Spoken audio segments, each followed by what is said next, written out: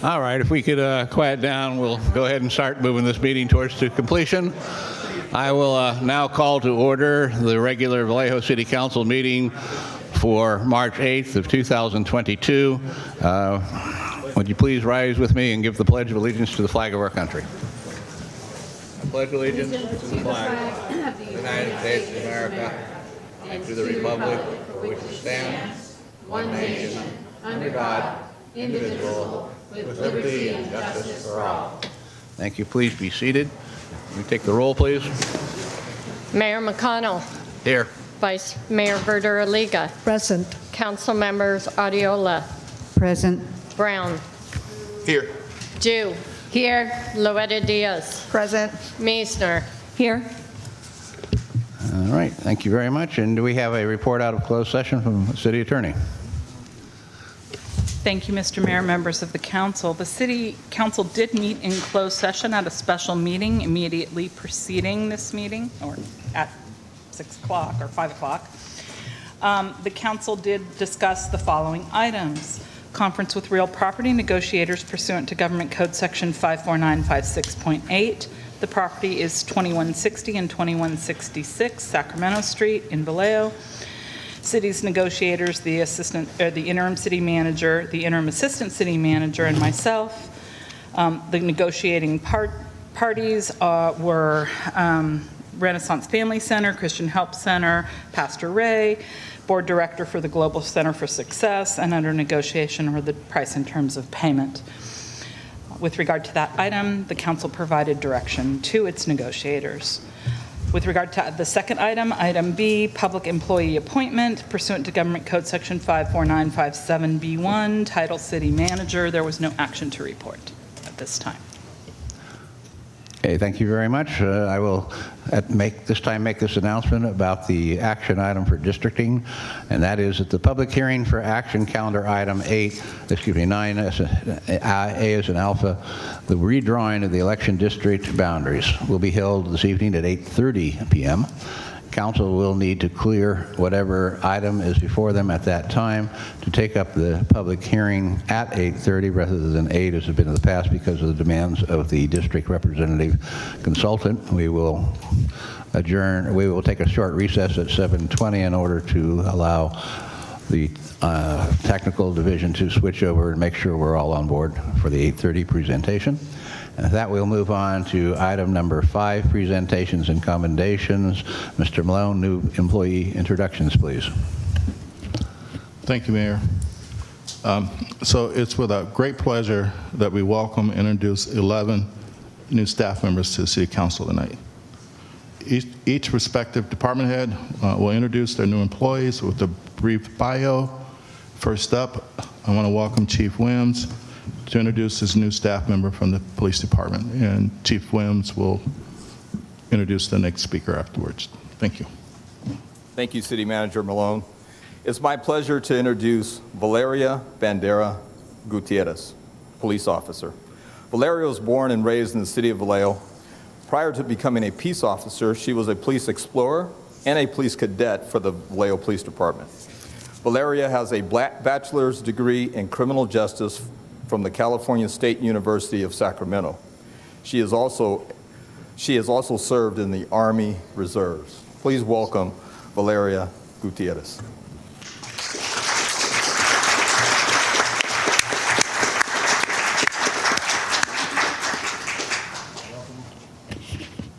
I guess next up, I'm going to welcome Marissa Tickball from our Public Works Department. Thank you, Interim City Manager. My name is Melissa Tickbow. I'm here to introduce my new staff here in the Public Works Department. First up is Mark Jadalso. He's our new assistant engineer.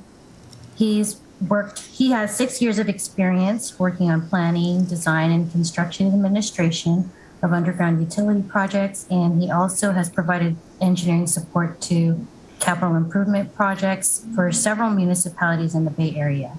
He has a bachelor's in civil engineering from Cal Poly Pomona, and we're excited to have him here to help serve the community. Next, we have Caitlin Nicholson. She's our administrative clerk at the Courtyard. She comes to us with several years of community service and admin experience. most recently as a manager for a small online business. And with her experience, she feels she'll be a great addition to our department and is excited to gain more knowledge in the field. Born and raised in Vallejo, and is very happy to be working with the city that she grew up in and still calls home. And last, we have Valentina Morgan. She's also an administrative clerk in our courtyard. She's been an administrative assistant for the past 30 years in various fields, including the public sector, and has actually been on our eligibility list for 2 years, waiting very patiently during COVID. And things froze for a while, but we're very happy to have her here with us. And she was very thrilled to be on the list to finally interview and get a position in Public Works. With that, I'd like to welcome Beth Schornberger, who will introduce her new staff members in the Water Department. Thank you. Good evening, Mayor, members of the council and community. I'd like to introduce 2 new members of the Vallejo Water Department. First up is Jaime Garcia, Instrumentation Technician 1 for the Facilities Instrumentation and Electrical team. Jaime started with the Water Department in December of 2021. Before coming to Vallejo, he worked as an electrician with AB&I in Oakland. Jaime grew up in the Bay Area and graduated from Encinal High School in Alameda. He moved to Solano County 2 years ago to find work closer to his family. He enjoys working for the city, where he says the water department has already given him a better understanding of how a drinking water plant works and a much greater appreciation for what it takes to get our drinking water to our homes. Jaime looks forward to his future here, learning more about water and furthering his professional career. Welcome, Jaime. Next, we have Jay Greenwood, Water Treatment Plant Operator Trainee 2 in the Treatment Operations Division. Jay joined the Water Department in December as well. He has a long background in construction, retiring from the Carpenters Union Local 152 after 33 years of service. Once retired, Jay went back to school at Solano County Community College and obtained his Certificate of Achievement in Water Treatment and Wastewater. While attending school, he completed his Water Treatment 2 and Water Distribution 1 certifications, and since then has obtained his Water Treatment 3 and Water Distribution 2 certifications. After commuting for over 30 years, Jay's goal was to live and work amidst the community he grew up in, and with his job in the Vallejo Water Department, he says he's happy to achieve that goal. Jay is also a United States Marine Corps veteran. Welcome, Jay. Thank you. And with that, I'd like to welcome Christina Radcliffe, who will introduce her new staff members from the Building Division of Planning and Development Services. Thank you. Thanks, Beth. Good evening, Council, Mayor. I'm very happy to introduce 3 new folks for our Building Division. Denise Rose, Permit Technician 2. Denise comes to Vallejo with just over 8 years of experience in the building permit industry.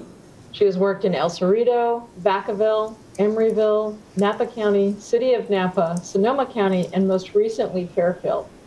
Denise is also a Marine Corps veteran and holds a bachelor's degree in finance. She is married, has 2 dogs, a Chiweenie and a Dorky, and loves hiking and kayaking. Welcome, Denise. We're very happy to have her. Joseline Toscano is Permit Technician 1. Joseline comes to Vallejo with just under 3 years of experience in the development services industry. And she has worked for St. Helena Public Works Department and Yolo County Building and Safety Division. Joseline is a Santa Rosa Junior College alumni and has studied sociology at Sonoma State University. She's married and enjoys Indy car racing. Last, not least, is Christopher Johnson. Chris is a building inspector 1 specializing in code compliance. He comes to Vallejo with 15 years experience at PG&E as an emergency responder, distribution and customer equipment serviceman. Chris is married, has 3 children, and when not working, enjoys cooking, watching movies, and working out. And I'm very happy to say that the building division is now fully staffed. We're very excited about that. And now I'd like to welcome Chari Barrera to introduce her new staff members from the Housing Authority. Chari. Thank you. Good evening, Mayor and members of the community. I'm very happy to introduce Shanessa Williams. Shanessa is our new Housing Specialist Supervisor. She has joined the Vallejo Housing Authority as the Housing Special Supervisor and her career experience in affordable housing spans over 19 years as a housing specialist and housing inspector at 2 Bay Area public housing agencies. Her enthusiasm and interest in working with affordable housing began when she saw that there was an urgent need to assist low-income individuals to attain affordable housing in San Francisco, where there is a large homeless demographic. Shanessa is motivated and loves being a part of the Vallejo Housing Authority team, assisting members in our community and being involved in the important work that is done for families in our city. Hi, Shanessa. And for our final introduction tonight, here is Rika Nayar to introduce her new staff member from the Finance Department. Thank you, Chari. Good evening, Mayor and Council members. I have great pleasure in introducing Farhad Askarov as the Admin Analyst. Farhad joined the Finance Department last November as an Admin Analyst with over 10 years of experience in public sector, most recently with California Department of Social Services. And prior to that, he was with the City of Berkeley as an auditor.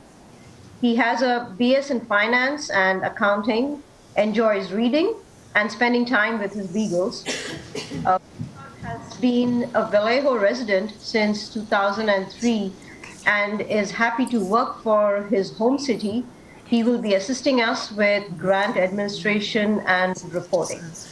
And I'm the last one to introduce, so with that, we are done with all our new introductions. Thank you.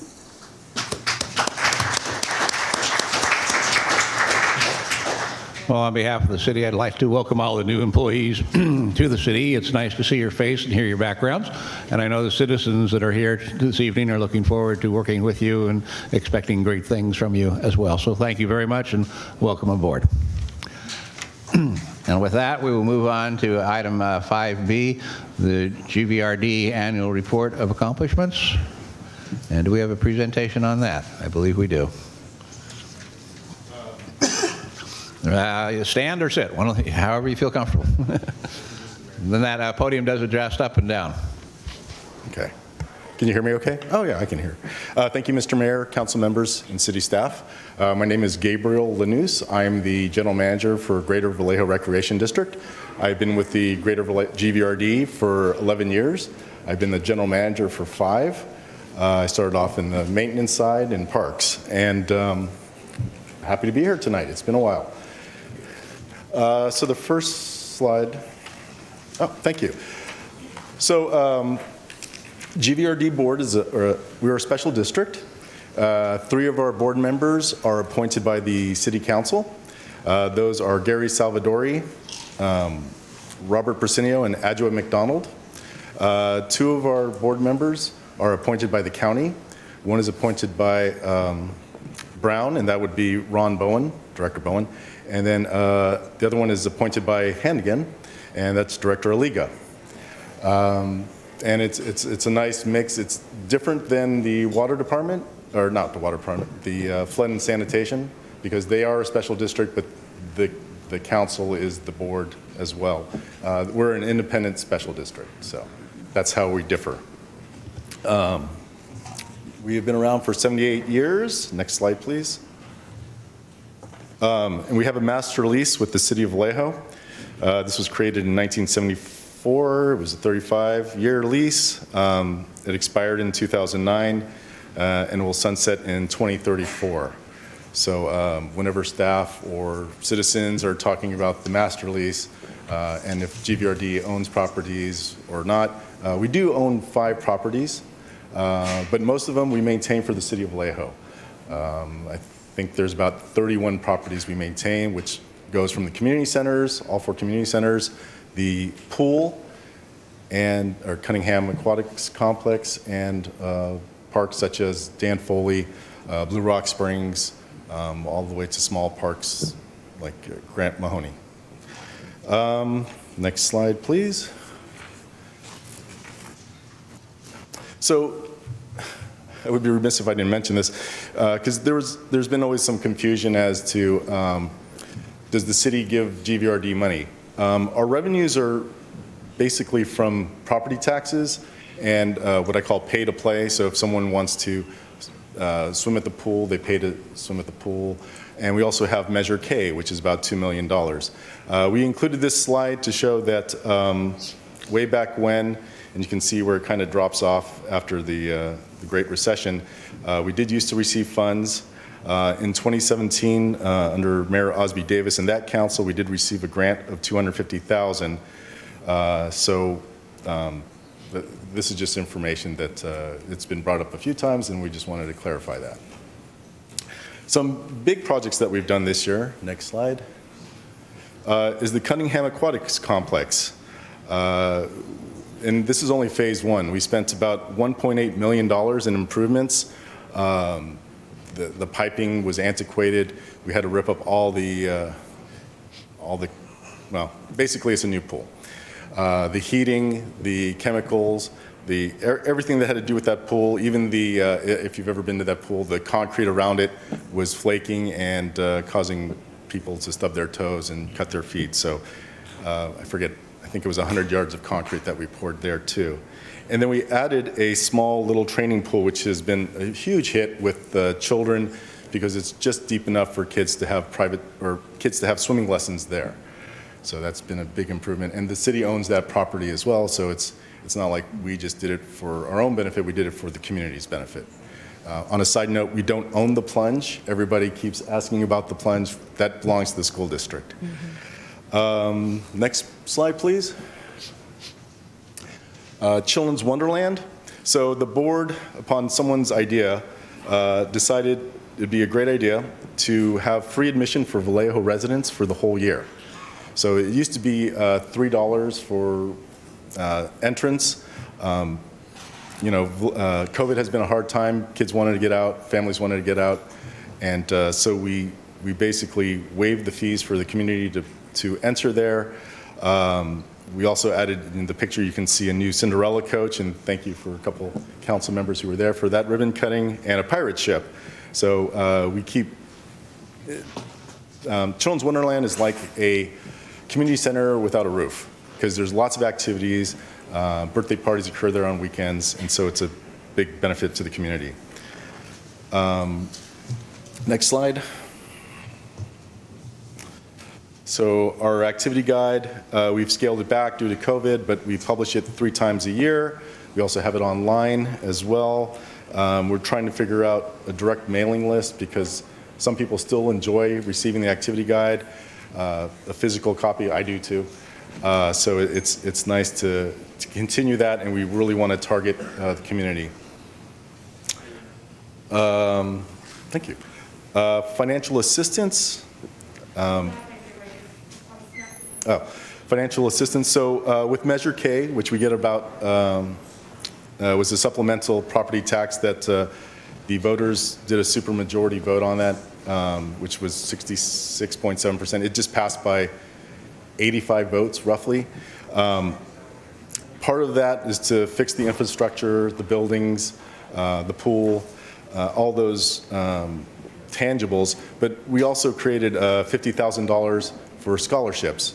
And before it used to be scholarships only by third-party vendors. Now it's scholarships for GVRD camps. Anything that GVRD offers, the scholarship can go to the community.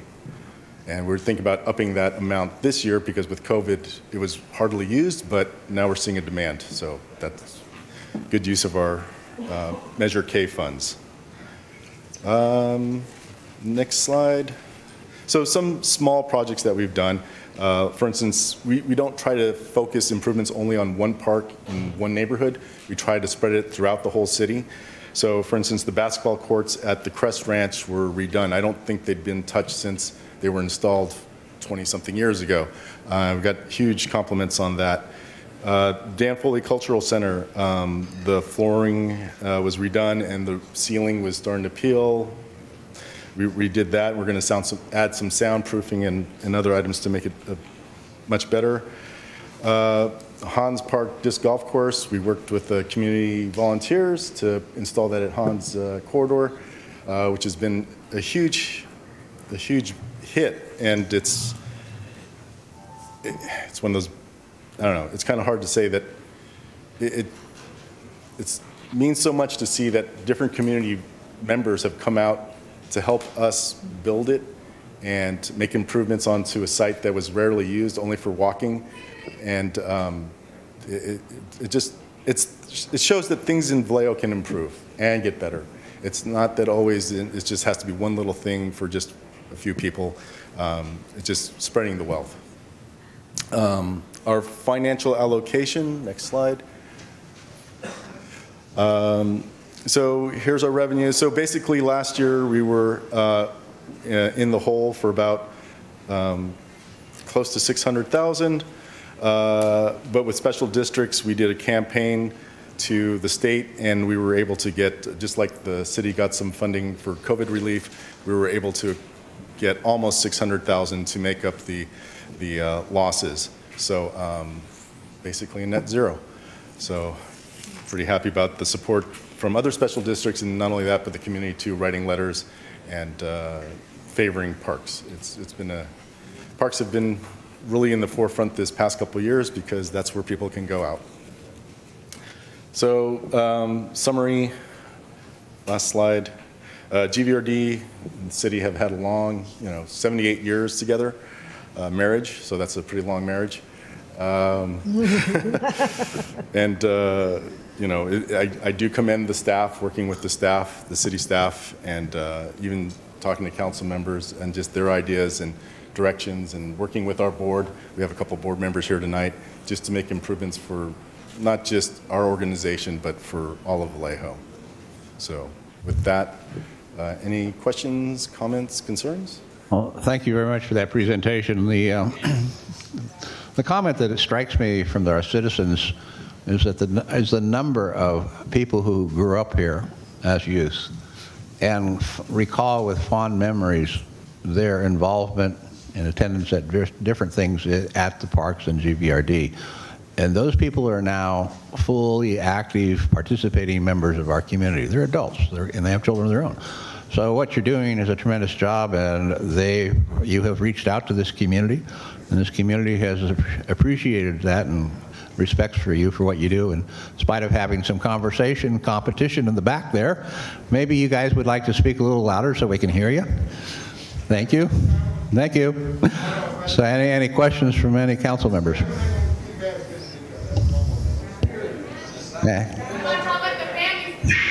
One thing at a time. We're still on this item. We'll get to you. Don't worry about it. Come on. You know the rules. Vice Mayor, go ahead. Thank you, Mr. Mayor. I wanted to just thank Mr. Lanous for the presentation this evening. I appreciate you and your board and all your staff for doing such a wonderful job providing recreation, which is a big part of the quality of life here in Vallejo. Excuse me, please be quiet in the back and you will have your turn. I just also wanted to comment that in some cities, the recreation district is part of city government, but in Vallejo, it's very unique. If this is going to continue.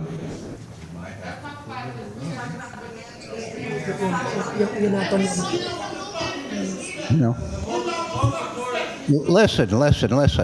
I'm going to clear this room if you guys can't quiet down. Mr. Malone, do we have a sergeant of arms available? Mr. Mayor, Some officers in the back. Mr. Mayor, Yes. may I suggest we take a recess? Thank you. We will take a recess and let you guys scream all you want. So we are in recess until 7:35.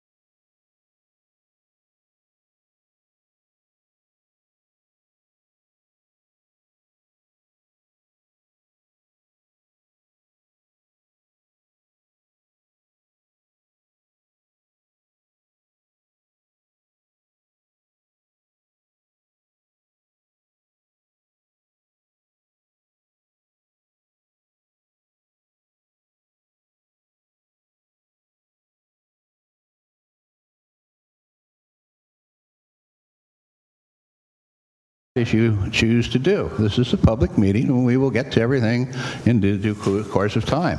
So thank you for listening. And with that, we will return to our agenda. If I can find it. And we have left off with First Community Forum.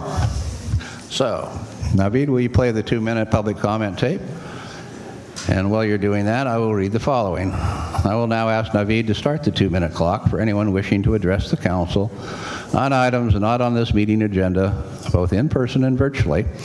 At the conclusion of the 2 minutes, anyone wishing to address the council must have either submitted a speaker's card or other request to speak to the city clerk or raise their hand virtually. Anyone submitting a card or a request to speak or raising their hand after the 2-minute time is up will not be recognized at this community forum, will be heard at the last community forum at the end of the action calendar. So we will have 15 minutes, 3 minutes per speaker. We will take the people in the audience first. If there are additional times, we will go to the virtual meetings. And I see we still have about a little over a minute for everybody to sign up. If anybody wants to submit a community forum speaker's card, they may do so to the clerk to the right of this dais.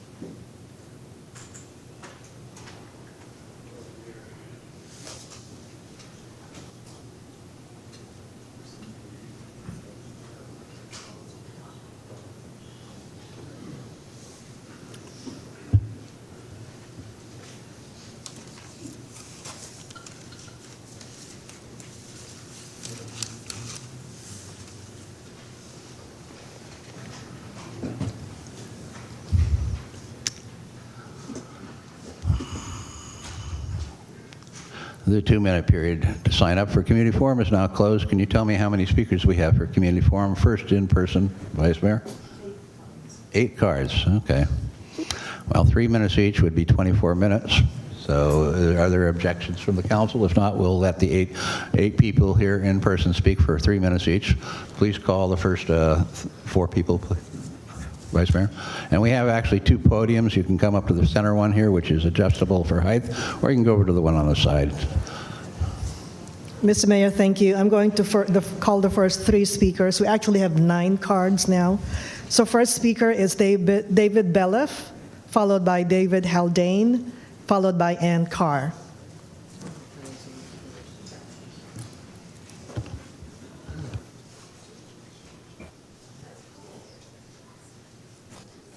Thank you. Thank you, Mayor. Thank you, Council. Thank you, staff. Appreciate your time.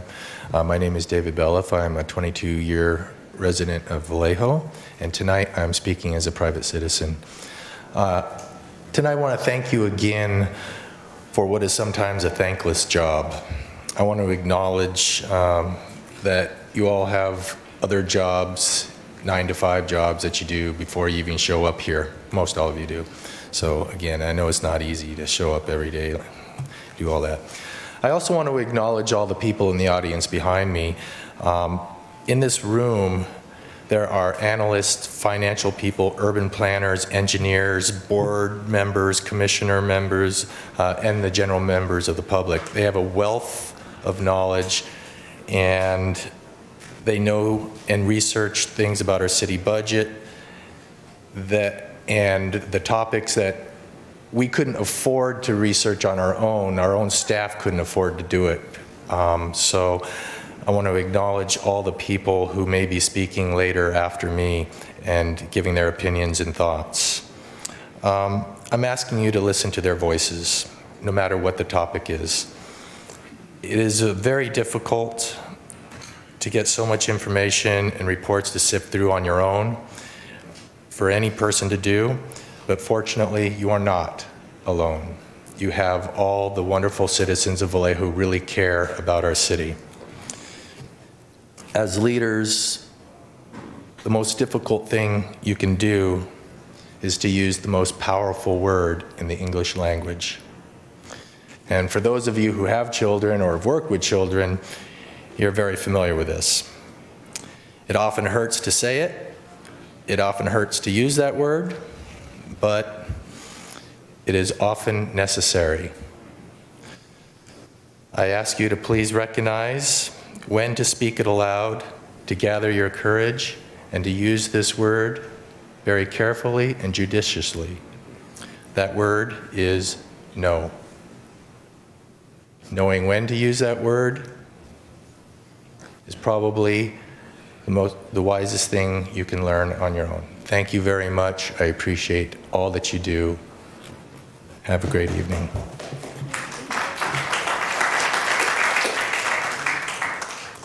Mr. Haldane, go ahead. I'd like to start my comments tonight by recognizing International Women's Day.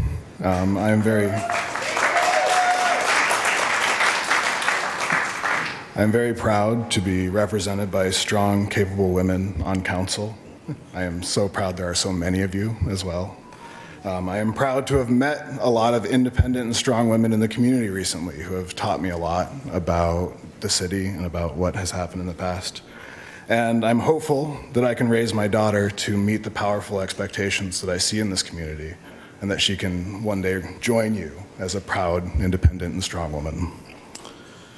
Raising a child involves dealing with when they make mistakes. Part of being independent and strong is owning up to them.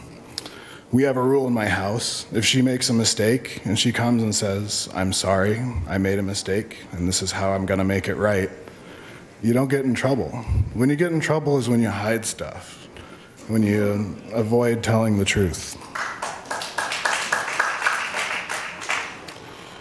So I'm sorry.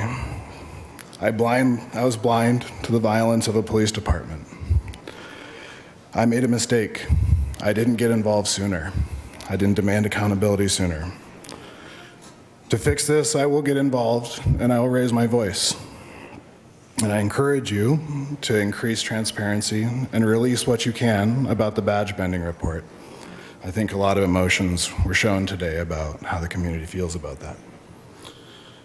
It would be unfortunate at this time to further use force on the community, as that's what is perceived, in initiating the police department build at 400 Mare Island Way. I understand that there's a lot of different opinions on it, about its need, about its perception, but every single implementation of it involves visible shows of force towards the community. A ballistic wall, a 6 to 8 foot pointed fence with outward-facing finials. Mr. Haldane, this is the matter of action item tonight, so Yes. you might want to come back at that time. I will be. Okay. I will be. But my point is that the emotions of the community at this point are so delicate that I would hazard even discussing it, and consider approaching the community with a gentler and more transparent hand. Thank you. Thank you, sir. And Carr?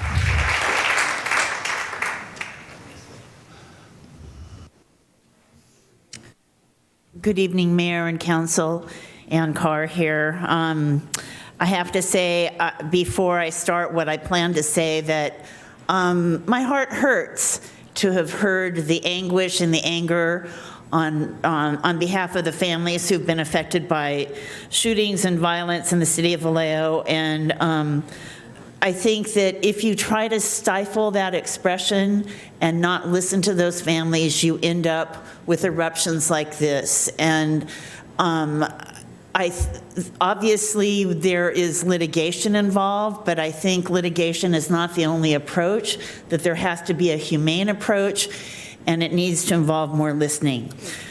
What I wanted to talk about is somewhat related, and that is I'd like us to look at who is in control right now of the agenda for City Council.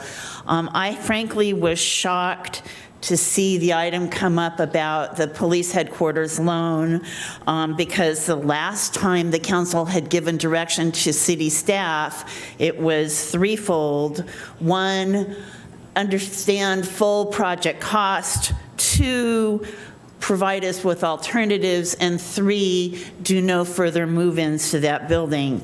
And those three things have not happened.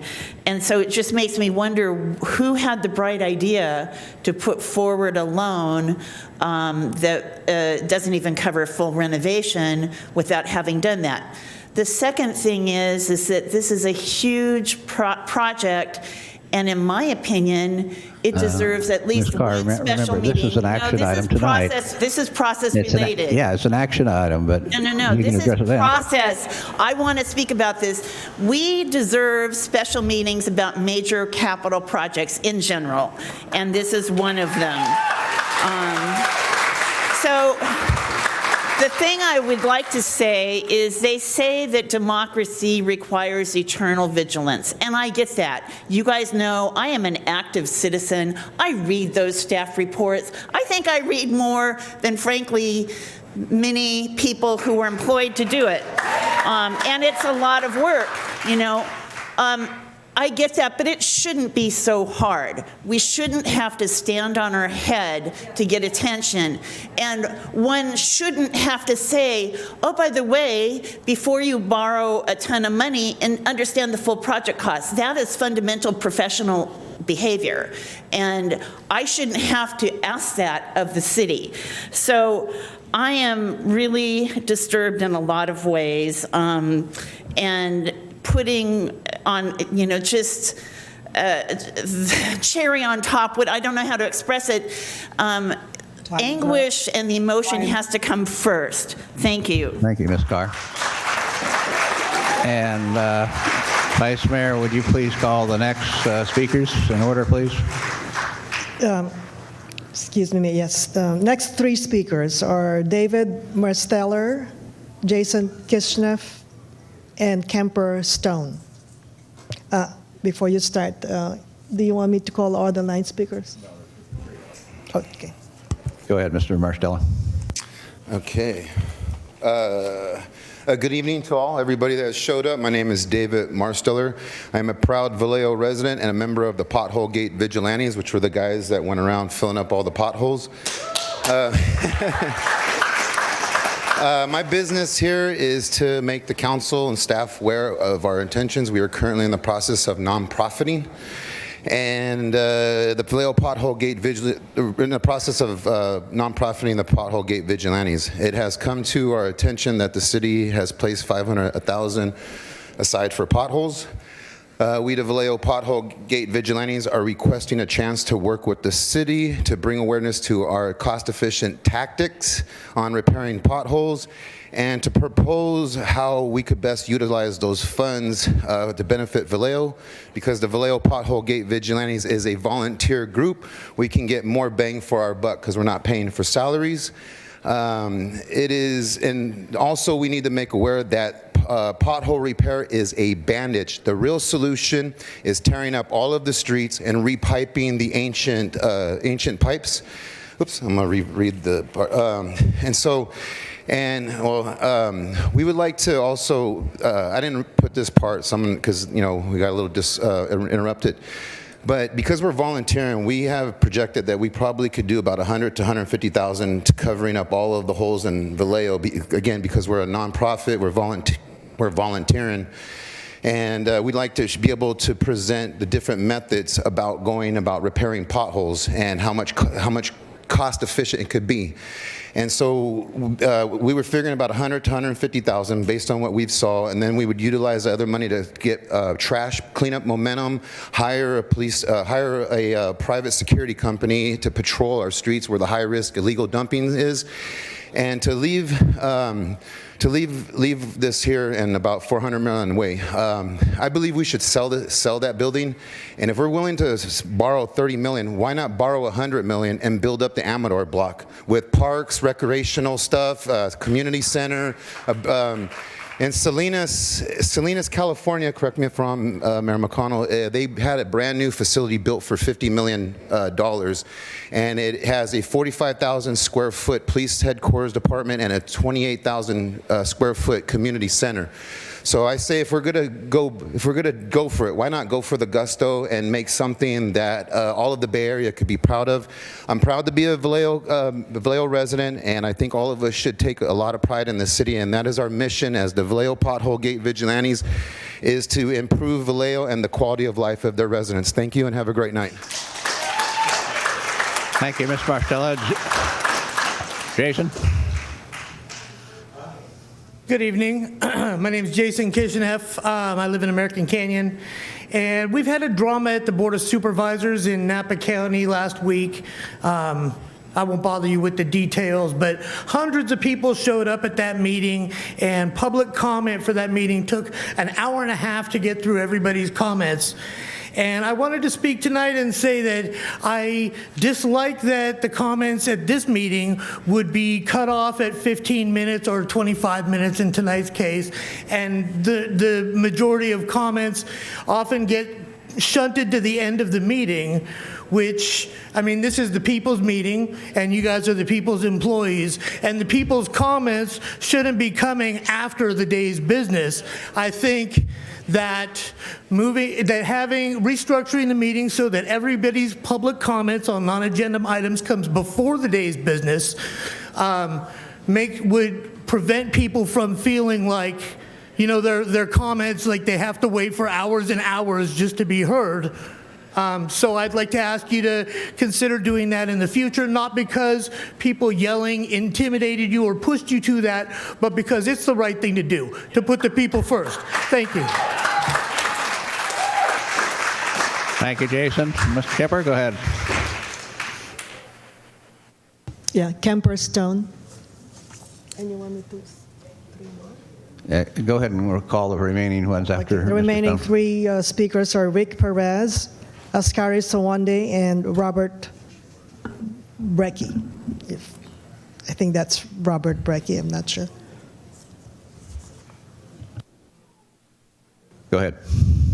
Okay, I agree with the first speaker that you have a thankless task, but I'm here to thank you on my own behalf and perhaps on behalf of many other participants in PRK and the other programs that housed homeless people so they could be separate from each other and not be cross-infecting with COVID.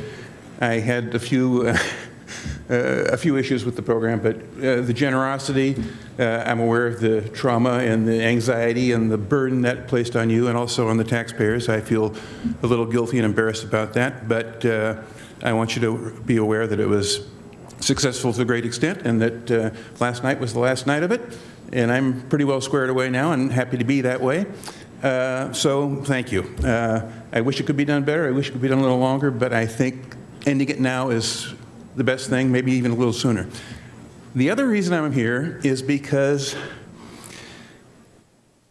many of us have been having difficulty engaging the city due to COVID and the city hall closure and stuff. And I'm trying to be brief about it, but I'm going to make a horrible comparison. I'm a very fortunate man in every respect, and it's a great time to be here. It's a great place to be. This is not the South 80 years ago or 100 years ago. But back in those days, we had Jim Crow, and one of the horrible things that was done to disenfranchise former slaves was a literacy test and a grandfather clause. Those are outrageous.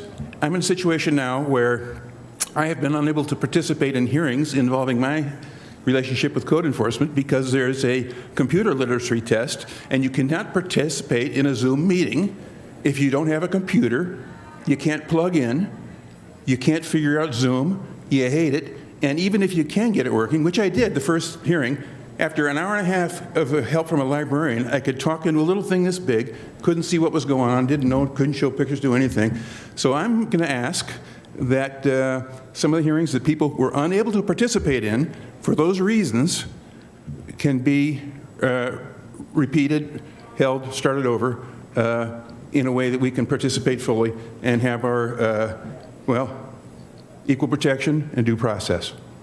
That's it. Thank you. Thank you very much. We'll refer that one to the city attorney for consideration, and we'll move on to our next speaker, please. Mr. Rick Perez and Askari Sowonde, Robert Brekke, and then there's a 10th speaker. Do you want to allow this person? And Andrea Sorce. Yes, I'm Rick Perez. Thank you for allowing me to speak. There's a bit more professional way these upset families, or let me start over here. My son was murdered by police as well, and it's real painful. But there's probably a better, more professional way that some of these guys can approach you guys. But to tell you the truth, you guys are not acting very professional yourselves. You are allowing these police to shame the city with their little rituals and stuff. Come on, this isn't good old days of slavery and stuff. This is today. This is, we're supposed to be beyond racism and stuff like that. We're supposed to. These police are not better than any of us. In fact, many of them are worse. We see like today, you got these extra officers out here. Look what happened in Berkeley with the overtime scandals and stuff. They're outside, Mr. McConnell, if you're looking for them. And they were inside. So anyway, don't you feel the pain from these people? Maybe I don't want you to really feel it because it's horrible. I don't wish that on anybody, but it's like you're ignoring them. Why don't you just go pour some blood inside this beautiful waterfront out here? That's what you're doing if you're going to allow the police department to come down here. You're really shaming the city because you do got a beautiful waterfront out here. You got a beautiful building here. The police department is very far from being beautiful at all. They're real shameful. They're shaming the city, and you guys you can't see it. I don't get that one. So why don't you? Like other people suggested, you could build a much better building, and instead of rewarding these police officers with their little high-class waterfront headquarters, you don't need to do that. It's just a job. That's the way they treat it. So why do you got to put them inside some really nice accommodations? They don't deserve it. First off, and then you just sit there and put a mindset on them that it's we're better than that, and then they got to go out here in the jungle and start dealing with all the wild animals, as they call us. So that's not right. You're setting them up with a certain mindset. You shouldn't reward these police with stuff like that. They're not good. Thank you.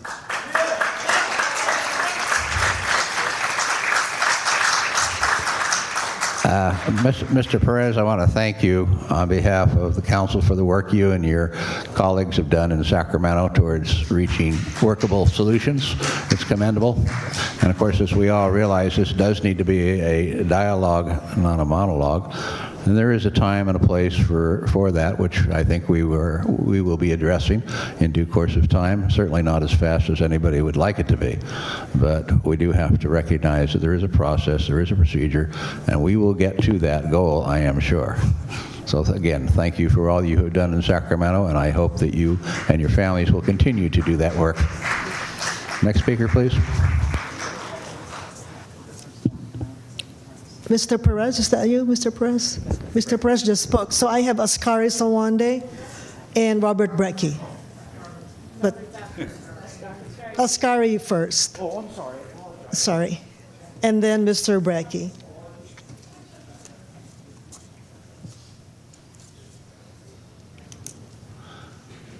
Greetings and blessings to you. I have to tell you that I'm so pissed off I don't know what to do. To see you guys, some of you sitting up here laughing at what's going on in this audience.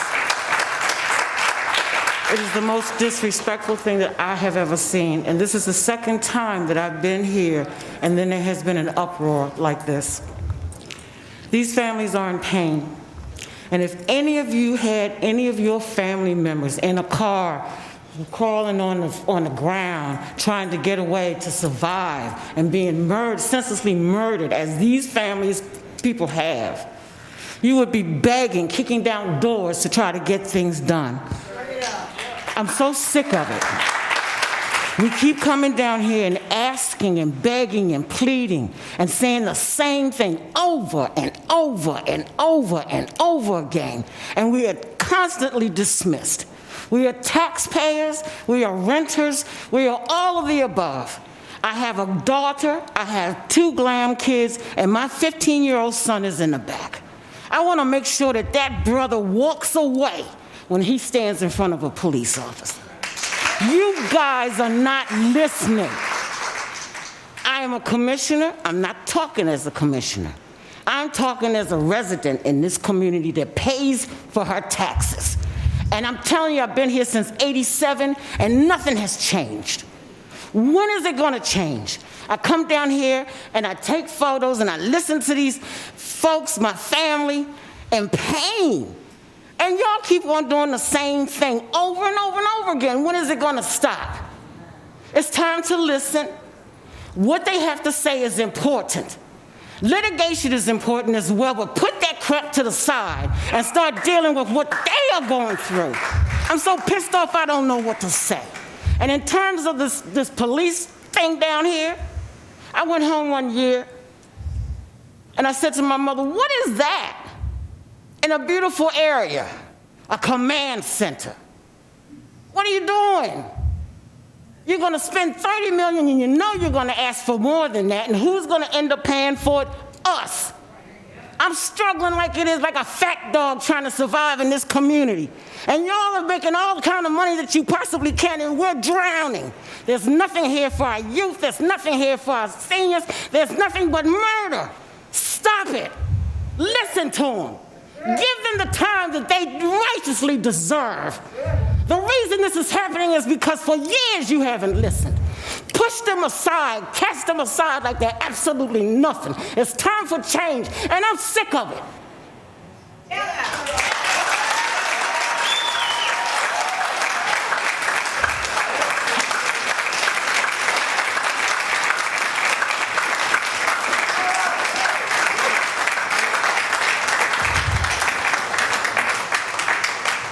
Next, we have Mr. Robert Brekke, Andrea, Sorce, and the last speaker is Pastor Anthony Summers. Thank you.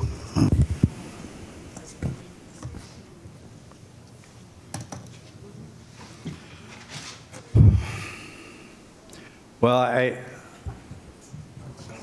I think it was just said. So I would say that we as people, we as council members, we as city employees, police, people of the earth, we cringe at what's happening in the Ukraine and what Putin has done to those people. And quite honestly, sometimes it pales by comparison. Where's Councilmember Brown?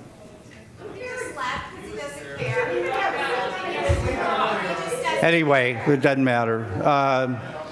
The fact is that what makes me cringe is that sometimes Vallejo feels like an occupied territory.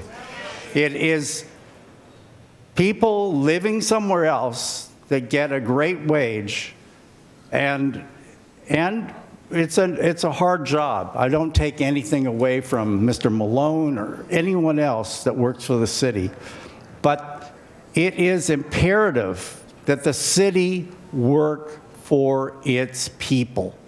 It's the citizens, it's the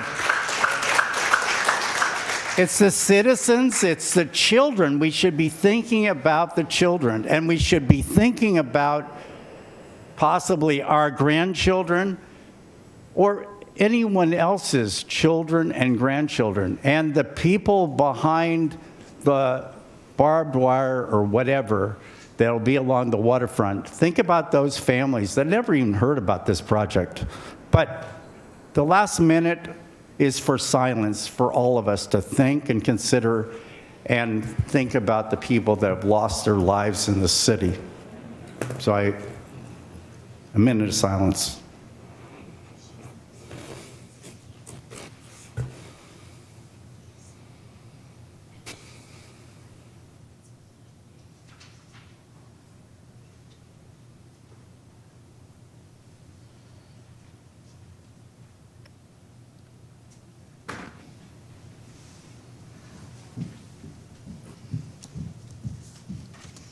She's upset that you haven't called her guard. I didn't see it.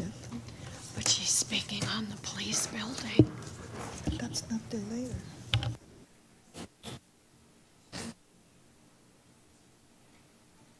This was supposed to be a moment of silence. You have no respect? None. None.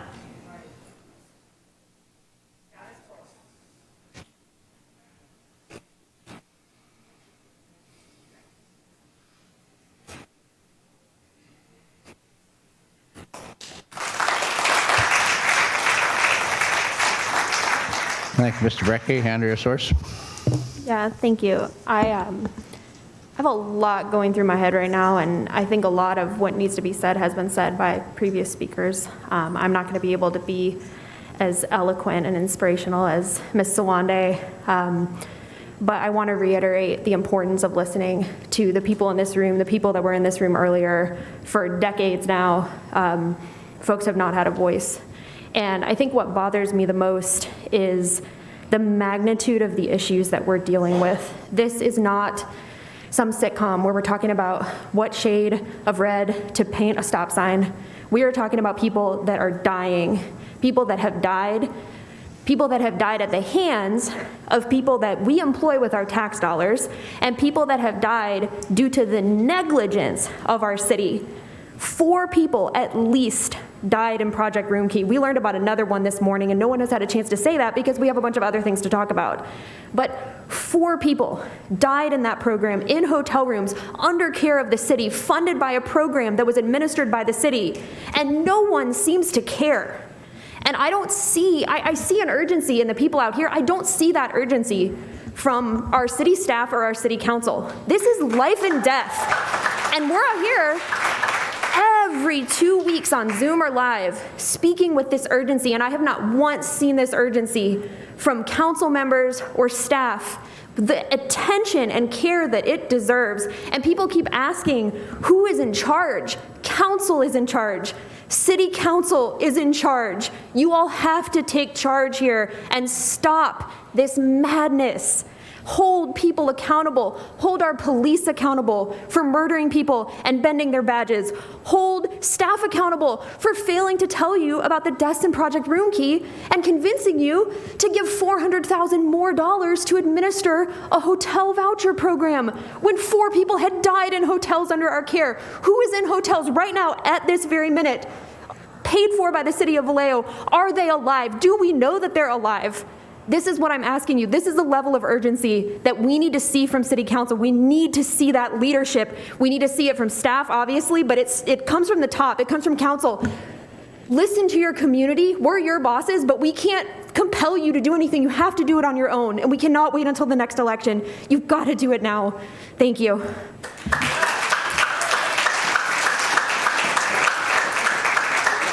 Thank you. And next speaker is Anthony.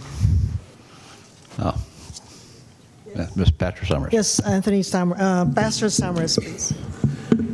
Well, good evening, everybody. Mr. Mayor, Mr. City Manager, council members, community. I bless you tonight.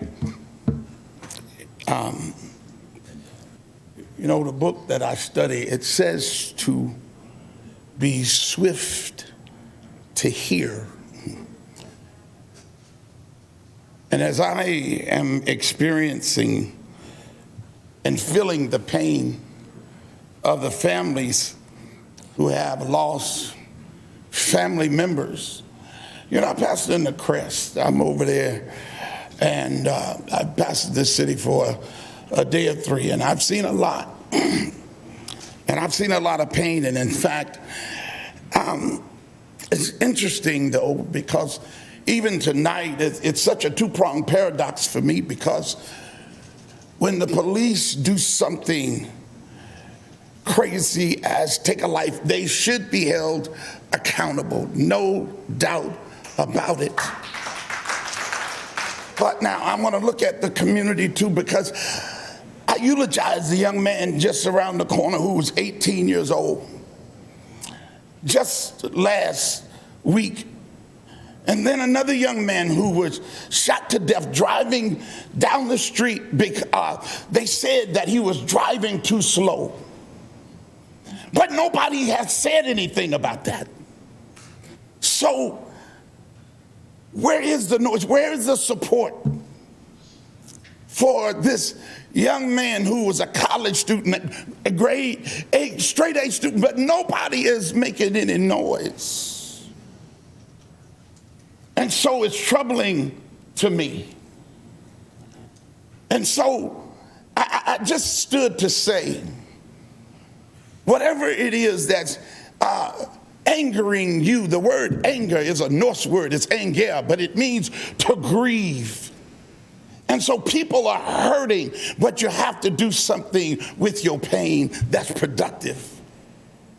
Some of you know that December 2020, COVID tried to take my life. The doctor sent me home from Kaiser Hospital saying, Mr. Summers, I'm sorry, but we can't do anything else for you. Nothing. But out of that pain and the grace of God, I stand. But we started a program, Healthy Vallejo Community Support Services, where we employ young people. We're giving them skills to clean up this city, to beautify the city. And so I say as city leaders, invest in our young people, make a difference. My God, do something with how you feel other than make noise. Thank you, Pastor Summers. The chair has just a few housekeeping matters. I received a note from Linda Roner, who indicated she had been waiting to speak at Community Forum. The card, however, indicated you wanted to speak on 9B, which is a different matter. Did you want to speak on 9B, or did you want to speak on the general Community Forum item? 9B, okay. We will call you then for that. Thank you very much. And I want to acknowledge... Not yet? No, we're not on 9B yet. Okay. We haven't even gotten to 9 at all, anything yet. That's okay. I want to acknowledge the concern and the pain about the community on the bent badges, and to try to answer some of those concerns, I would like to ask our city attorney and our city manager to prepare a status report for our next council meeting so that we can find out what's going on, because I think a lot of us need to be brought up to speed on that, and it might help for a lot of ways to go. And then finally, even though this is not the information portion of the calendar, I would like to be asked to be agendized for our next meeting the question of whether to extend the community forum from 15 minutes to 30 minutes, and if so, how that can be done given the language of our charter. Thank you.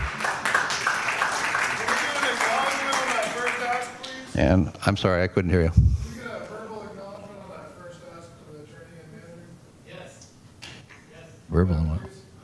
Verbal acknowledgement?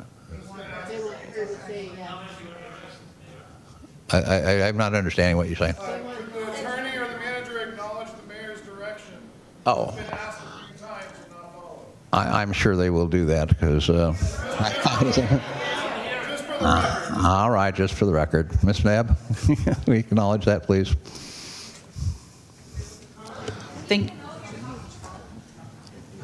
I'm sorry, I didn't. Yes, Mr. Mayor, the city manager and I will provide an update to the council on where we are with that item and what our constraints are and are not relating to that. We're talking about an update on the bent badges and the OIR report.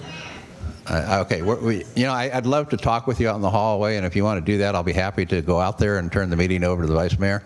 But it's kind of difficult to run the meeting doing both. And Mr. Malone, will you also acknowledge that we'll have a report at the next meeting? Will you also acknowledge that we're going to have a status report on the bent badges and the OIR at the next meeting? Hold on, I can't even hear myself, let alone you. Mr. Malone? So we will work with the city attorney. Okay, he's acknowledging that now. Now, I don't know who's talking to me out there. I can't see you, but do you want to come talk with me out in the hallway? I'll be happy to do that. I mean, I can't run the meeting and have a conversation with you both. It's just not possible, okay? All right, then I'll meet you in the hallway. Vice Mayor?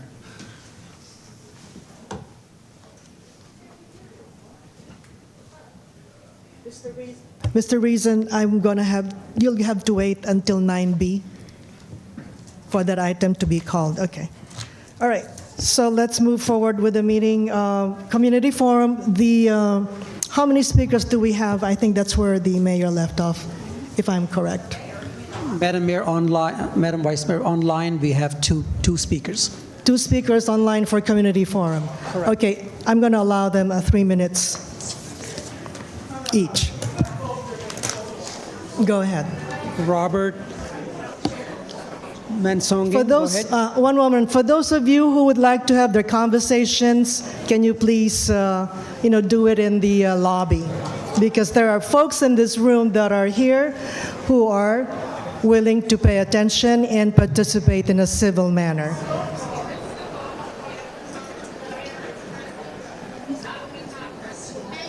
Okay, the mayor has given the facilitation to me, so please, I'm just asking you to please be quiet.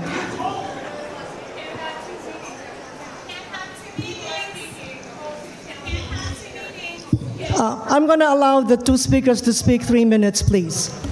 Robert Mengosing, go ahead, please. And after that, I'm going to recess if this crowd is not going to be quiet. Okay, go ahead. Go ahead, Naveed. Go ahead, Naveed. Phillip Wilson, go ahead. Mr. Wilson, go ahead. Good evening. Thank you. The mayor kind of addressed what I wanted to speak about, but I just kind of wanted to talk about the badge bending report and the importance of it being released.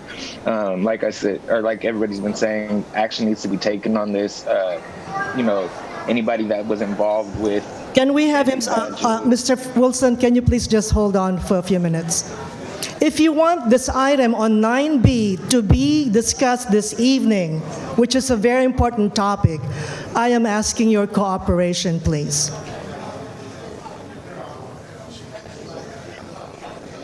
Will the folks in the back please move out of the council chamber so we can conduct business?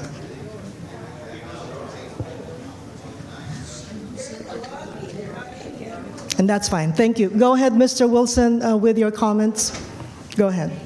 So I was saying that the badge bending report needs to be released and action needs to be taken on anybody that was involved with bending badges, anybody that knew about it and did nothing about it, especially with the police department wanting community buy-in on their new use of force policy, which is requiring the public to trust that these officers are going to exercise accountability as it pertains to holding themselves and their coworkers accountable for questionable police behavior.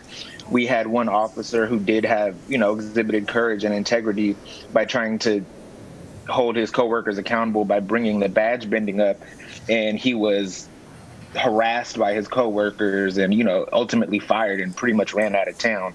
So, not having transparency regarding this incident and also wanting the community to buy in on this new, reformed policy where they're trying to, make so many changes it's just very contradictory.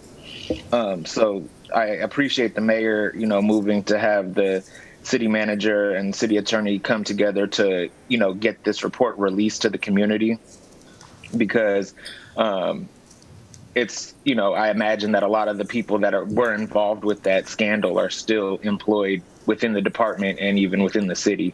So, we can't really move forward without addressing those issues. And the waterfront property, I understand, is 9B. And the other thing I just wanted to say is, I appreciate everybody that's, at the meeting tonight and can be there, that, they're showing up and showing out. And the narrative of like it being a thankless job of being on council, regardless if it's thankless or not, people need to understand that the council members are still making more money than any of the people that are sitting in that audience. And all of the people that are sitting in that audience have jobs, families, and all this stuff. And they're still clearing time out of their day because the things that they want to talk about are important to them. So while council might be a, quote unquote, thankless job, it's more thankless when you're not acknowledging the people that are coming and bringing things to your attention. When you're, silencing people, having them removed from the meeting because you don't feel comfortable hearing what they have to say or in the tone that they're saying it. People are upset. People have been talking about these things for years and years and years and getting nowhere. So while you guys, might feel like you're getting the raw end of the deal, at the end of the day, even if it's a nominal amount, you're still getting paid to do this. And what you're getting paid to do is represent those people in the audience that are bringing these comments to you and their concerns to you.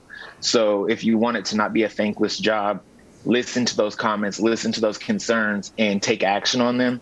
And I'm sure you'll get a lot more fulfillment in your duties. Thank you.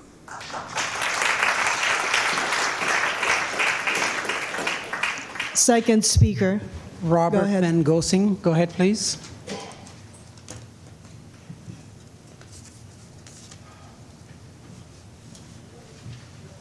Madam Vice Mayor, he's not speaking. Okay, good, thank you. The mayor is back, so I'm going to give the floor to him again. Mr. Mayor. Thank you. And where are we now? The second speaker is not on audio, right? So that is the last speaker for community forum. Okay. Mr. Mayor, if I may, Uh-huh. this is just a reminder that at 8:30 sharp, we have to go into the item on the redrawing of the election district boundaries, which is item 9A. No, thank you for that reminder, and I am aware of it. I know that Naveed asked for 10 minutes to set up, which he now has 8 minutes.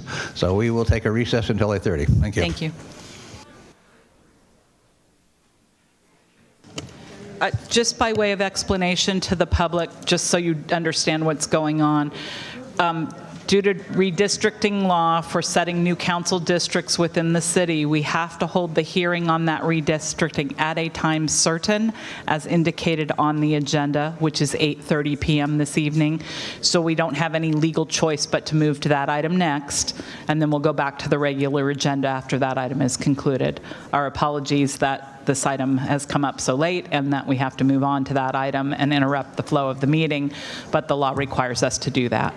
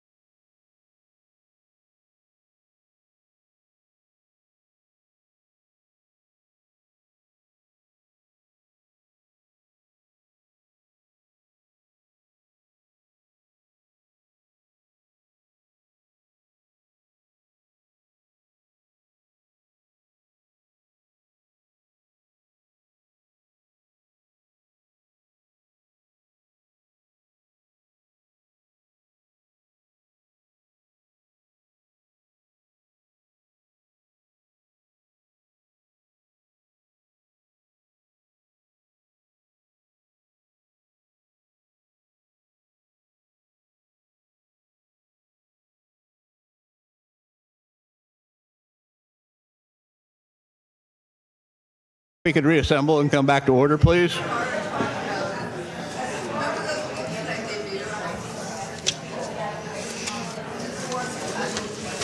And Naveed, are you ready? You're ready, okay. Madam Clerk, would you call Recording in action item progress.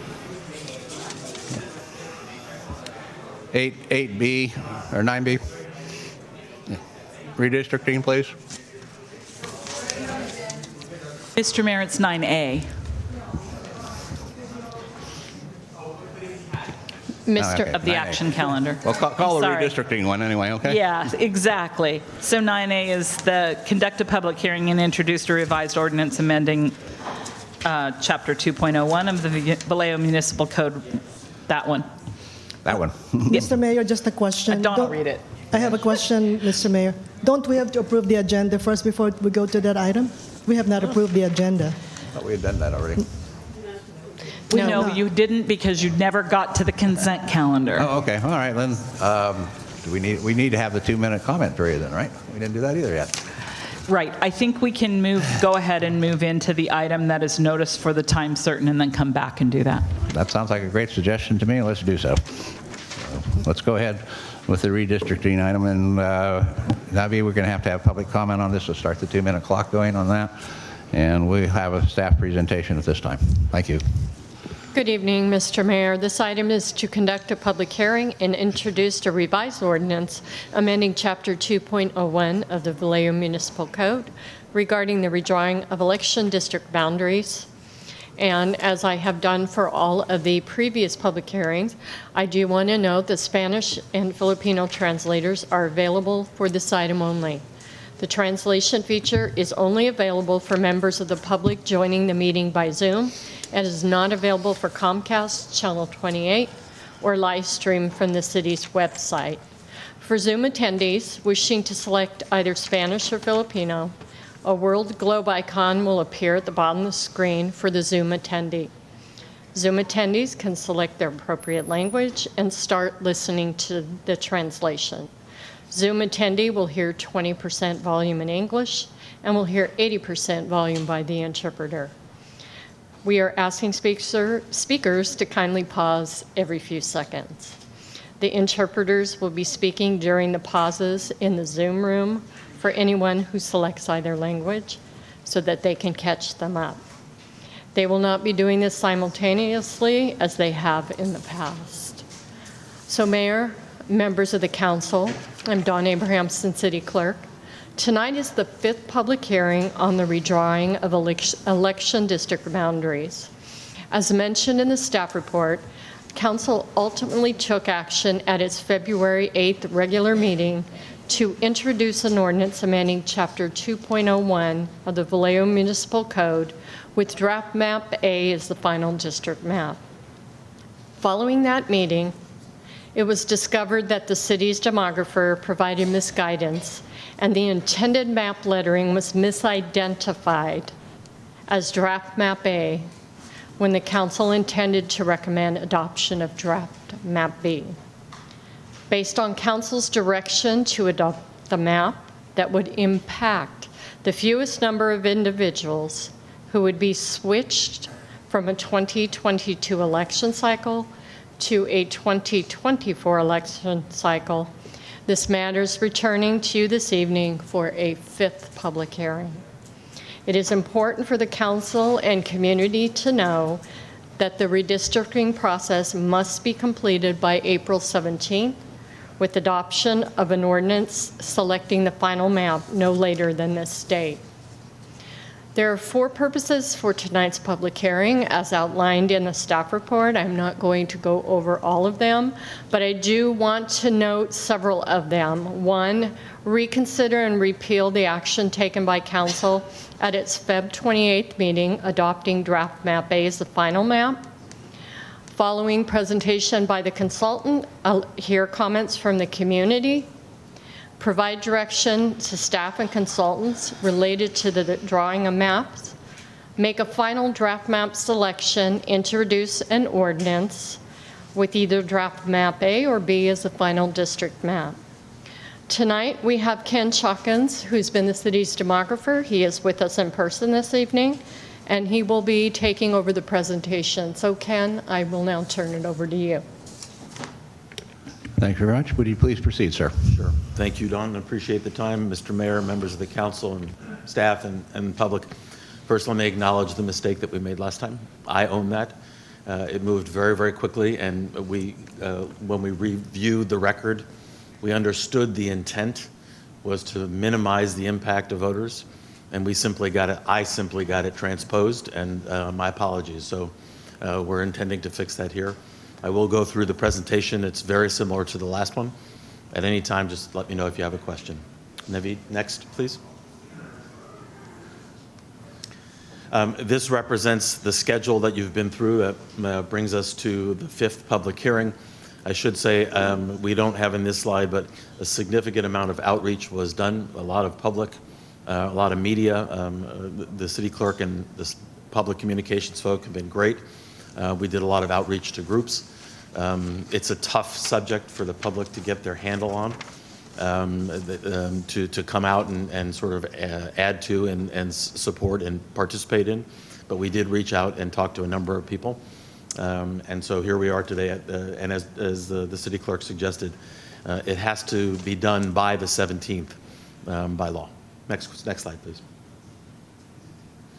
These are basically the rules of the road.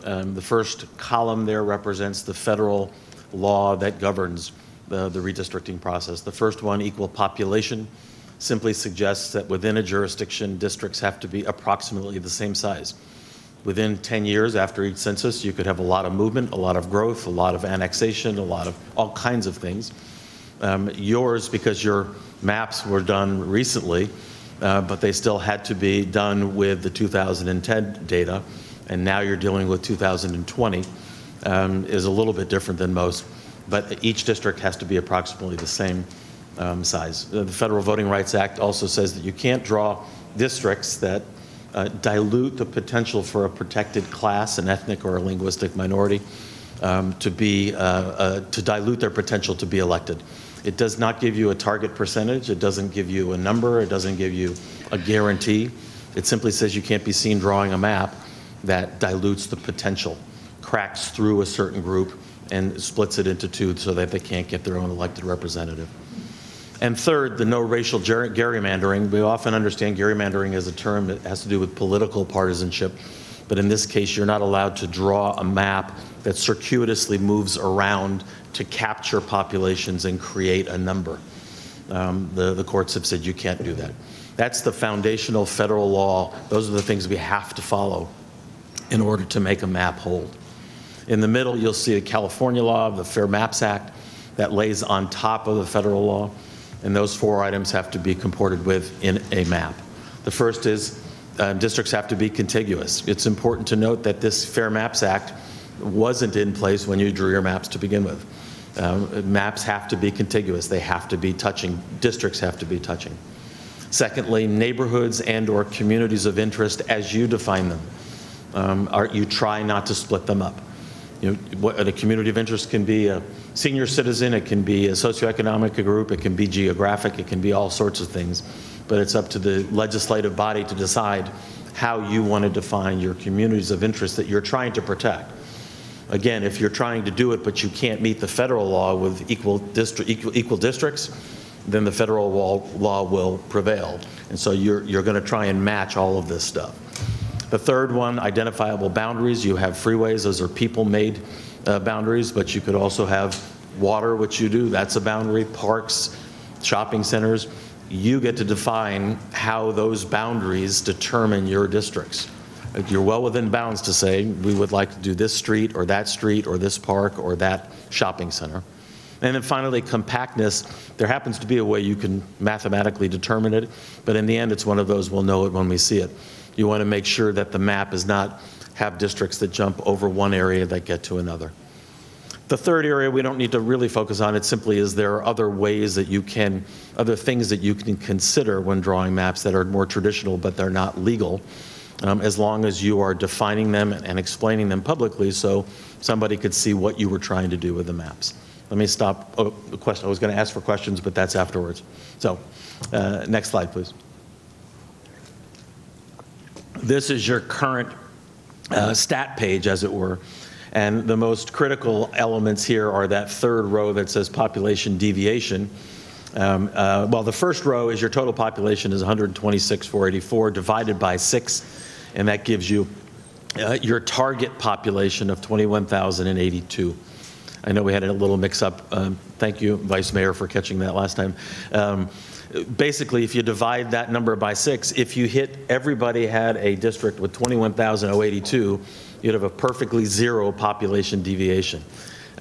Anything under 10% between the highest and the lowest of a deviation is presumed to be constitutionally okay. You can see that yours is 7.98 if you go to the third row and all the way to the right.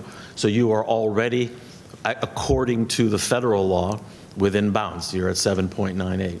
Let me just mention the other two rows. Total population, by the way, that's not residents, that's not citizens, it is total people in a district or a jurisdiction. The reason we put the protected classes there as well as the citizen voting age, you could potentially have a district with a high number of population and a low voting age. You could have a very young population. You could have people who are not voters. And you want to make sure that that dilution is not happening in terms of voting population. So that's why those elements are there. I think that's it. Next slide, please.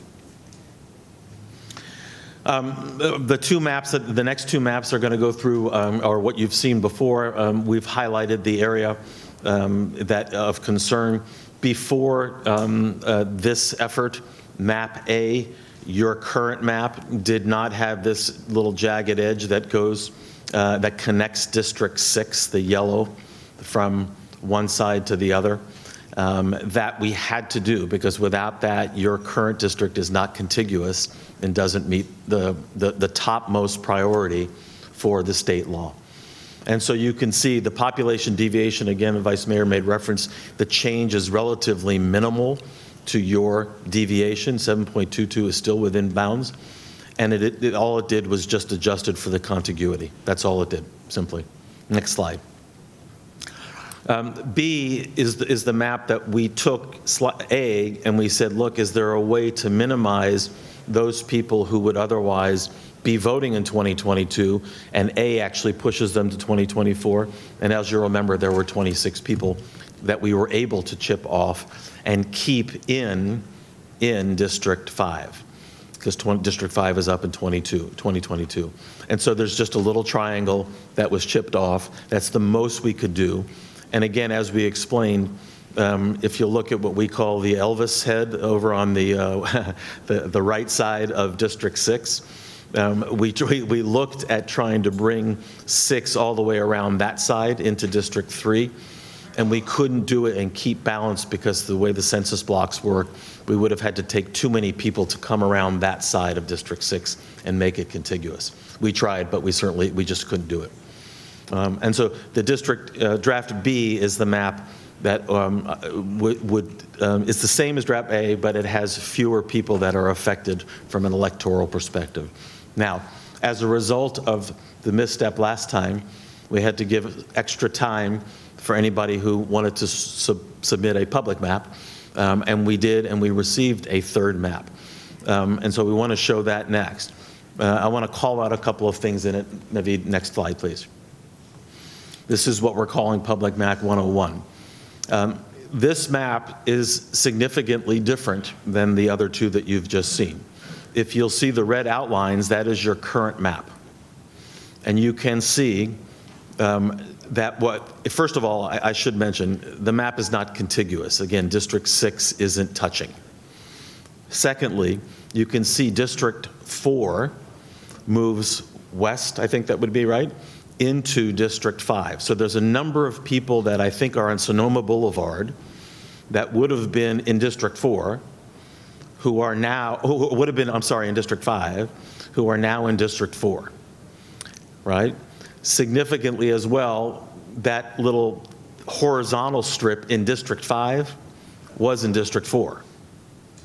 So you have a number of people who were moving districts.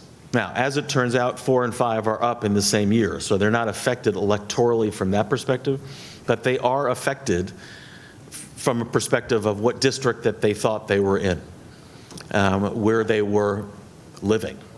That does affect people who are considering running for that office, if they're pulling papers, and I think the city clerk might have a comment about that, if you're interested. But also the numbers are significant in what changes. And again, this is a significant change from the map that you approved originally, and then A and B, because you just did this map a couple of years ago. And it is not contiguous as it stands, the way as it was submitted. So that's the comment we have on it. You'll see District 1, 3, 2 primarily stay the same. It's 6, 4, and 5 that are in play, and it sort of, if you will, rotates a little bit and then pushes up. And District 5 is the one that's sort of in play here, if that makes sense. Okay? It is compliant from a population deviation perspective. Next slide, please. At this point, the question for you is, if you have a map that you're interested in, we would need to, if you don't want the previous one, which would be map A, we would need you to undo that so that the record is a clean undo, and then consider the rest of these so that we can get this process done by the April 17th deadline. Happy to take any questions that you have. Any questions from council members? Councilmember Harrell. Thank you, Mayor. Thank you, Mr. Chauncey? Chalkins. Chalkins. Hawkins with a C. Okay, yeah. So between A and B, you discovered in B that there were 27 electorates that were not going to be moved, that they could remain? No, in 26, there are 26 people that we moved back into 5 that we were able to chip off, and in making it contiguous, basically the sliver that connects it is smaller. Yes. And so they're going to be up in 2022 as opposed to having to wait to 2024. Right. So what is the number of people that have been moved over to District 6? 26. But then what about District 5? Oh, no. So the 20, Naveed, can you go to map B, please? So what we did is that little sliver that moves across, I don't know the number of the total, in map A has 26 more people that were moved into 6. And we simply said, we're going to keep it connected, but there's only, so you see the little jagged edge at the top? No, I see, Okay. yeah, I see the part. I was confused. I thought there were 26 people in 6. Now they are going to go back to District 5. Yes, they weren't in 6 before. In your current map, they're not in 6. Okay. They're in 5. But we had to do something to connect it over. The 2 little jagged edges, if we took them, that would go right to the line and you would be not contiguous again. This is the only way we could do it to keep it contiguous, but minimize the impact of voters, if that makes sense.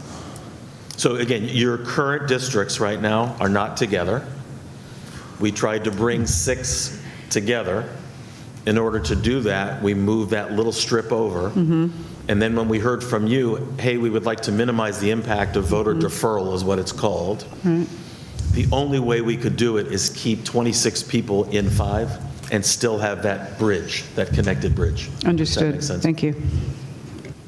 Any other council? Yes, Councilmember Mina Diaz. Yes, I want to thank you for the work that you did. I'm one of the original 5 women that drew the map that we currently have, so I understand these maps like the palm of my hand. I'm not in favor of the 101 that you mentioned. That totally disrupts what we did.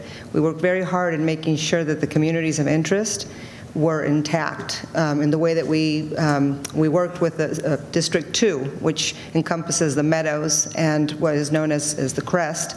There's a certain population there that we tried to keep together. Same thing with the others. So I'm in favor of moving forward with your suggestion. And 26 people, although it may seem 26 people too many, you have to consider that it was the only way to get this done. Yep. There's no other way. And if we move the boundaries, if we move the lines any further, we're going to disrupt more. So I'm happy. I'm happy with the outcome, and thank you for the work that you did. Great, thank you. Councilmember Meisner? Thank you, Mayor. I was sort of curious if our city clerk could talk about the people who might have pulled papers. Would anybody, without giving names out, would anybody be affected by, I think it was Public Map 101? Yes. Yes. How many? I don't know. I have a number. I would say potential candidates for District 4 right now that I'm aware of are 6, and potentially 4 for District 5. And what I mean potential is they have filled out the necessary FPPC paperwork to start raising money and spending money towards their campaign, but they're not qualified until the nomination period concludes. So potentially, yes, if the council entertained Public 101, that map, these folks could potentially switch districts. But they would, because 4 and 5 haven't voted yet, they would still be able to run, they would just have a different district, right? I guess I'm more concerned about between 5 and 6, if there's anybody from 5 and 6 that would not be able to run because of the change to the map. Well, the districts on the ballot this year are 2, 4, and 5.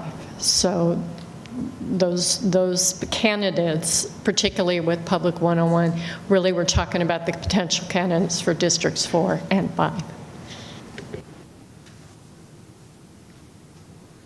All right, there appear to be no other council member questions. Do we have any public comment on this, Naveed? We do not, Mr. Mayor. None from the audience? Okay. And I will open and close the public hearing all at the same time. Mr. Mayor, Yes. if I may ask the demographer to just make one point of clarification. Draft map A has how many people who will have deferred voting? And then draft map B has how many people? Because I think the number 26, I just want to make sure everyone understands the number 26 is draft map B is 26 less people who will have deferred voting. Correct. But the total number of deferred voters in A or B are? So and I just heard something from, I'm getting it real time from my partner who's on here. In draft map A, 293 people are getting deferred. In draft map B, it's 267. Thank you. And again, and I just, Councilmember Meisner, the only people who would be affected electorally in these maps would be the people on that bridge who would be in a different district, technically. In the map 101, there's a lot more room, a lot more space there. Mr. Mayor? Yes. I would be, if council moves in the direction of draft map B, I would be happy to find out who those voters are that will be affected and make some kind of outreach to them, send them a postcard or a letter or something, so that when they get their ballot, they're not wondering what's going on. That's very kind offer. Thank you very much. We'll accept that. And just to clarify my thinking, if we adopt map B, the people who had been in District 6 will now be in District 5, and they get to vote us this time again, right? No, the people in District 5 would now be in that little bridge of District 6. Oh, okay, so they do not get to vote. Yeah, that's Okay. right. That's the deferral. And in redistricting, it's bound to happen. Yeah. It's happening very minimally in yours because you just did the map. And so there's not a lot of adjustment, but there are districts where there are significant deferrals. Okay. It just has to happen, so. Thank you for that clarification. All right, we will return this to the matter of the council. And could we get back onto the screen the recommended courses of action that we are to follow? Mr. There were Mayor, several you need steps. to open the public hearing item. We did, and Naveed said there were no speakers. Oh, I'm sorry. My apologies. And so I opened it and closed it all at the same time. Thank you. All right, thank you for that screen. So, Madam Vice Mayor, the first one is point number 1, to reconsider. Yes, thank you, Mr. Mayor. Okay, there are 5 recommendations on Action Item A, conduct a public hearing and introduce a revised ordinance amending Chapter 2.01 of the Vallejo Municipal Code regarding the redrawing of election district boundaries. This public hearing will begin promptly at 8:30. And recommendation number 1, and what do I do next for that? Okay, well, we have to pass the motion to reconsider first. Do I see another speaker here? Do we need to hear from you? Yes, Mayor, Council, good evening. All you have to do is take one action, adopt the revised ordinance. It takes care of everything in one fell swoop for you. You just have to pick the map that you want. Great, thank you for that clarification. Vice Mayor? Except you do still have to address item number 1, which is the reconsideration item, because you actually took the previous action, so you have to wipe it out. That's actually in the ordinance. Is it in the ordinance It is, itself? yes. Okay, thank you. Okay, we'll take the reconsideration motion first, Vice Mayor. Okay, so say again, so on reconsider app number 1, reconsider and repeal action taken by City Council at its February 8, 2022 meeting, adopting draft A as the final district map. Okay. Okay, so the motion is presented. Would you please take the roll? Or can we vote? Oh, yeah, we can vote electronically again. Thank you.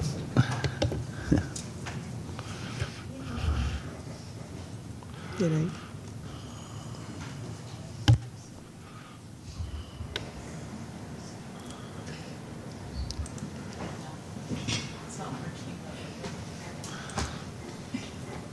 Start. Display title. Start. Yes. Mr. Mayor, I need you to recast your votes, please. We're voting again? Okay.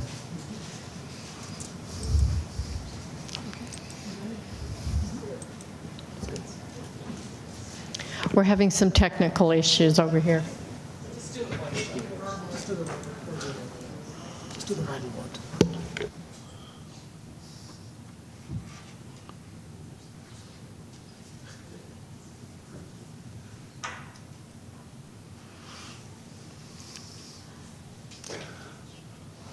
So we're voting electronically for the third time?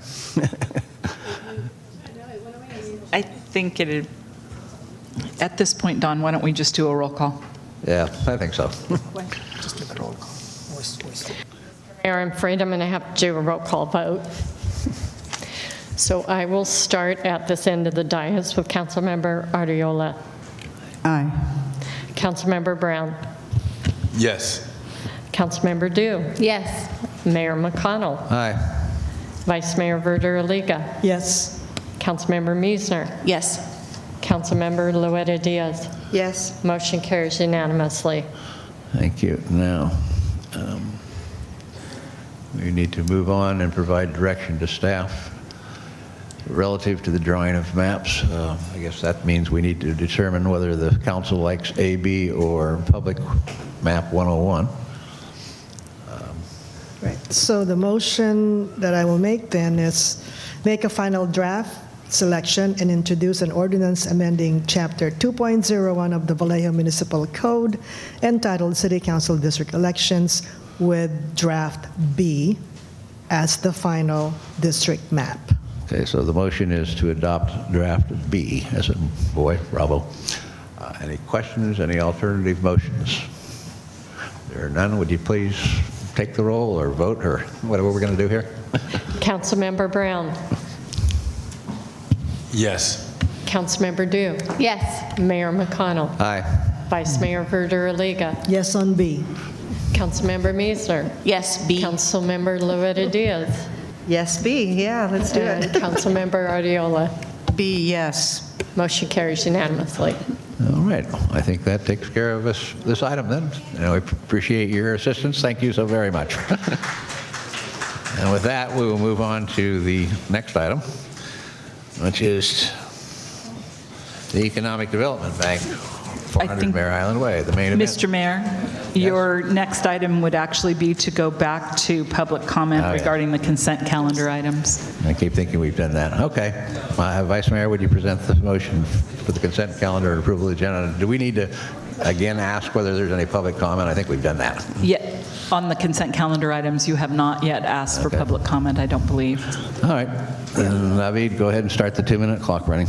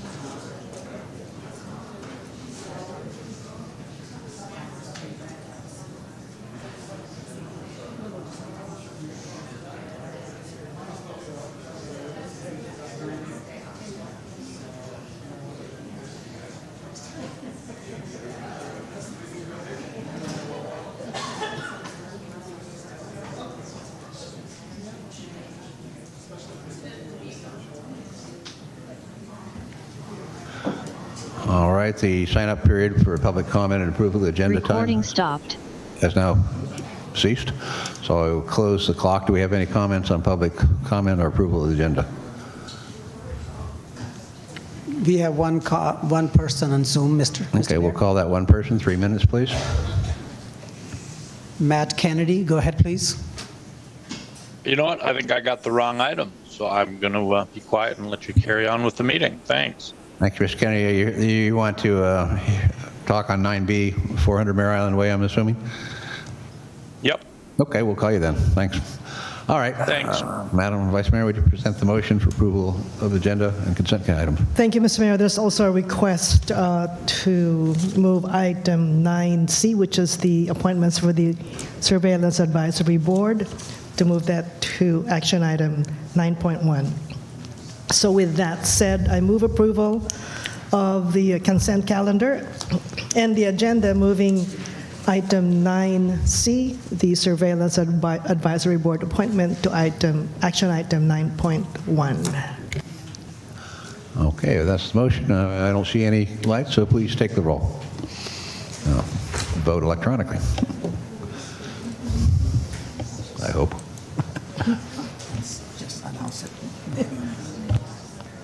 Well, I can see it on my screen. I don't know if the public can see it, but the motion did carry unanimously. That's good enough for me. Passes unanimously. Thank you. We'll move on to 9 point, whatever it is. The Surveillance Advisory Board. Madam Clerk, would you call that item?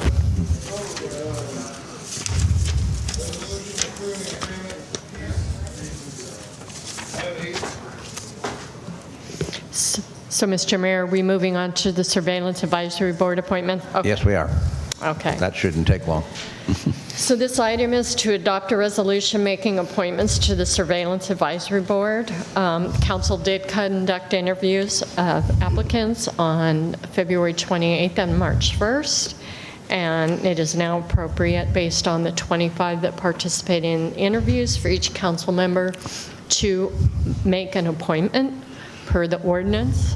And so it's my understanding that the order I'm going to follow is starting with the council members who were elected by district, followed by the mayor, and then followed by the council members at large, ending with council member Meisner. So I'm having a little hard time hearing tonight with the sound, so if I look at you kind of funny or ask you to repeat yourself, I want to make sure I get the name of your appointee correct, okay? So I'm going to start with... Okay, before we do that, do we need to take public comment on this? Oh. City Attorney. Yes, Mr. Mayor, you do need to take public comment on this item. Okay, start the 2-minute clock. Do we have any in-person speakers, Vice Mayor? Okay.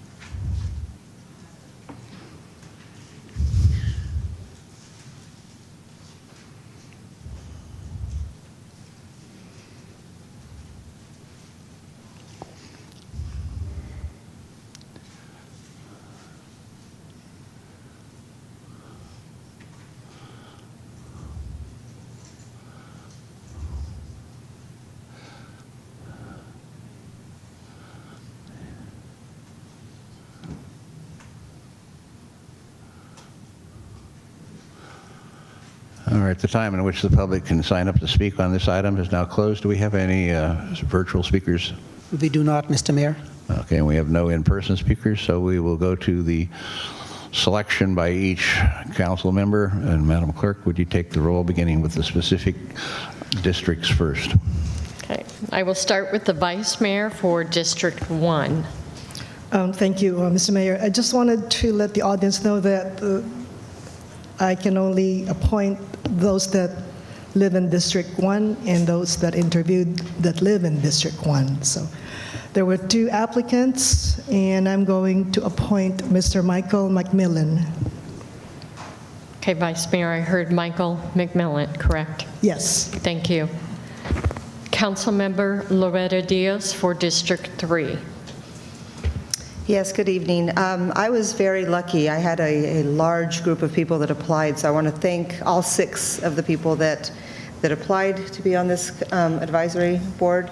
It was a tough decision. You know, you guys all bring some good experience and wanting to help out. But I'm going to go with Phillip Balbuena. And your appointment to confirm was Phillip Balbuena. Phillip Balbuena, District 3. Thank you, Councilmember. Councilmember Ariola for District 6. Great. I'm going to go with Brooke Riddell. Brooke Riddell. Riddell. Mm-hmm. Thank you, Councilmember. Mayor McConnell. Andrea Sorce. Okay, and that was Andrea Sorce.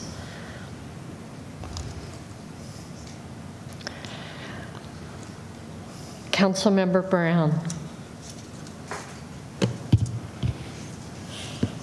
Naomi Yoon. Okay, and that was Naomi Yun. Councilmember Jew. Adam Bregenzer. Adam Bregenzer. Okay. And lastly, Councilmember Meisner. Thank you, Dawn. So I'm at large, and so I can choose from the entire city, but I do live in District 4, and it's important to me to have representation from Mare Island because there's lots of cameras over there. So I go with Lisa Chin. And that was Lisa Chen, correct, Councilmember Meisner? Okay, council members, that completes your appointments. Mr. Mayor, now it's appropriate to take action to adopt the resolution making those appointments. Okay, Vice Mayor, would you offer the resolution to adopt? Yes, should I name each candidate? I mean, each board member? Do I need to do that? If I remember correctly, okay, I move that we appoint Mr. McMillan, Mr. Phillip Balbuena. Where did the names go? Andrea Sorce, Naomi Yun, Mr. Bregenzer, and Lisa Chen. Am I correct? Did I? Oh, and Riddell, Brooke Riddell, I'm sorry. Okay, thank you very much. Would you please vote electronically?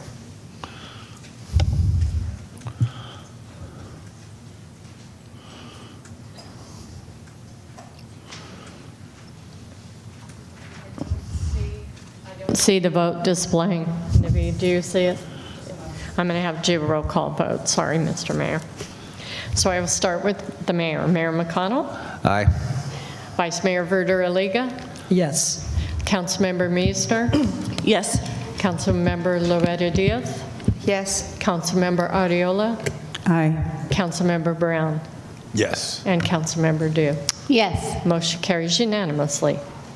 Thank you very much, Council. And I want to say to the applicants, there were 28 applicants. That's probably more than we've ever had for any commission.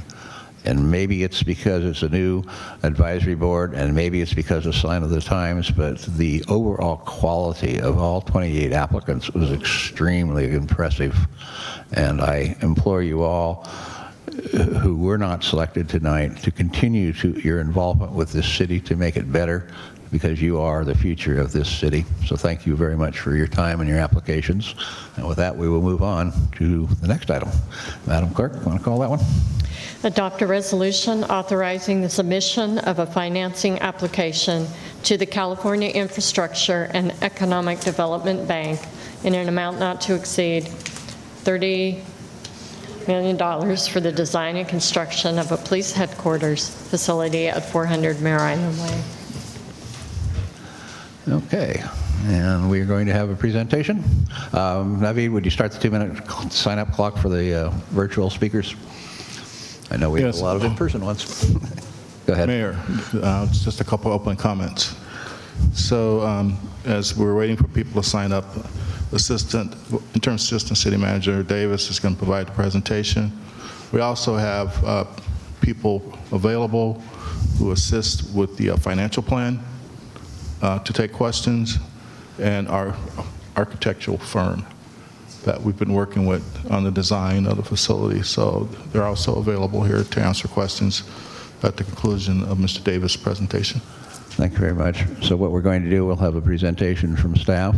We will then have questions only from council, no comments or presentations, just questions to clarify. We will then go to our public hearing portion. After that, Councilmember Sarah Diaz will be presenting a PowerPoint presentation, and then we will return it to the entire hands of the council for further action and comment. So with that in mind, please proceed. Mr. Davis.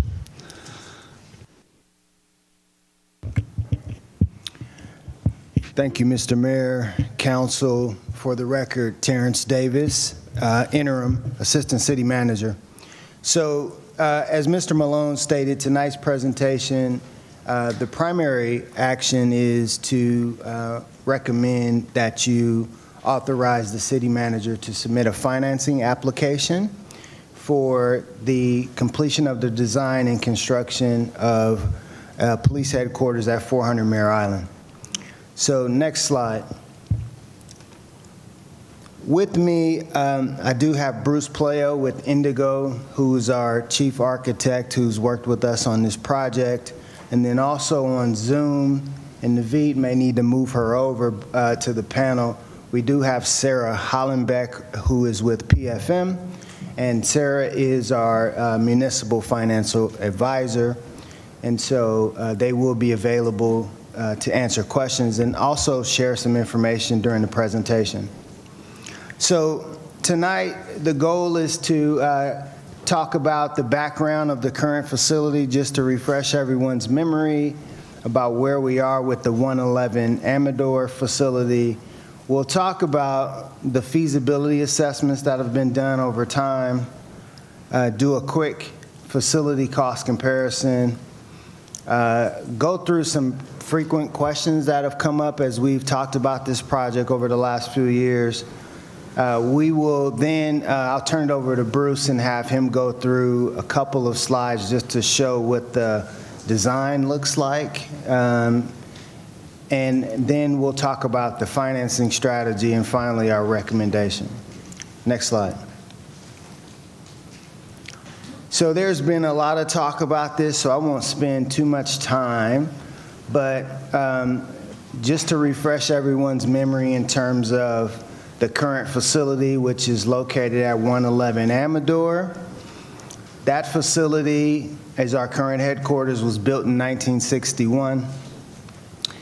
It has a host of issues, mostly related to its age and deferred maintenance. Listed here are some of those issues. The HVAC system is in very, very poor condition. There are some environmental hazards, asbestos, lead, sewage issues. And then in terms of actual operations challenges, there's a variety of issues as well. No interview rooms right now, no sleeping quarters for officers if they're held over on shift. And then the locker facilities and shower facilities are inadequate as well.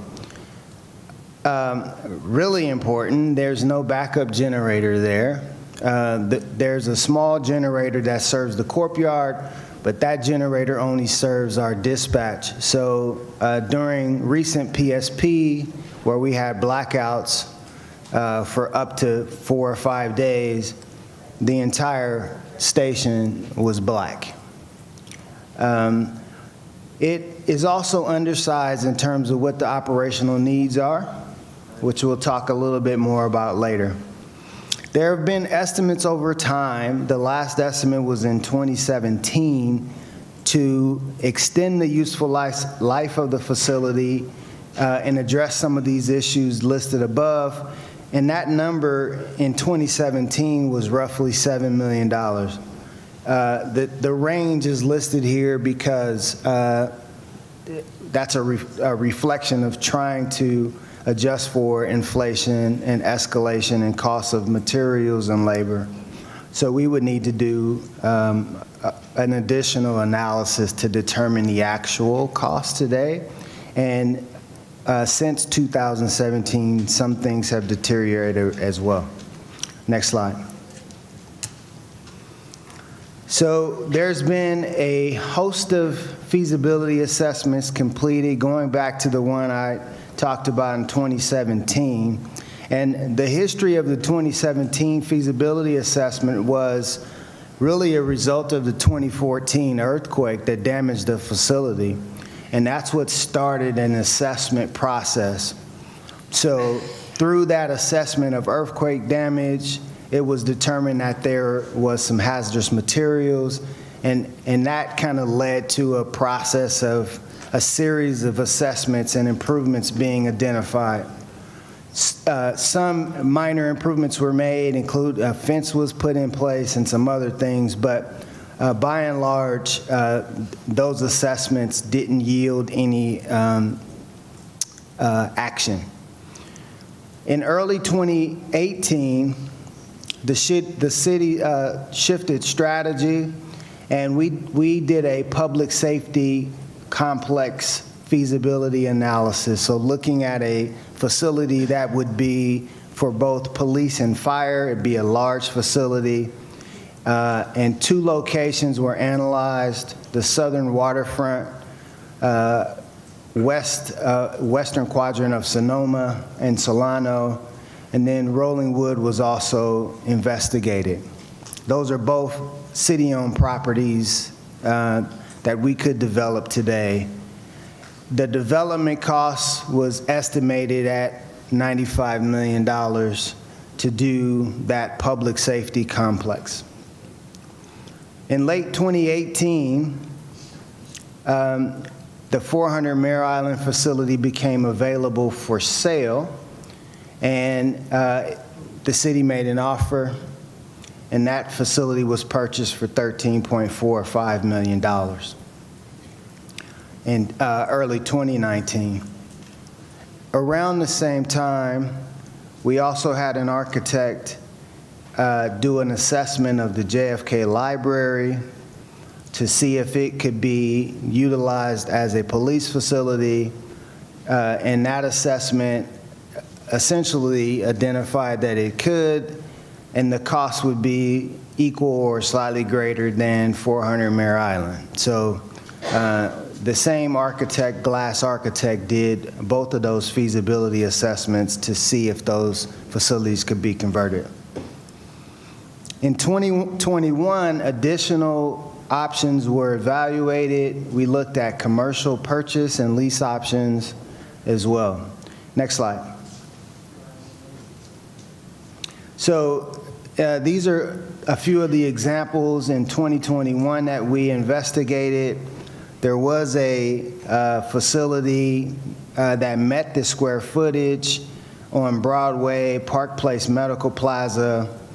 It was investigated. The purchase price was similar to the 400 Mare Island building. The catch here was that, 46,000 feet are currently occupied by Kaiser Permanente, so it wasn't an immediate option. We also looked at a few different lease options, including the former Food for Less on Sonoma Boulevard, which also got us close to the space requirements. And the annual rent and expenses were estimated to be $10 to $12 per square foot, plus an additional $4 per square foot for expenses. Next slide. So to date, in terms of the expenditures on the feasibility and the design for 400 Mare Island. We spent $60,000 plus some staff time on the glass study, and that was the study for for 400 Mare Island.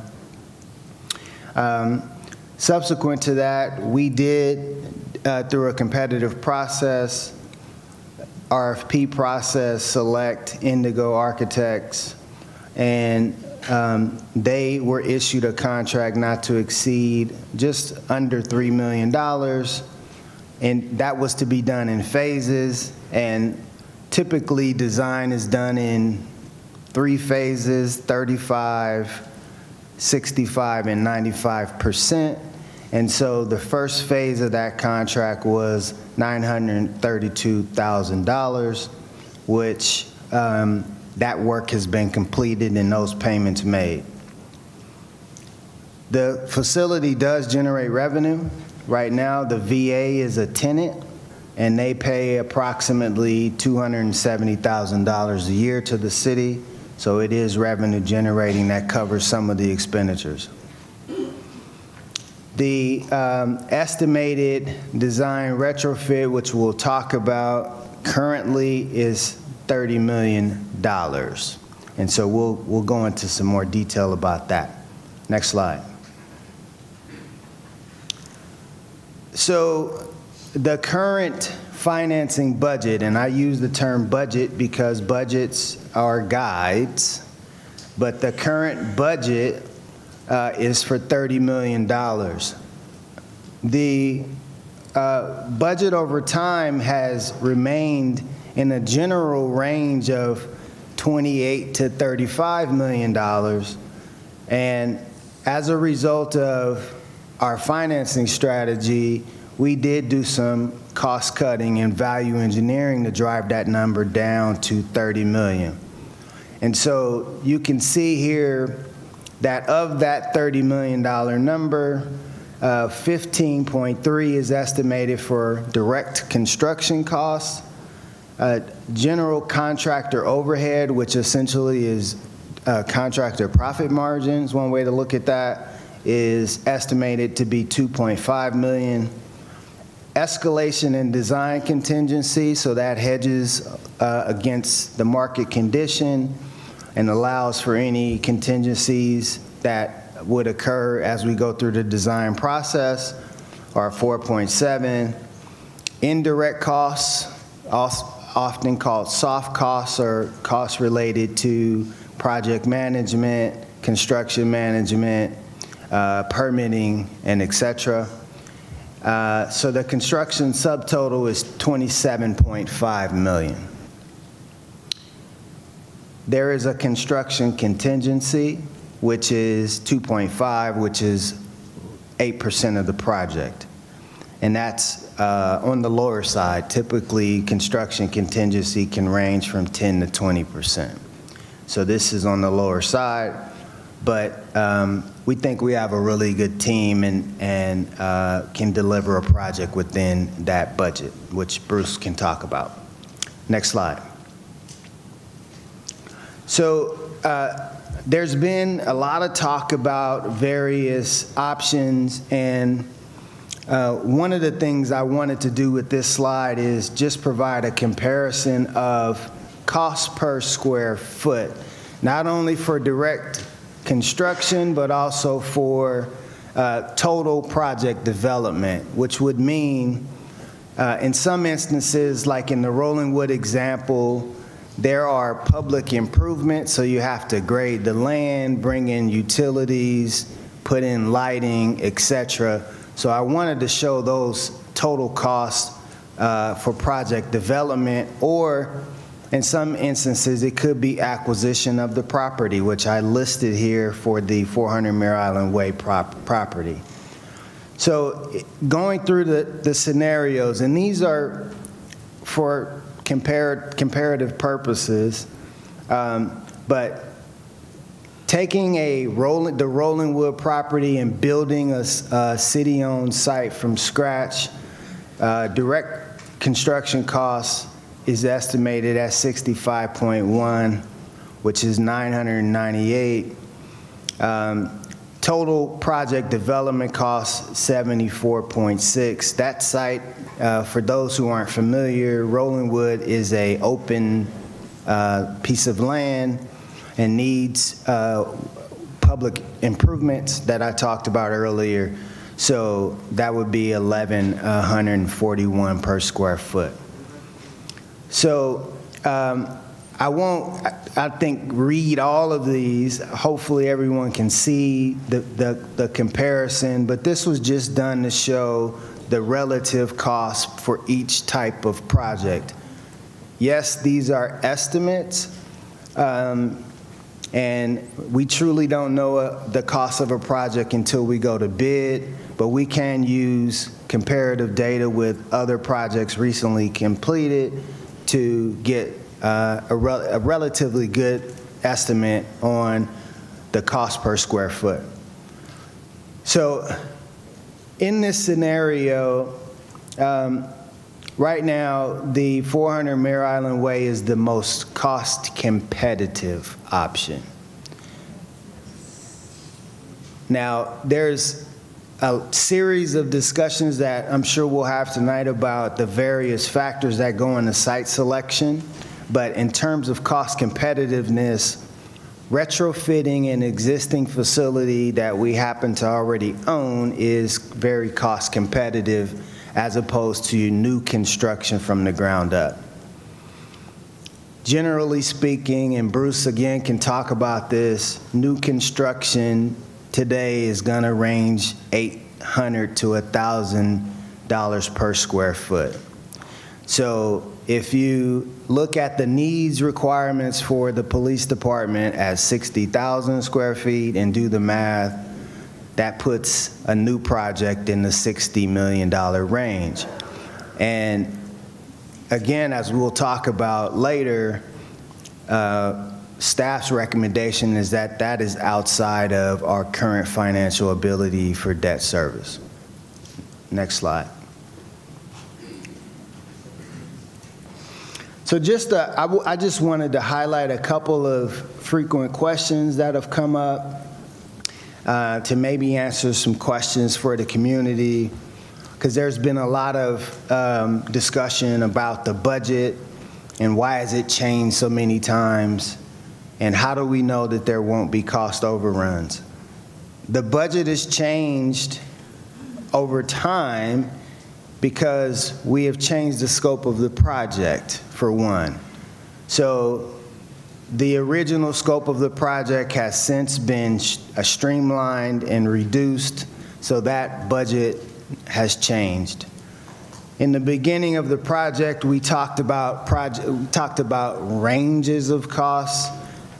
We didn't have a 35% design to actually say, here's what the building will look like, here's what the exterior and interior will be. Also, costs have changed over time because we've had to escalate costs to deal with inflation, which all of us who go to the grocery store and buy steak and bread and milk and gas understand that those costs increase significantly. We tend to escalate construction costs right now in the 4% to 6% range. We've seen costs as high as 10% in terms of labor costs and material costs. So those costs change because 2019 dollars are not 2022 dollars. So those costs will shift based on that escalation. How do we know there won't be cost overruns? Because there's a budget. And when there's a budget, and when there is a budget, we do this all the time. As we are into a project and living within that budget, we can make decisions about the project as we go to make sure we fit within the budget. So it's very common for us to do that. So that means sacrificing elements of the project at times, But as we get in there and find what material costs are, often those decisions have to be made all the time on projects. It's very, very common. So will the public have an opportunity to comment on design? Yes. That's important. So it is typical when we do a design at the 65% and certainly at the 95% interval that there is an opportunity for public engagement. And so that is certainly something Indigo can speak to, but we will build into the process. I've heard some comments around traffic impacts and speeding police units on the waterfront. We did do a traffic study for the project. The site is anticipated to generate 1,300 trips a day. And in terms of the intersection at Capitol and Wilson, intersections for traffic engineering are graded just like we got grades for school, A through F. The current intersection at Capitol and Wilson is a level of service A. With the addition of a police station, it remains at a level of service A. So the intersection there is not impacted. In terms of speeding, I think the chief has talked about this in the past. Vallejo police officers are dispatched to beats around the city. So they go to the station in the morning and then they're dispatched out to patrol. So it is not common that you would see officers speeding away or speeding to the station. If anyone who lives near Amador or has been in that area would probably attest to that. You'll see traffic come and go, but officers are not dispatched typically from the station. They're already out in the city patrolling. So the speeding, I think, is inaccurate. It doesn't fit our operational model. How safe is the site from earthquake and flooding damage? The site is built on fill. We've talked about that. We did a phase 1 analysis that was completed. Much of our waterfront was built on fill material. And structurally, there are some things that Bruce can talk about we will do to reinforce the building and also a design against a 100-year flood, which the 100-year flood brings it up to Mare Island Way, so kind of at the door of the building. Is this use consistent with the general plan or zoning requirements for the area? Yes. In 2019, the council changed the zoning for the building to general government. So that zoning change was made and approved by the Planning Commission and this city council.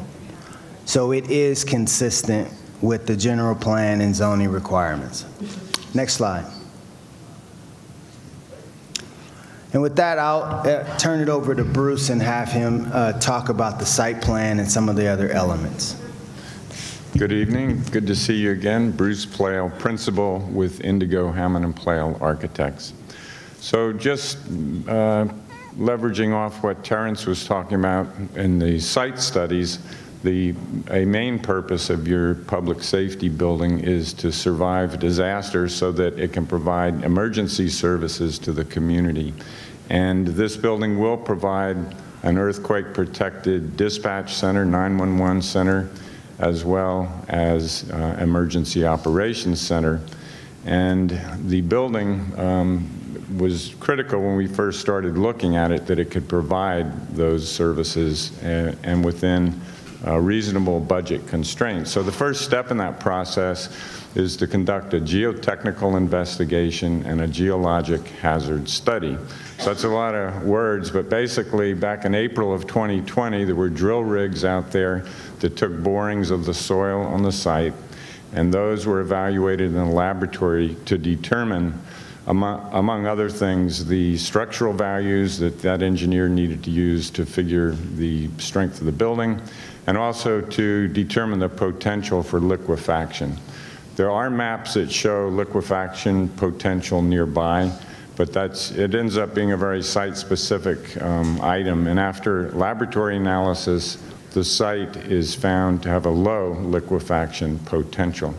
That's not to say there aren't problems. There's earthquakes, we know that. Anywhere in Vallejo is a high seismic risk zone.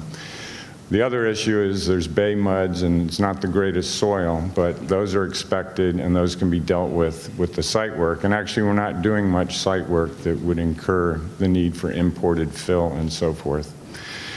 We found, using those site-specific criteria generated from those soils tests, basically the structural engineer determined that they would be able to reinforce the existing structural braces in the building and meet the high standard level for essential service buildings per California law, which basically the building, which was built originally as an office building, needed to be strengthened to about 1.5 times the seismic loads that would be put on it in the reasonably anticipated earthquake. So it has to be stronger for earthquake to hold up. That can be done on order of about 2% of the construction cost, which is well within standards.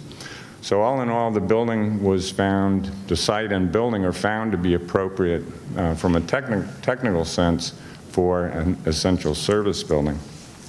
That was April 2020. Since then, as Terrance mentioned, we've completed the plans and specifications to 35% construction documents. Construction documents are that work that defines the construction that bidders will use and a contractor will use to bid it.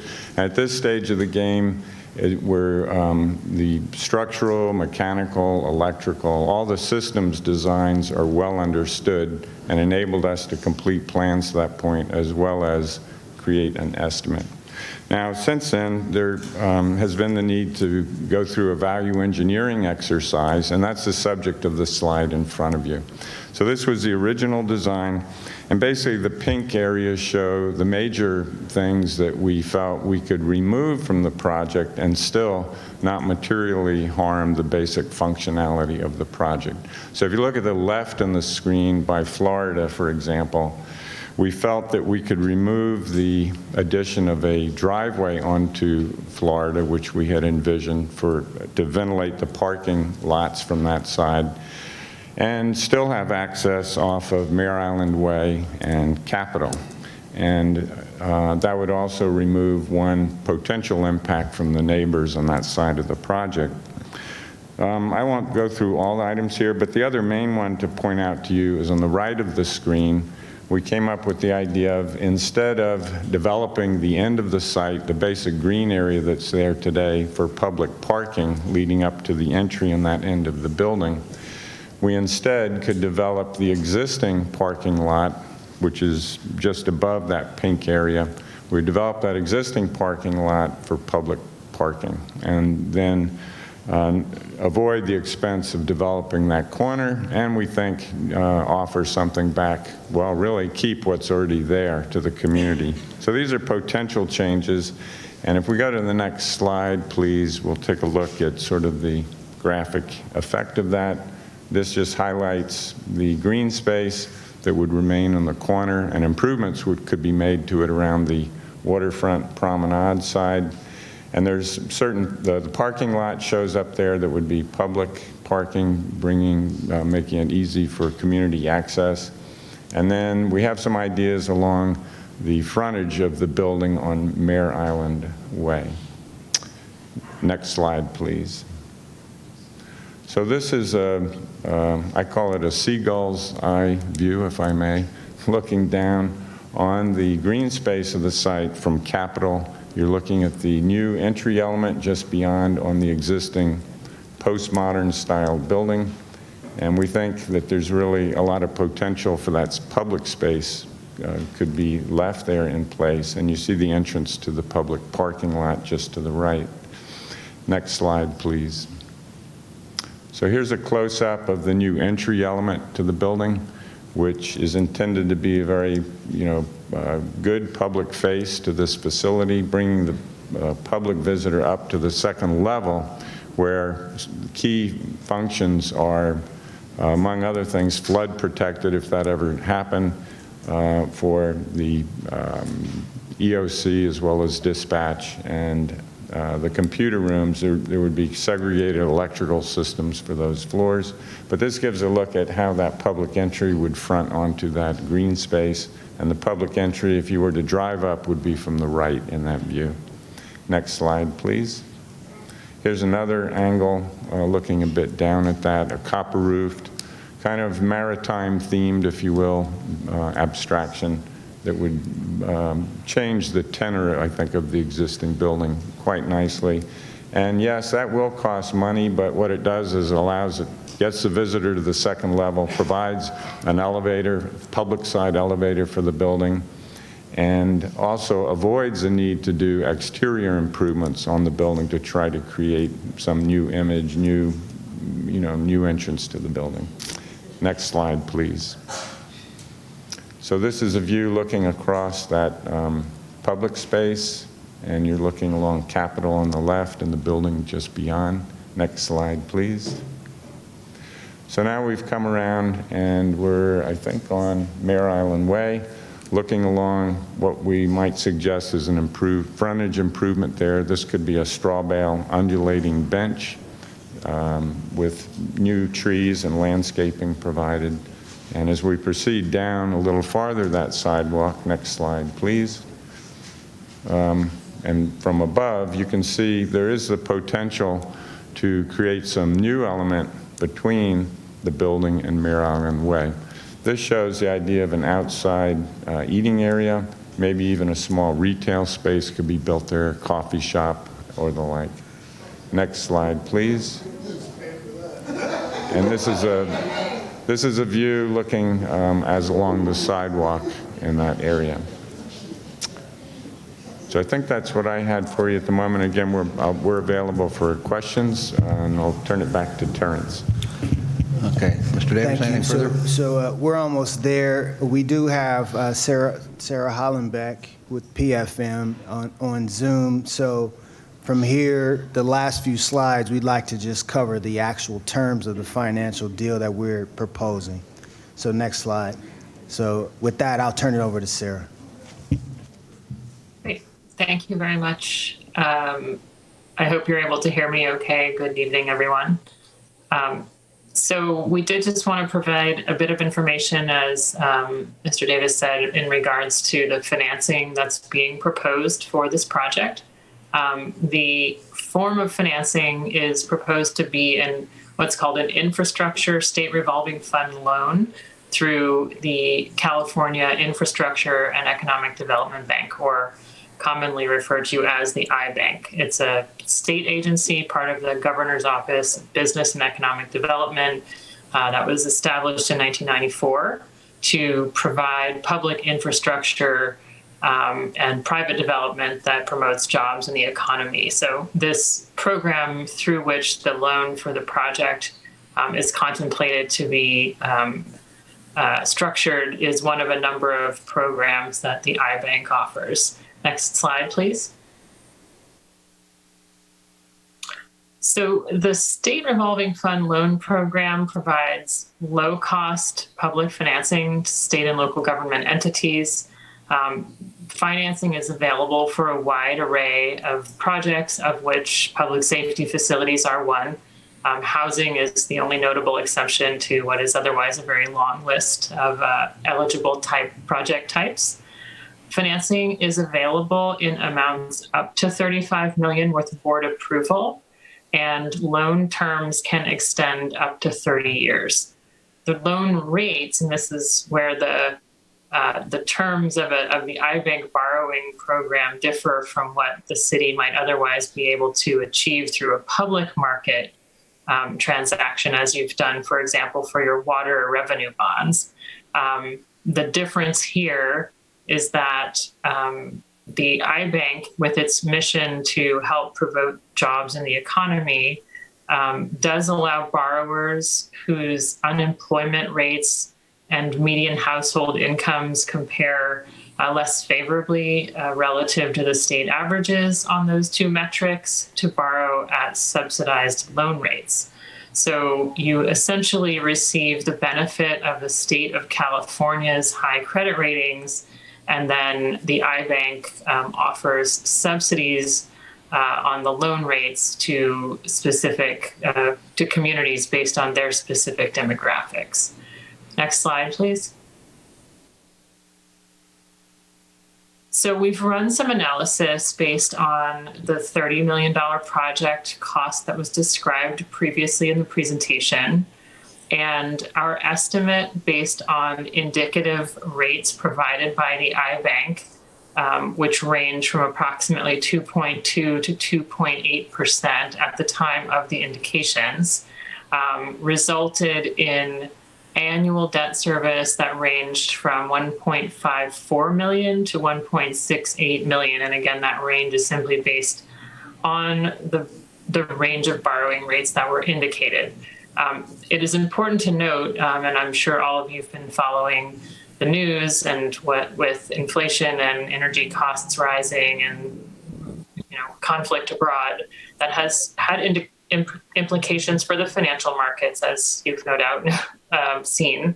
And so it's just important to note that the iBank's rates are not fixed or firmly established for a loan the city might enter into with them until you go through the application process with the iBank and their board approves your loan. So those are indications that were provided some months ago. They tend to be fairly consistent with trying to stick with the indications they have provided, but it's just important to point out that that can change prior to closing. That does assume a 30-year loan term, and given that this would be a very long-lived facility, that is the assumption we've made that we believe would be appropriate and permissible under federal tax law. On the right-hand side of this slide, we've provided some additional detail with respect to the loan process, and happy to take any questions on those details, but I wouldn't propose to read through that all for you. I think the important thing to note is that to the extent the City Council moves forward with this project and this financing as proposed this evening, later in the process with the iBank, documents, the financing documents themselves, the loan agreement and so forth, would be drafted and come back to the council for approval at a later meeting. So with that, I believe that's it for my section. I'm happy to take questions if there are any. Thank you, Sarah. So just a couple more slides and then we'll be done with this. So just in terms of next steps, as Sarah talked about, if the council approved a resolution tonight, we would submit an application to iBank. We anticipate a funding decision 60 to 90 days, so that puts us somewhere late spring, early summer. At that point, we would then complete the design and go from 65 to 100% design. As we talked about, part of that design process will include some community outreach.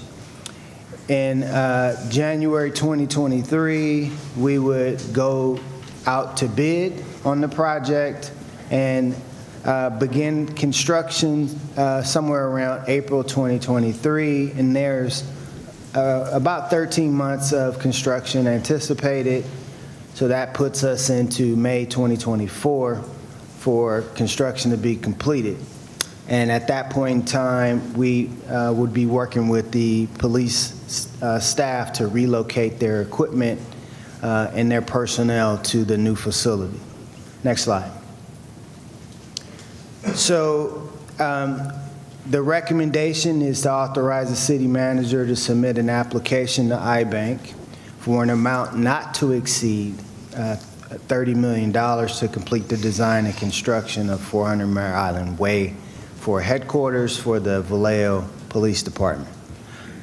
That concludes our presentation, and we are certainly available for questions or whatever the next steps are, Mr. Mayor. Thank you very much, Mr. Davis. At this time, the next step will be for questions only, from council only. After that, we will then go into public comments and questions. So from my colleagues, are there any questions from the presenters at this time? There appear to be none.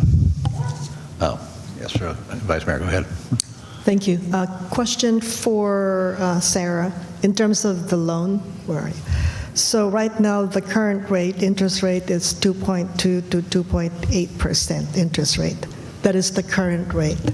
So is there, with interest rates predicted to go up or increase, what is the period for this interest rate to hold? I mean, until when is this interest rate going to hold? Yeah, that's a great question. Thank you. So in our discussions with iBank staff, as I mentioned, the rate that they're able to offer to the city is based in part on the rate that they borrow at, the state's borrowing rate. So part of the way that they implement and manage the infrastructure state revolving loan program is to issue bonds, that the state of California issues bonds and borrows at the current market rate and then loans out those proceeds. And then the reason the word revolving is in the name of the program is that as they receive payments back, they're able to reloan those proceeds. So what they've indicated to us is that the next time that they anticipate that the state would be back out issuing bonds to refill the coffers, if you will, of the iBank loan program would be next month sometime. However, they may have sort of earmarked money and anticipate being able to make available proceeds of a prior financing to the extent that the city council decides to move forward and the application process is underway. So that's a long answer to a short question. I think we don't know exactly. We're hopeful that these rates would hold if we proceed forward on the calendar that Mr. Davis outlined. It is possible that if the state does not have funds to fund at these rates, that they would be out in the market borrowing again next month, and we might incur a somewhat higher rate. But they have indicated they will try to hold these rates. Okay, good, thank you. One more question. In terms of the application process, so Mr. Davis said it will take, 30 to 60 days, or is it 60 to 90 days for approval? Are there loans that are denied?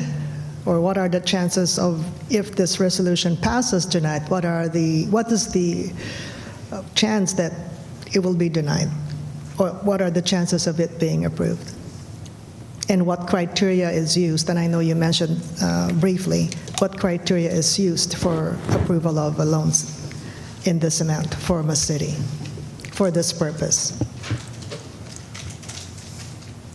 I'm happy to try to address pieces of that if we could go back to the slide that does include the iBank loan process outline on the right-hand side.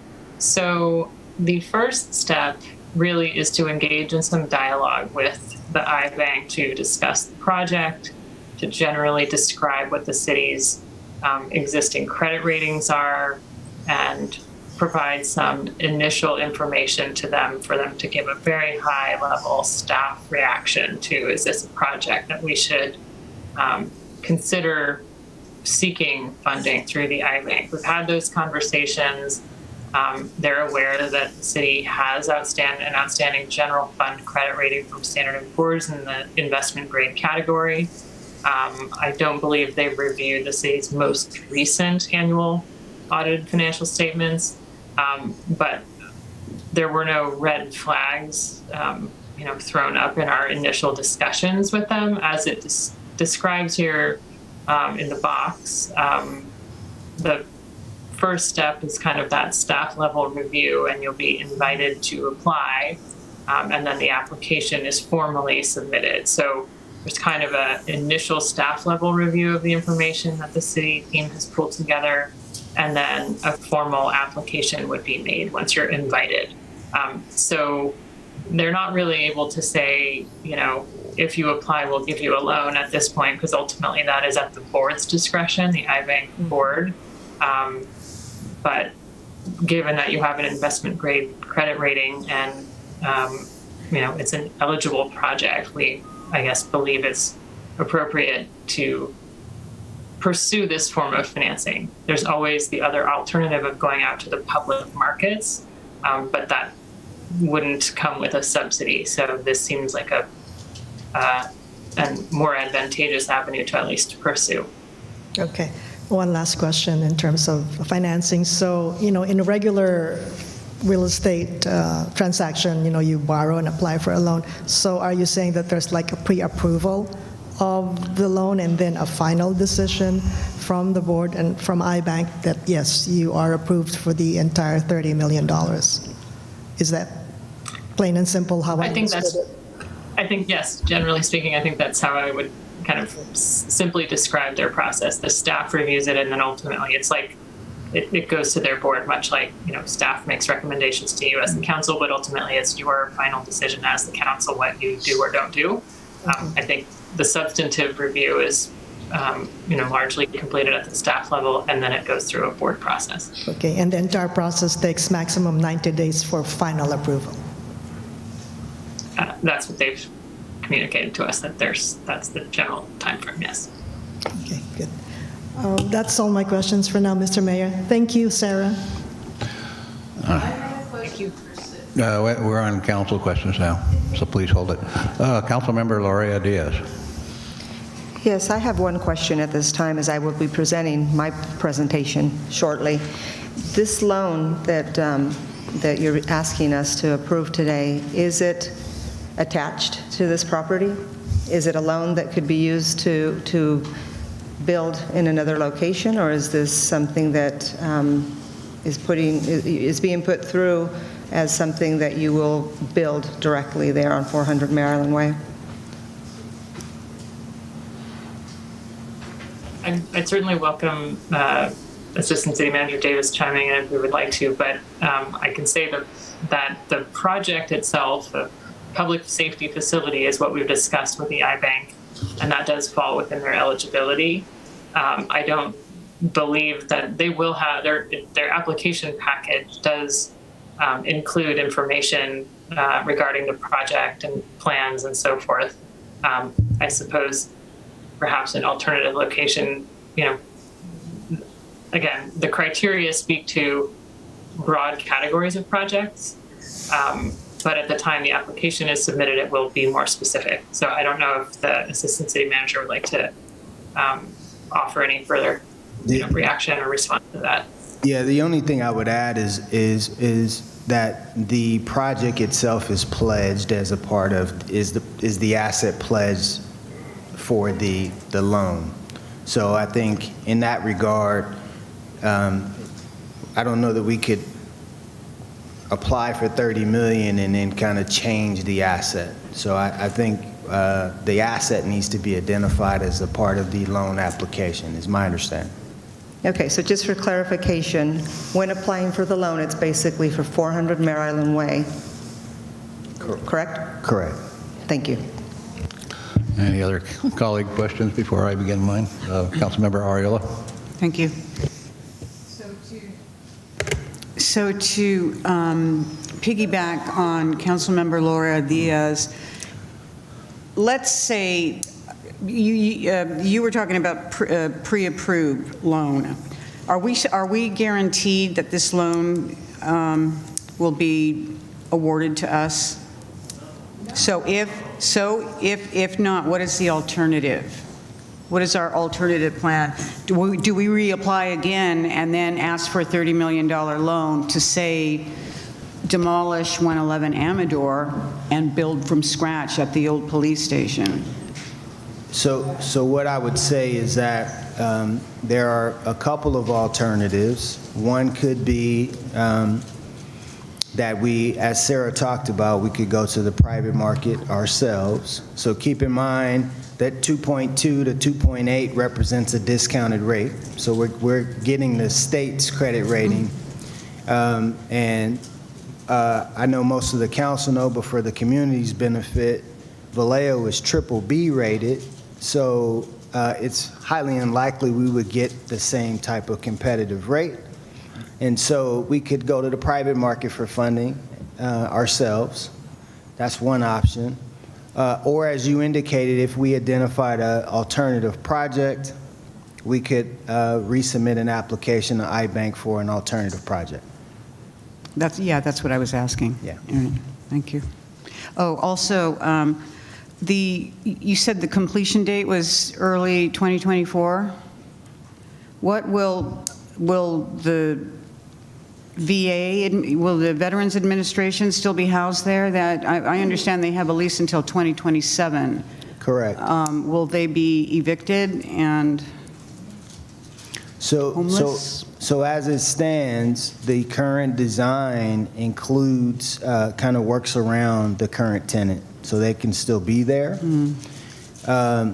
And they have some options on their lease, so we would have to have a discussion with them about how long they intend to exercise those options. I think with COVID, that's changed their operations some, so it would be worth the conversation. But at this point, the design works around the current tenant. Okay, great, thank you.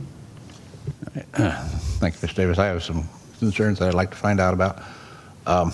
You partially addressed them with your answer to Councilmember Gloria Diaz, whether it's site-specific. Basically, you're saying you don't really know, but you think it is. Is that fair to say? Relative to the loan? Mm-hmm. My understanding, I don't know for sure. Based on my conversations with PFM and their conversations with iBank, the asset itself is pledged as a part of the loan. So that leads me to believe that the loan would need to be specific to a project. Okay. Currently, the city owns the real estate at 111 Amador Street, which consists of both the police department and then the public works building and corporate yard. What is the total acreage of that entire parcel that we now own on Amador Street? So that total acreage is roughly 6 acres. It's multiple parcels. The actual police station is probably on about two and a quarter, something like that. Okay, and you indicated that if we were to approve this application tonight, the application would take 30 to 60 days at the state level to approve. Then it has to come back to us, and we have to ultimately approve the amendment to the budget and the financing documents. What, in your estimate, would be the outside time by which any council could vote to not proceed with this project? I'm not sure I understand your question. What's our drop dead date where we're locked in and can't get out? Sarah may be able to answer that. So you mean once we submit the application? Is that what you're asking? Yeah, because there are a number of steps along the way. We have to amend the budget. We have to approve the financing documents. So what happens if a future council changes its mind and wants to stop this project? What's our drop dead date where we have no choice but to proceed? Yeah, I'll defer. Maybe Sarah knows the answer to that question just in terms of process. Yeah, I think, the iBank board, what the staff has communicated to us is the reason that they request the resolution that's being sought this evening is that they very much want to avoid a situation in which an applicant submits an application, they are awarded a loan, and then they essentially tell the iBank, no, thank you, but no, thank you. So I think from that's just what they've communicated to us. I don't think there's a prohibition on that, but it wouldn't be looked upon favorably. However,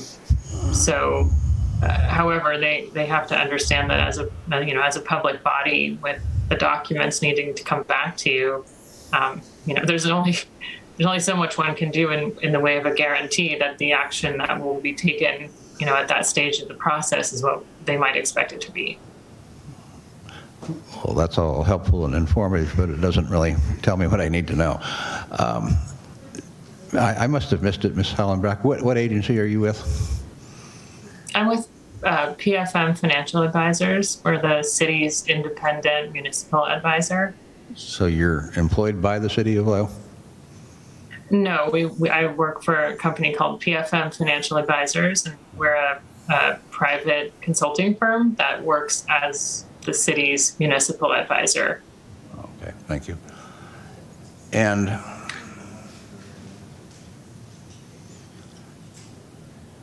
I think what we were hoping when we outlined this process in terms of, I'm going to try to maybe get closer to the pin in terms of your specific question and dates, if that's what you're looking for.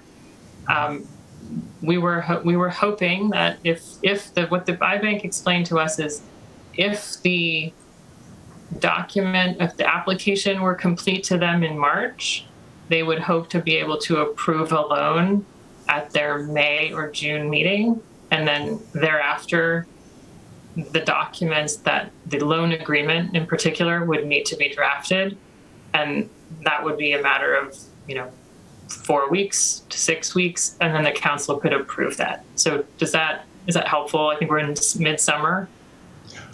yes, that's pretty much what I had calculated, but I was looking for a specific drop dead date, which we apparently do not yet know. All right, moving on. Did your firm, or did Mr. Davis, did the city staff do an assessment of 400 Mare Island Way for use as a city hall instead of a police department? We did not. Okay. We did not. Yeah, we have not been asked to do that. Pardon me? Did you say something? PFM was not asked to do that type of analysis, no. Thank you.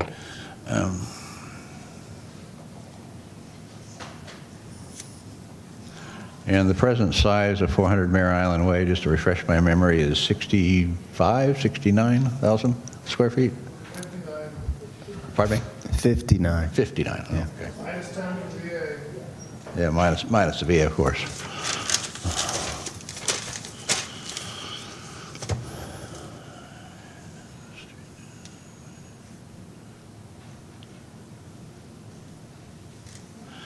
Has there been any evaluation done concerning sea level rise? In other words, the water that might come into the city of Vallejo through just increased climate change, not only climate change, but sea level rise itself. I know at the Solano Water Board, we're probably more concerned with water coming up Mare Island and the Napa River than we are with water coming down Mare Island Way. So have there been any calculations or review of the impact of increased tidal actions at this location? Mr. Mayor, yes. Okay. I mentioned that very, very briefly earlier in the presentation, and so Bruce can talk about some of the design elements that we have put in place to address that issue, but yes. Okay, we have examined up to a 100-year flood event. Under that scenario, that tidal action puts water across Mare Island Way kind of up to the door. And so part of the reason that we've designed the second story access and EOC on the second floor is to mitigate against that threat. Okay, and when you did that study of water going across Mare Island Way, did that go all the way across Mare Island Way to the property itself? You want to answer that? Yes, I can address that. Most of the site is outside the 100 and 500-year floodplain. There's a small part of the site along Mare Island Way that hits the 100-year floodplain. So that's a little bit of a different issue than general sea level rise, which you bring up. And of course, you know, the whole of lower Vallejo along the waterfront is subject to sea level rise in the long term.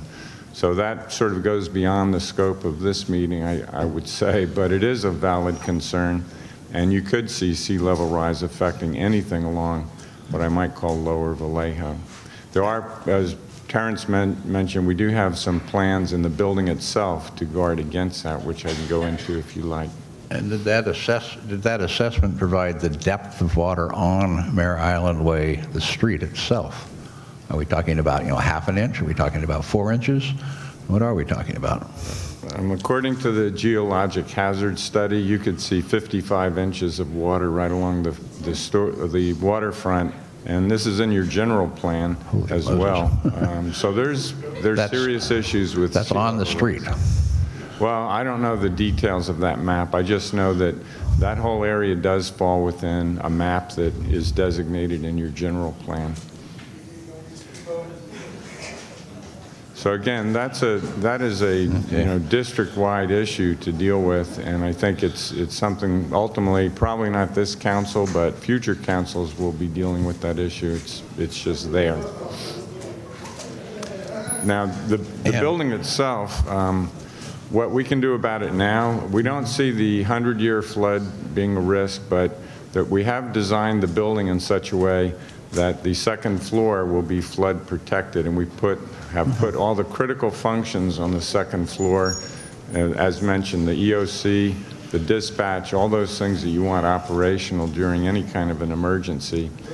And then the lower level functions are those that could be police-oriented, patrol, locker showers, that type of thing, which works well for day-in, day-out use because they have immediate access off the parking lot. That's a snapshot of how that would work. The emergency generator will be elevated, and the electrical systems will be segregated so that you can operate the second floor independently of the first floor. That's just sort of a snapshot. Thank you. And Mr. Davis, you made reference to your traffic study at 1,300 trips per day at that location. Is that the present number, or would that be the future number? That's a future number. What is it today? What was that? What is it today? I think the number is very low today, considering that building gets very minimal use. What I would say is that the total trips, including the current tenant, were estimated at 1,300 per day, and if the tenant left the building, it would be estimated at 800 some odd per day. So less than 500 trips per day. I think the study was done in 2019 as a part of our planning commission and our CEQA process. Mm-hmm. And subsequent to that, the use of the building has shifted, like many have. So, you know, we're talking about 500 trips a day with the current use for office. Okay. And you made reference of this to this building being earthquake resistant. If the design standards that you're proposing are adopted, what magnitude of an earthquake would this building withstand? That's a good question. I don't have an answer for you today for that, Mr. Mayor. But all current codes for the maximum credible event, they call it MCE, and I believe it's within a 500 to 1,000 year prediction for maximum earthquake. That's my recollection from the technical calculations. Okay. What will the public spaces that the nice diagram showed in green be used for? So Mr. Mayor, the public spaces that the green area that we highlighted are open space area. So as you see in kind of some of the illustrations, go one more forward, Naveed. You know, those spaces are essentially our park area. It's important to, I think, point out that the design of this with the second story entrance is really intended to be customer service and customer facing. And so that is, as we listed in the staff report, but not in this presentation, some of our OIR recommendations around improving our community relations. And so all of those elements have been incorporated into this design. And so having this open space area really makes this more community oriented. There's a host of uses that can be done there, similar to what we do with our 5-acre parcel across the street. We could host events. We could do whatever we wanted there. It would be city open space and available to the citizens of Vallejo.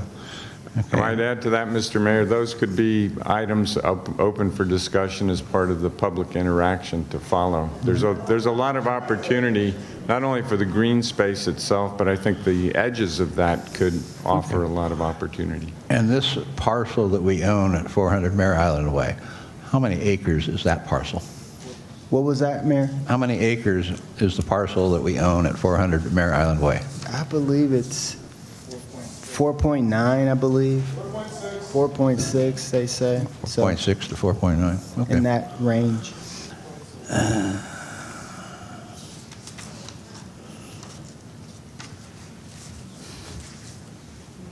This loan, if it was approved in the next few months, would this be a fixed or a variable rate of interest? I'll defer to Sarah. It's a fixed rate, I believe. Yes, it would be a fixed rate loan. For the entire 30 years? Yes. Correct. Okay, there's no reevaluation or readjustment of it at any time during that 30-year period? No. Okay, and That's correct. Would the building and the parcel be pledged as collateral for the loan? So the point that I believe Mr. Davis was trying to get to here was it is the form of financing would be a lease financing. So the building and the property would be the subject of a lease. However, a remedy, if there were ever an event of non-payment, is not repossessing and, it's not like a mortgage where it is the collateral itself. It's the subject of a lease. And to the extent you fail to make your lease payment, they can sue you for payment, or they can throw you out and relet the property to someone else, but they cannot take the property and sell it to pay off your loan.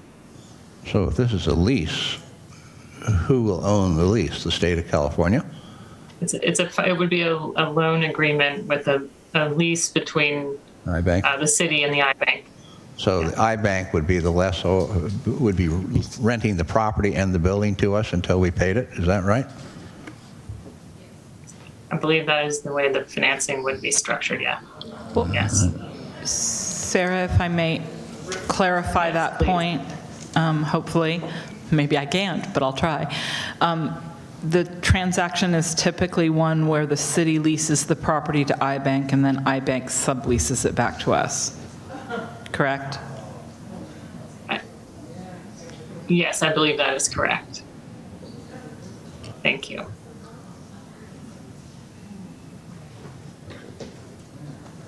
I guess the important point I was trying to get to is that the remedies that the iBank would have do not include repossessing your property from you and selling it to cover any non-payment. All right. And the staff report makes reference to a parcel at Sonoma and Solano. That's the property that is currently in remediation with PG&E. It's expected to be remediated through 2024. And it will be remediated to a commercial level. That acreage there will total 40 acres. There is 0.4 acres there that is owned by a private owner right at the corner. In your analysis of alternate sites, you made reference that this location is subject to remediation, which is understandable. Mm-hmm. Other than the remediation for that parcel, what other restrictions that you know of exist for that 40-acre site? So, yeah, the property is under remediation, and as I indicated earlier, There are no restrictions. There is a specific plan for that future southern waterfront that this council adopted, but could change certainly. Beyond that, I think we get into really it's an issue of cost in terms of bringing in the public improvements necessary, the utilities, the lighting, the stuff I talked about earlier. So those really become the primary issue. Beyond that, it's really one of land use, and that's just a land use decision. Okay, thank you. Mr. Mint here. All right, I have no further questions. Are there any council members? Council member Laura Diaz. Yes, I have a further question regarding the leasing and subleasing going back and forth. Is this not similar to what Salinas was doing, and is the reason that Salinas was not considered? Is this not similar? Is it not the same thing? So the Salinas model is a public-private partnership, which we refer to as a P3, and it is a lease-back facility. So the facility was built with private money, and the city of Salinas makes lease payments to that private company over 30 years, and at the end of 30 years, they get the keys, essentially. So it's a slightly different financial model. Either way, you've leveraged and you owe someone for the project, excuse me. I think in terms of why Salinas wasn't considered, simply comes down to affordability. It has nothing to do with the P3 model. And I think Mr. Malone has said this, and we've said this, building new construction, Chief Williams would love a new building. That gives you the opportunity to configure it to your desire and your particular operational need. But debt service for a $60+ million facility is much higher than the 1.4 we're talking about here. And it's important to note, typically, but in Salinas specifically, they have a dedicated revenue source to pay that debt service, which we do not have here. So that's the key difference. It's more about a financial affordability, not about a desirability. Thank you. Okay, are there any other council questions? There are none. All right, we will proceed to the public hearing portion of it at this time. We have 39 speaker cards in person, plus how many virtuals. The chair has received a request from one of the speakers, who is number 23, who wishes to speak first because she has to leave. What is the pleasure of the council with respect to putting her into the number 1 position? Do they wish to do it, or do they wish not to? Pardon me? Go ahead. She's here. She's waiting. Let's have her go ahead. Okay, that seems to be an agreement. All right, then we will now open the public comment section of this hearing and proceed to public comment. The person to be called out of order is Barbara Gaya. Is she here? Yeah, Barbara Gaya, to be followed by Linda Fuentes, Ross Knorr, and then Brian Attridge, and then Laura Pierce. In that order, please. Thank you.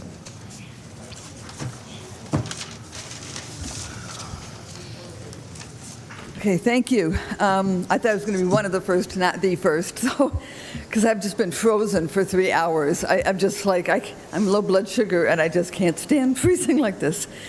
Anyway, I write on my card, I'll try to be concise. I have 3 basic points, but I want to point out, I'm hoping to encourage people to think about wearing yellow and royal blue in spiritual solidarity with the poor Ukrainians, the hell they're going through. Okay, my 3 points. Oh, and I do want to make another preface comment that when that big ruckus was going on, and part of me understood, the whole philosophy of no justice, no peace, and of course there's been no justice, there should be no peace, but I was impressed with the city council that almost every single one of you were looking and listening the whole time, even though it was very, very uncomfortable, so I want to thank you for that. Anyway, Barbara Gaya. I'm a 27-year resident, paid off my mortgage. I plan to spend my last days here. I like to call myself the 32 Reasons woman. It's 32 reasons why this is the best city in the country to live. I get handed out to people all the time. I have them in my car. It's one of those don't get me started things. But one of the things that I spend up talking about most of the time is the reputation of Vallejo. I lived in Napa for 10 years, hated every minute of it.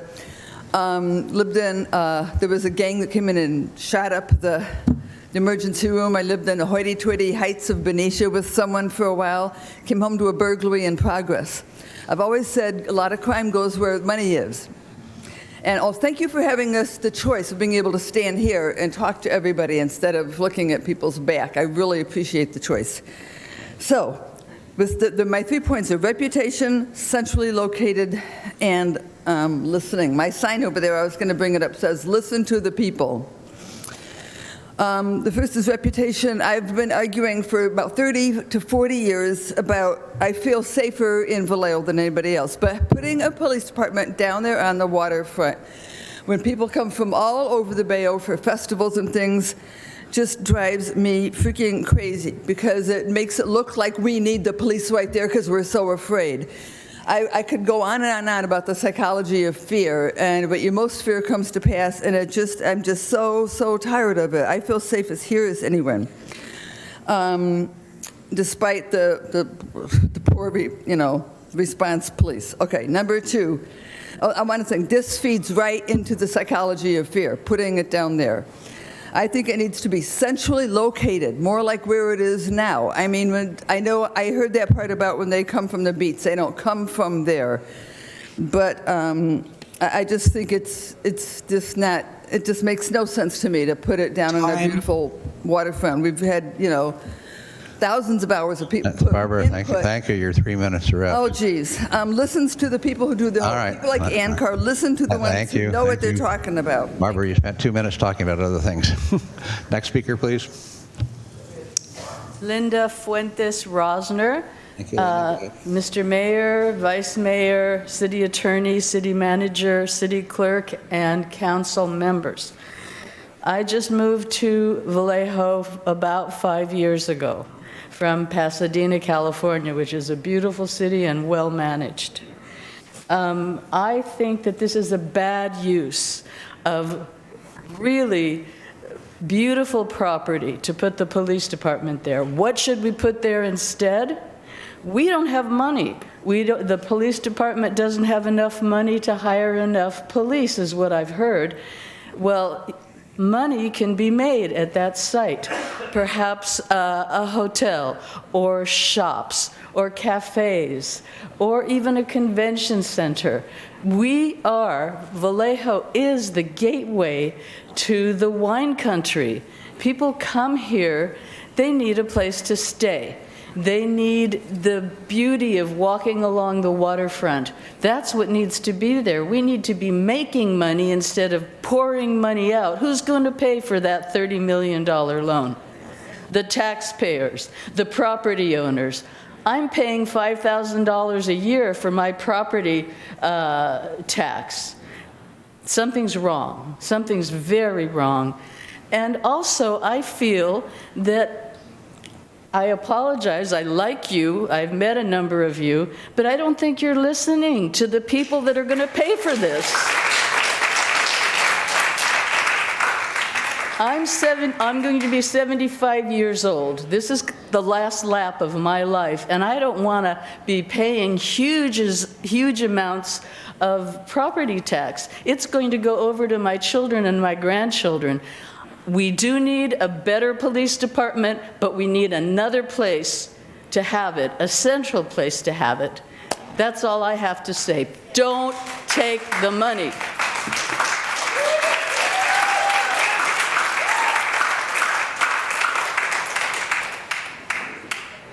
Next is Brian Artridge and Laura Pierce, followed by Garrett Toles. Is Brian Artridge here? I guess not. So, Mr. Attridge?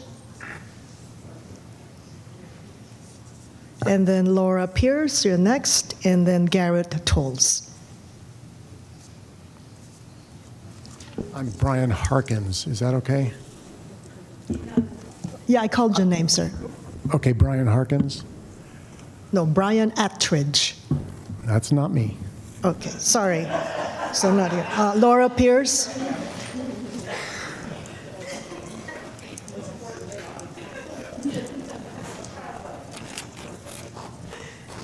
Good evening, Mr. Mayor, council, staff. My name is Laura Pierce. I am a 5th generation Vallejoan, and I'm the 4th generation to run my family business here. My family has been living here and serving the Vallejo community since 1890. I come to you with a message of support and hope. I represent many businesses and citizens in this community who are afraid to speak out because we fear public slander on social media platforms, including bad reviews, threats of lawsuits, being stalked and terrorized. Tonight, I want to express gratitude and acknowledge the hard work and accomplishments of Vallejo Police Chief Shawnee Williams and his team. Chief has pledged to move the department in a new direction and to stay transparent and accountable. He has instituted a number of reforms, including banning chokeholds, instituting a mandatory body-worn camera, and a clear de-escalation protocol, which I think he clearly exhibited this evening. He has launched Operation Peace, which is a community program to engage residents in solving crimes. Thank you, Chief, for not giving up on Vallejo. Facts. With a city of the size of Vallejo, we should be staffed with over 150 officers. We currently have approximately 50 officers. Citizens reporting poor response or no response, we don't have the officers to answer all the calls. Chief Williams has made great progress, but there is still much work to do, and he can't do it alone. No new business is going to come to Vallejo. No people will come to Vallejo to spend time or money. How can we heal a toxic police culture if the environment they work in is physically and emotionally harmful? As a city, we will never attract and hire officers needed with the current working conditions. No police presence in the community.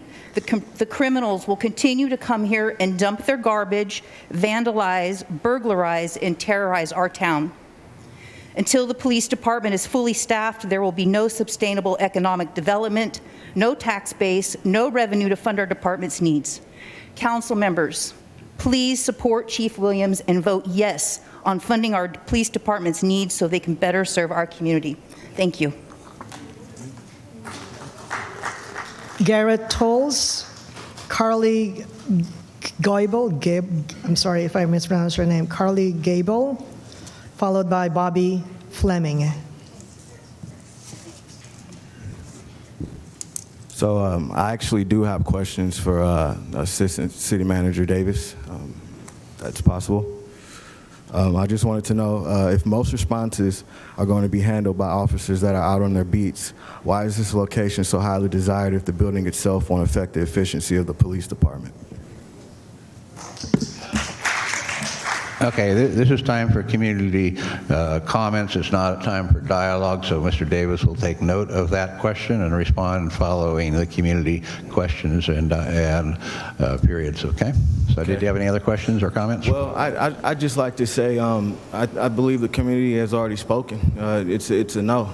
The community doesn't want it. And, I'm more so, the tax revenue, like how will we afford this? If this were approved, will we have to take out additional loans to maintain the building? And the community just needs to be put first in this. And right now, it's not fair to the community that the history will be basically erased on the waterfront. It can be a tourist attraction. That building could generate tax revenue. It could be used for it could be a grocery store. It could be, once again, a tourist attraction. It could be used for much more than a police station that won't generate any tax revenue for the city. With all the lawsuits out there, that we're currently facing, we may end up going bankrupt. How will we come out of that? I just don't understand why this building is a priority over the youth, over mental health resources. There's just other issues that we have to tackle before we give the police a police station. You know, there was a 9-year killing spree span, you know, and we're supposed to reward them after 2 years. That's not fair to the community. At this point, I think we need to listen to what the community wants, and we say no to a police station on the waterfront. Thank you. Thank you. Next speaker. Yeah. Carly Gable, We had Bobby Fleming, and David Haldane. Good evening, Mr. Mayor, City Council members and staff, and the fine members of this community. Thank you for taking the time to hear our concerns today regarding the waterfront property, 400 Mare Island Way, and the proposal to use this property for a new police station. My name is Carly Gable, and my husband and I moved to Vallejo this year and purchased property. As I heard another member of this community say at a previous council meeting, Vallejo is perfectly situated between San Francisco and the Napa area and has an incredible opportunity to become a tourist destination, bringing enrichment, vitality, and money to this city. The ferry on Mare Island Way makes this dream that much more possible. So what would stand in the way of this growth and development, I ask? Well, one thing I am certain of is that voting to turn 400 Mare Island Way into a police station and allocating $30 million of taxpayer money to the project would completely waste this prime opportunity our city has for development and possibly push us further towards bankruptcy, not becoming the thriving hub that Vallejo could very well be. There are many reasons as to why this would be the wrong decision for the council to make, but the most important being that, as we have seen time and time again, the police in Vallejo continuously fail to do their jobs, no matter how big or small, and commit so many atrocities. You saw the people gather today outside of City Hall. People are sick and tired of the status quo. Why would we award a new station and put so much money toward a racist boys club that refuses to come to the scene when crimes are committed?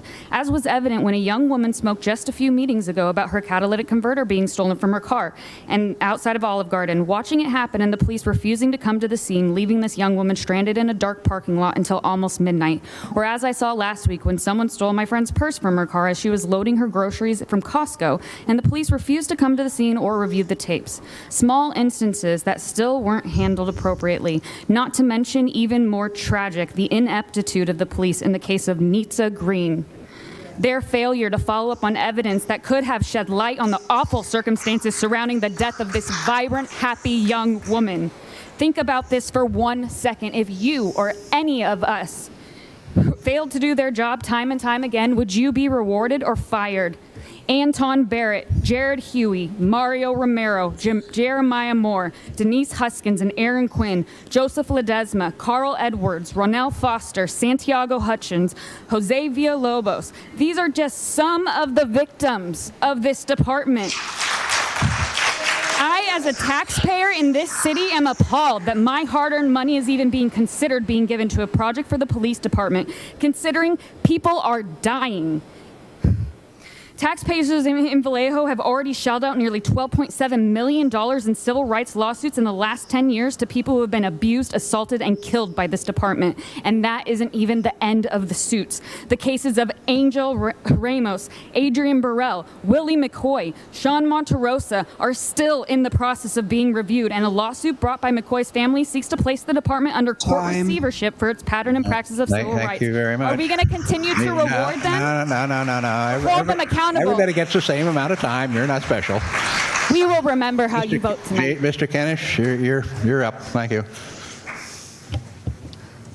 Bobby Fleming is left. Okay. Okay, Bobby Fleming, you there? Left. David Haldane, followed by Phillip Balbuena, and then Ann Carr. Thank you, Council. I'd like to start from reading from the International Association of Chiefs of Police Facilities Planning Book. When seeking funds, police leaders should refrain from making estimates of the anticipated design and construction costs. Ballpark estimates at this stage are frequently wrong, since they are not based on documented information and analysis, as we've seen tonight.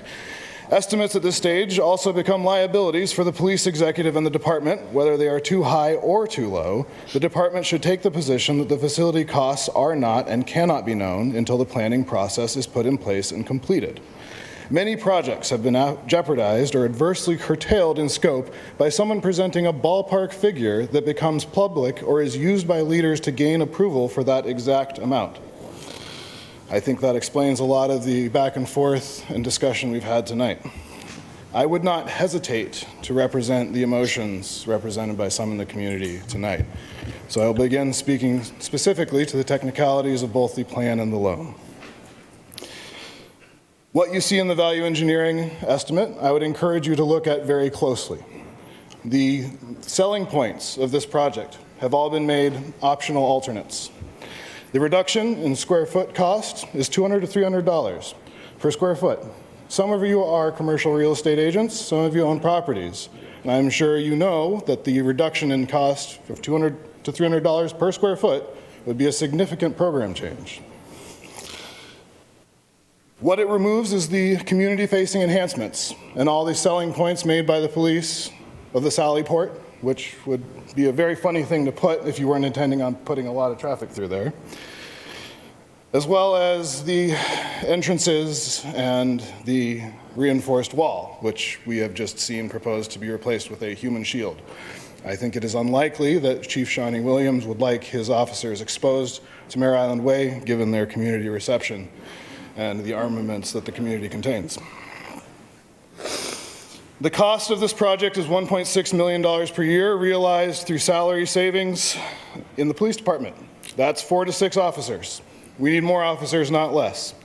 If we were to rent that building out at the rate of Vallejo office square footage, we would make between $2 and $3 million. We could pay for another facility. We could get a bond issue on that income from that building and build the thing we actually need. The community agrees that the police department needs and deserves a new police department. We agree. Do the remodel. Build something new. But using this facility for $30 million will commit us to the danger of bankruptcy, decreased services from the police department, and a wedge between the police department and the community. Thank you.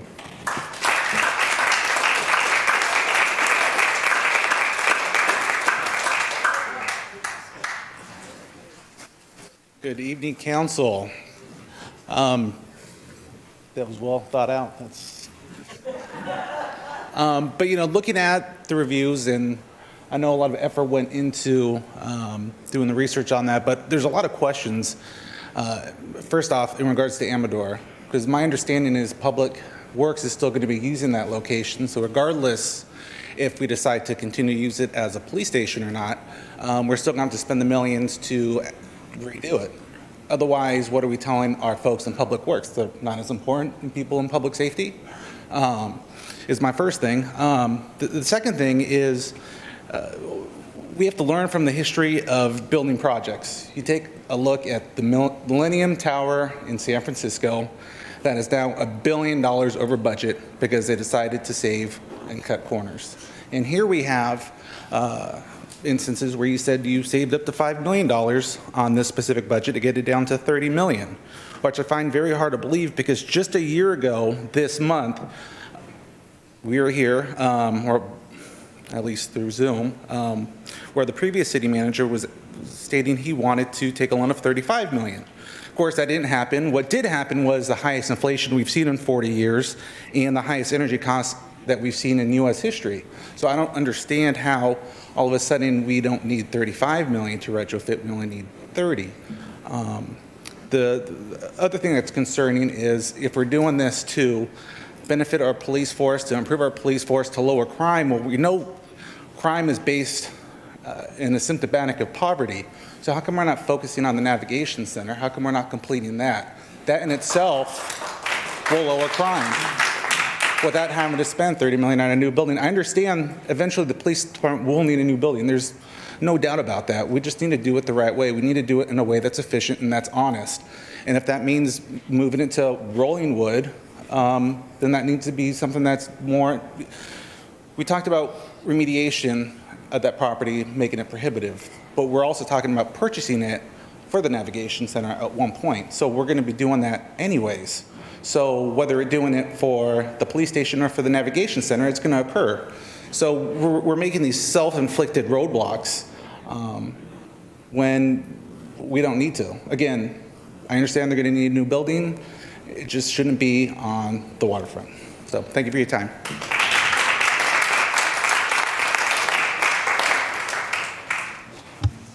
Yeah, and Carr, Jerry, followed by Marissa, Serafino. Good evening, Council and Vallejoans and Carr again. There are so many reasons to oppose the use of Mare Island Way for a police headquarters. I don't have enough time to go through them all.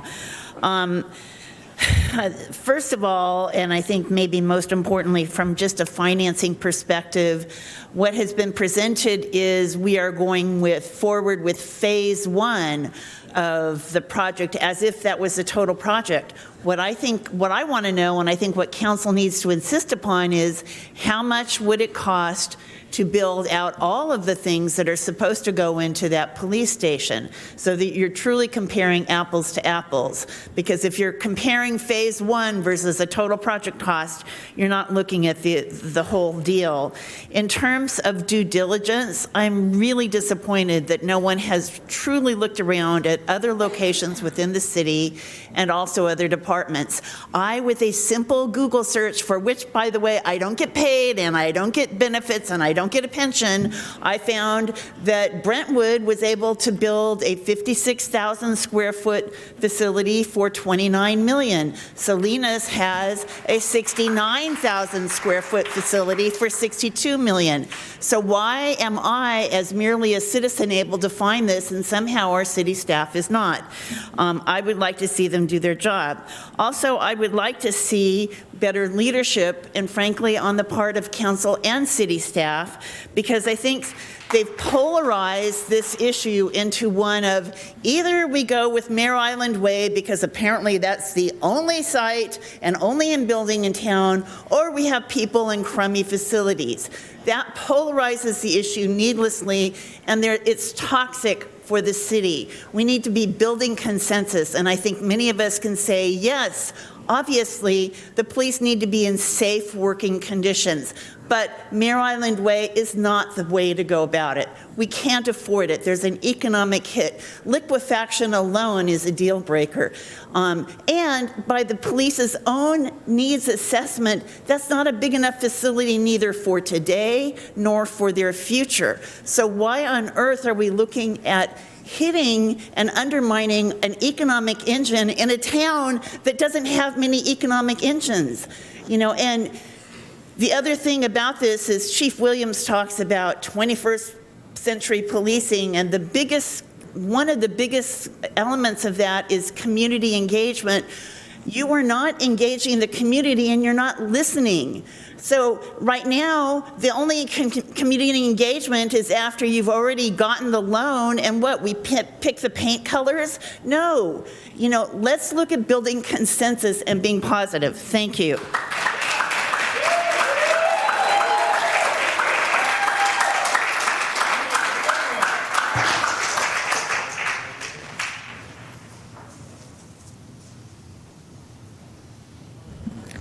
Good evening. Thank you, everybody, for hanging out to give comment. Only got 2 minutes, so I'll be really quick. I'm a lifer here, Vallejo. I won't echo too much of what has been said before about the murderous, violent gang that is Vallejo Police Department. They are not deserving of anything. If our kids are in the schools that are in the condition that they are today, how dare we ask to give anything to this gang? We talked about due diligence. This body has failed miserably to do due diligence.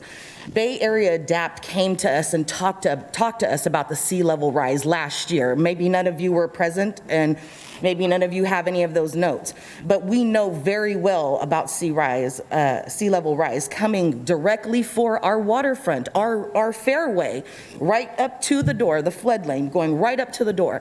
We know a lot about that. We didn't have to do any new studies. Studies have already been done about that. We know about South Vallejo is going to be picking up inches year over year. So the due diligence isn't there. Traffic reports, where are those? Where are the published reports? Where is the community dialogue that we get to say what we feel about the impact of the area? It's not enough for us to just come here and tell and gripe to you and say, oh, this is not a good idea. You guys have to get more meaningful with this interaction. None of you show any meaningful or none of this seems genuine. None of you. You're laughing in between the discussions. Even Mayor, you've told people that you understand how they feel, but then you mocked them right here in this forum. That doesn't tell us that you take us seriously. Now, we're going to sit here and we're going to say all that we're saying until we're blue in the face, because you know what? We know how you guys get down. You do what you want to do. It doesn't matter what we come up here and say. You guys are going to do what you want to do, because at the end of the day, it feeds you, your businesses, your alliances. This has nothing to do with the people and what's right for us. This is about you land hoarding, wealth hoarding, and taking what we taxpayers belongs to us for your uses. The VPD doesn't deserve anything. They deserve punishment. They deserve reprimands. They deserve time. Time. You know, hearing stories about people watching their catalytic converter getting stolen right in front of their face and no response. What is this place going to do for us? How is that going to improve us? How? There is no proof, no evidence. Furthermore, it is fiscally irresponsible of you guys to do this, because it's not even about how impacted families feel. It's not about, it's about fiscal prudence, and you guys don't have it right.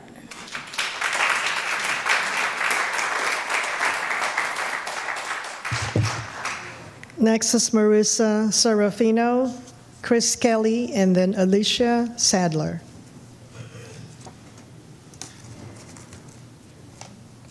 Marissa? Is Marissa here? Yes, no? No? Chris Kelley? No, Chris Kelley? Are you Chris Kelley? Okay. Thank you.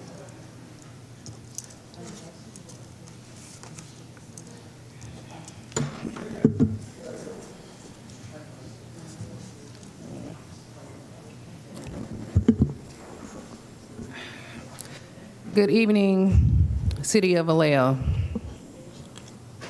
The question tonight is, who will our elected leaders stand with? Us, the people of Vallejo, or them? Them equals all of those who have benefited from the fruits of police murder. Strange fruit indeed. Those who have picked personal interest and political aspirations over the sanctity of human life.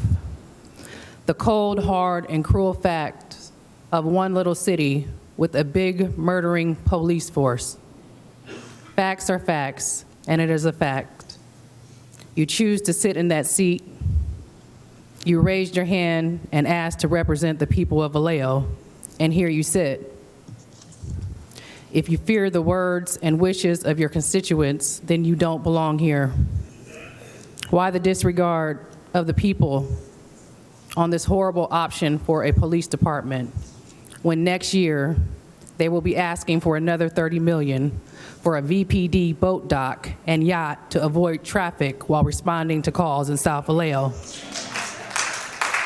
What is the real reason most council members are not opposing this insane plan? Simply put, I will say this: some of you are them. You are the accomplice to the murderers. You are the oppressors of our First Amendment rights to freedom of speech.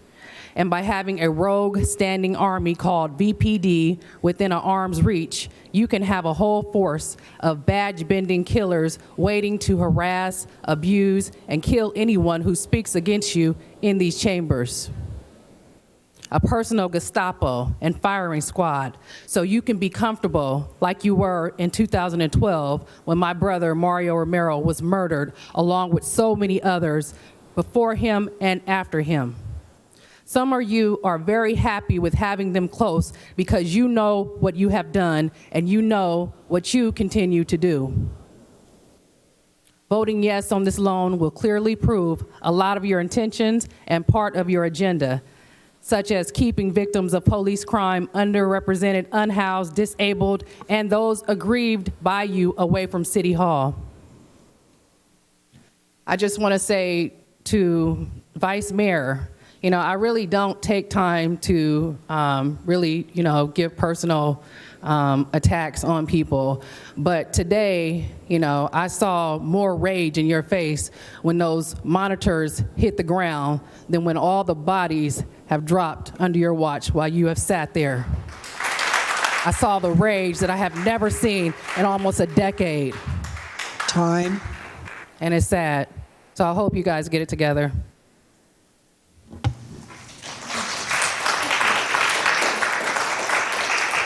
Next speaker, Alicia Sadler, Angela Sullivan, and Andrea Sorce. Is Alicia Sadler here? Yes, no? Okay. Angela Sullivan.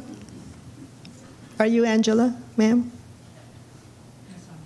Are you? Oh, is Angela? No, you're Andrea. Okay, so Alicia and Angela are not here, so now we have Andrea Sorce. All right. So I've spent a lot of time looking at this staff report, and we got a lot of new information just now. And I don't want to repeat what's been said because I think we don't have a lot of time. So I'll focus my comments on the process. This is not how you make a decision. This is not how a decision should be made. The due diligence, it's a joke. Because if you look at the timeline, there was the 2018 feasibility study that was just about VPD's needs. I went through the staff report. All these things are attached. That was about VPD's needs. In February, we purchased the building. So we found out it was available in December. We purchased it. February 2019. Then in April 2019, the feasibility study came out. So we purchased the building, then we did the feasibility study. And then in July of 2019, we did the feasibility study for the JFK library, the comp. So we bought the building, then, and I looked back at the February 2019 staff report, by the way, and presentation, and the building was presented as a headquarter for VPD when we bought it. You all know that because you were there. So we presented it as a headquarters for VPD, then we did the feasibility study, and then we pretended to evaluate a comp. So we made the decision, buy first, and then we went back and justified it. And we're doing the same thing today. If you look at the staff reports, the numbers are, the loan term was 20 years, then it was 30 years. VPD needs 60 square feet, then they need 75,000 square feet, then they need 100,000 square feet. The cost escalation, it's 6%, then it's 25%, then it's 30%. We're just back-ending this. We made this decision. Someone inside City Hall, some city staff member, made this decision in February 2019 and have been trying to justify it for 2.5 years. No one in the community ever got a chance to weigh in on this. Nobody thought it was a good idea.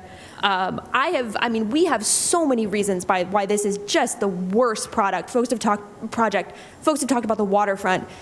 I'm looking at Councilmember Dew right now. You talk about economic development all the time. We're not arguing that VPD doesn't need a headquarters. We are not. But why on earth would we commit this beautiful building on the waterfront to a police department that's going to put up ballistic walls and be on patrol anyway? And what we're losing out, I teach economics, opportunity costs. What we're losing out on the waterfront, you're a realtor. Councilmember Laura Diaz, I know you already talked about this. You asked for this information a year ago and we never got it. The opportunity that we're missing out on is huge. The public was never involved. We heard earlier today, you all admitted basically the loss by saying, oh, we're gonna have a coffee shop there and a yard. Yeah, it's a great location for community engagement, not for a police station. And we don't wanna have an opinion, we don't wanna have a chance to weigh in on the paint color or the design. We wanna weigh in on the location, and the location should not be 400 Mare Island Way. This was just bad from the start, rejected. Don't buy into this crap anymore.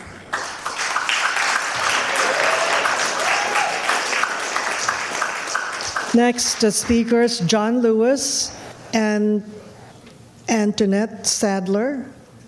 Or did I say that correctly? Antoinette. It looks like Antoinette. If I'm mistaken, I apologize. So John Lewis, Antoinette Sadler, Brian Harkens. Any of the three people here? Mr. Harkens?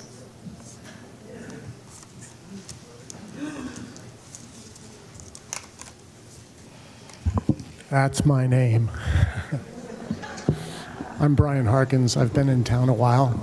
I also chair the ALHC. I know a lot of the city council and people may be vested in this project. I think the previous speaker put a lot of what I wanted to say out on the table. And I understand that we have a very professional team working on this. But I think I also sense from some of the comments I'm hearing from council that there may be a little bit of trepidation that maybe this decision is premature or shaky. And I share that.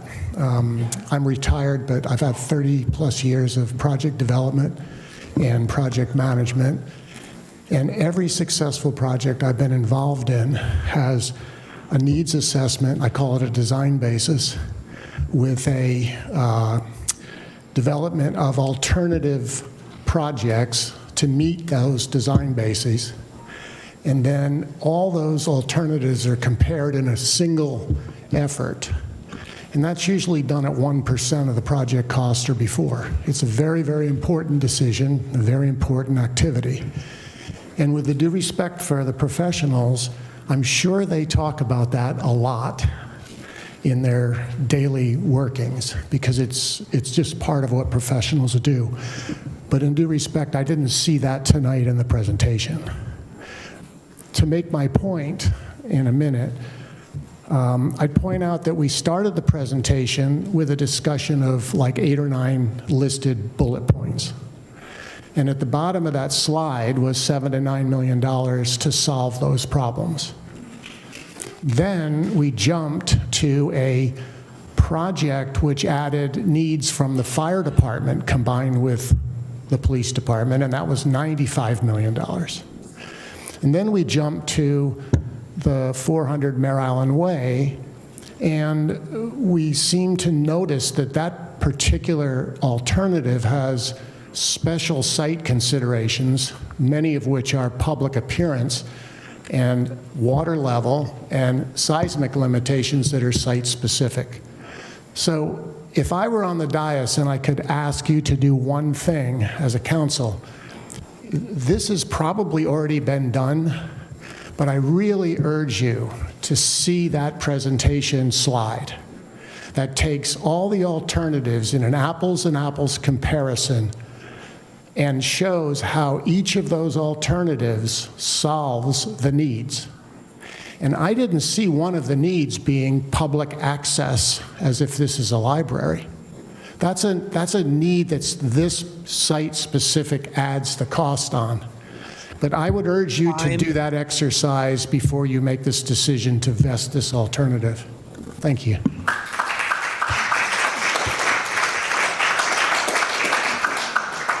Next, the 3 speakers. I think I saw Mr. Reason here. Reason?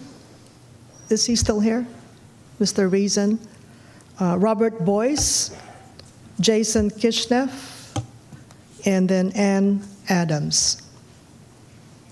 Mr. Reason's not here. Are you Robert Boyce? Robert Boyce? And then Jason Kitcheneff. So Robert Boyce first. Thank you. Good evening, council and staff. I'm Robert Boyce. I live at over on St. Vincent's Hill on Kentucky Street. And I didn't note it on my card there, but I'm also against this project. It just seems like a bad location for the purpose. And with all the space that we have available in Vallejo, why are we putting police there? I'm a former public employee myself, and a union member, and I never needed a fine piece of property for my office. We could do the job just fine in a regular location. So I don't see the need for this prime piece of real estate for the police to be. I mean, the police, public employees, we work for the public. And so we need to be responsible, and that was always on my mind, you know, when I went out there to do my job, you know, that was my boss, you know, the public was my boss. So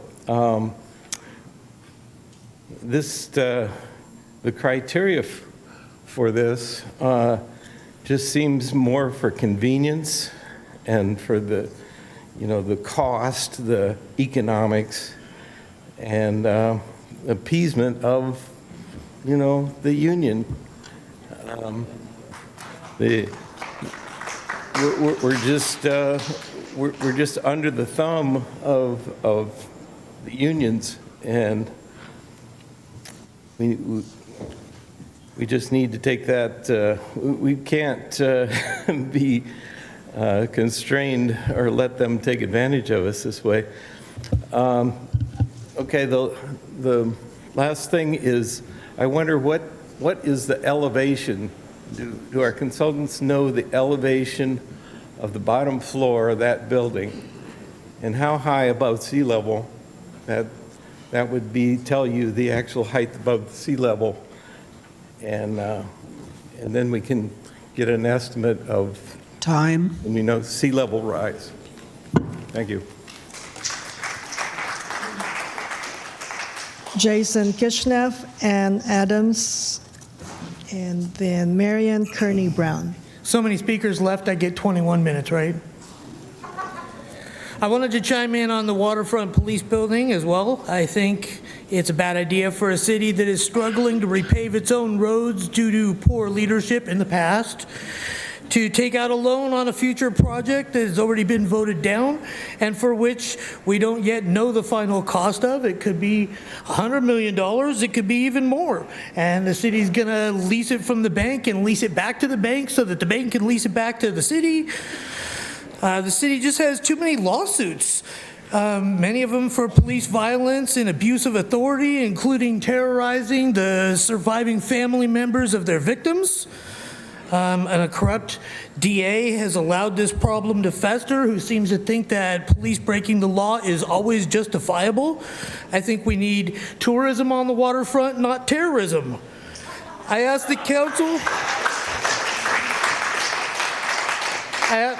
I asked the council to vote no on this, and I asked the people to vote for Sharon Henry for DA. Thank you.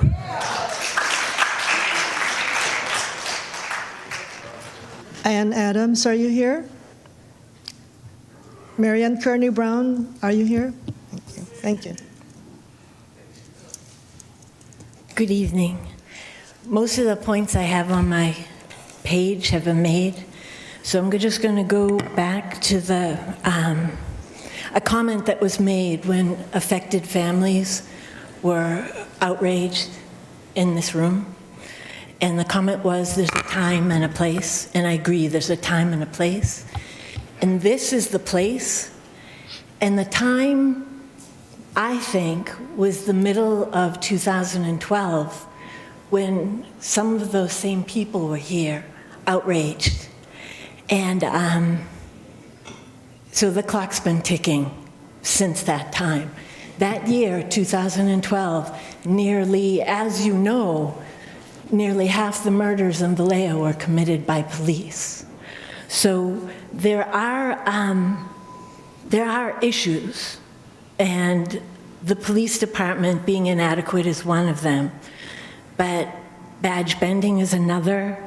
Payouts for excessive use of force and for officer-involved shootings, that's an issue. The lack of responsiveness to community 911 calls, and I've had that my own self.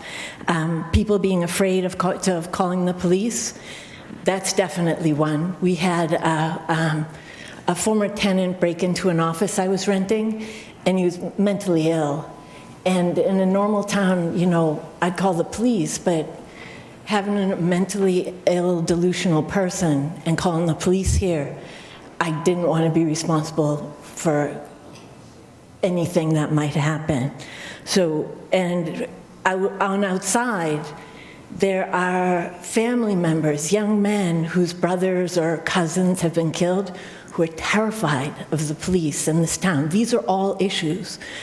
But the only issue that's really been addressed or is being discussed is not only the need for a new police station, but a police station at 400 Mare Island Way. So I was a teacher. When all hell breaks loose in a classroom, there's something wrong with what's going on with the teacher. The students' needs are not being addressed. And when all hell breaks out in a city council meeting, and that's not the first time, it's not the only time, it's happened a lot. It's something you need to deal with, because even if you do get this 400 Mare Island Way, then you're going to have the issue of having that beautiful entryway covered with huge protests of people when all hell breaks loose. Okay.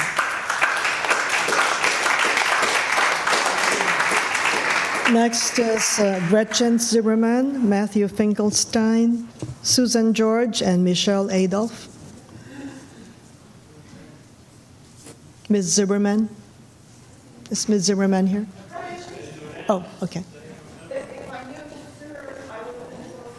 Sorry, no problem. Okay, a lot of what I want to say has been said, but I learned a new thing I can use for my own finances today. I can just make a budget, and then my car won't break down, I won't get sick, we won't find termites in my house, because I can't go over the budget because I have a budget. No, it doesn't work that way. I'm sorry.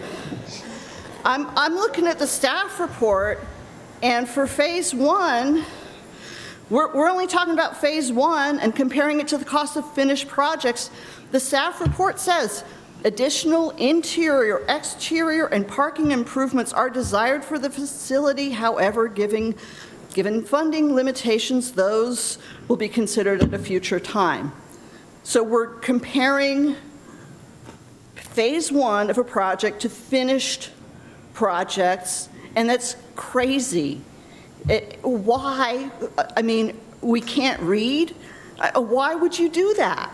It's disrespectful. Another thing that's disrespectful is we spent a lot of time coming up with a general plan. We had community involvement, we had professionals, we had meetings, we looked at maps. We made a general plan. That general plan said the police station should be centrally located. Why don't you care what the community engagement came up with? We'll discard this because it's convenient. And do you know any people with low self-esteem that you look at them and you go, why are you dating that guy? You know, you could get your GED and go back to school. You don't have to be a dishwasher. Well, buck up.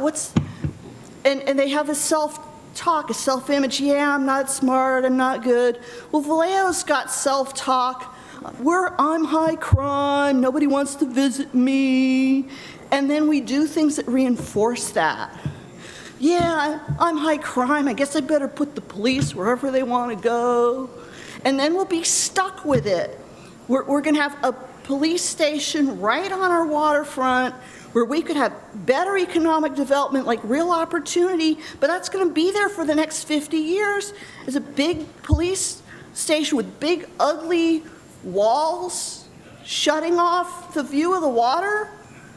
Like, we gotta have better self-esteem, and maybe administrators who lived here would think with more imagination of what our potential, our possibilities are, instead of selling us short.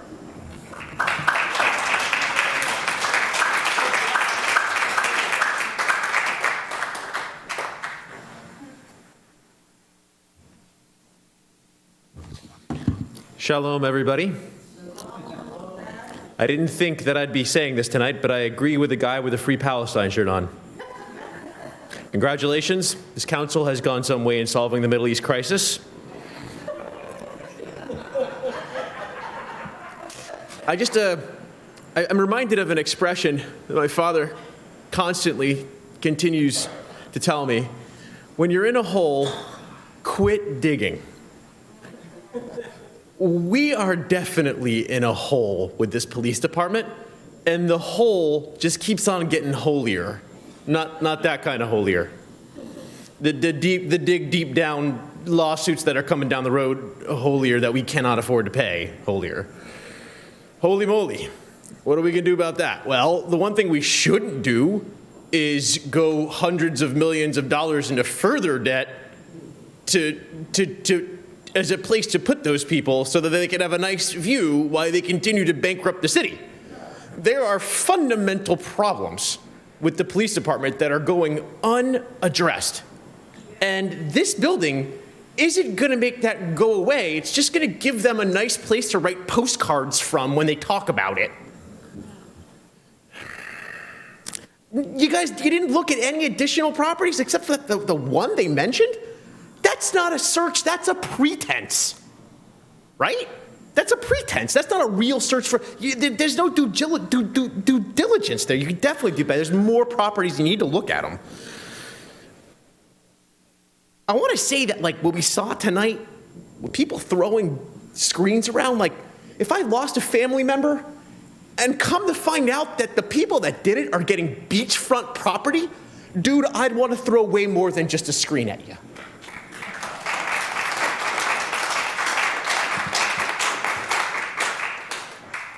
Those people are gaslit, and they're angry, and the instinct when you encounter something like that is to kind of entrench and to say, oh, you know, we can't listen to these people, which is like punishing people for the same thing twice. Anyway, I guess if there's a minimum ask here tonight, it's this. By the way, there's one more thing my dad used to say. He said the definition of chutzpah is sawing down a redwood to give a stump speech about environmentalism. And this fella here tonight, when he said, we have to honor the general plan, I could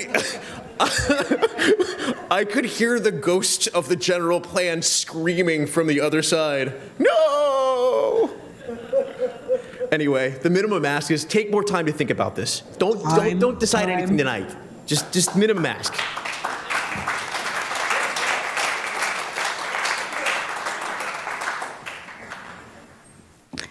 Good evening, council members. My name is Susan George. I've lived in Vallejo for about 7 years. I'm an elected assembly district delegate. Some of you might have voted for me. I know a little bit about legislature, and I found this on iBank website. It may have been read, but I'm not sure. California Infrastructure and Economic Development Bank, iBank, is the state of California's only general purpose financing authority. The legislature created iBank in 1994 to finance, public infrastructure and private development that, please listen, promote a healthy climate for jobs, contribute to a strong economy, and improve the quality of life in California communities. Will this project bring any of these things to our community? Please listen.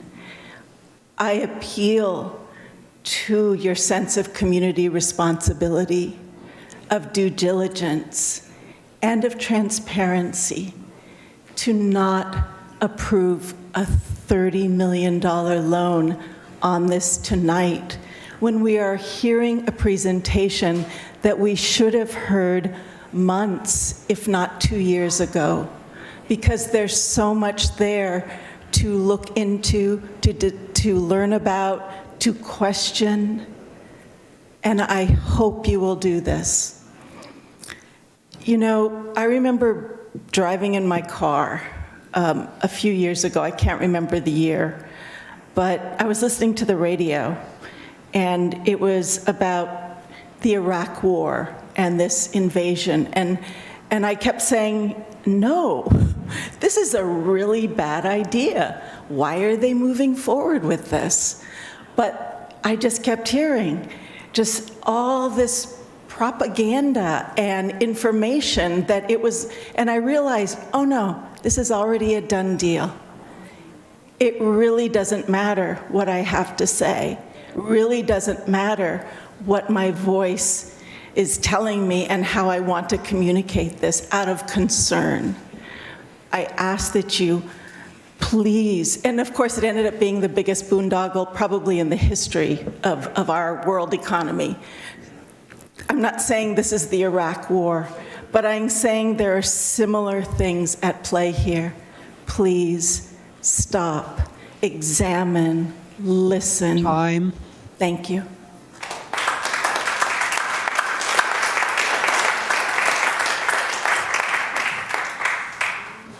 Good evening, City Council, Mr. Mayor.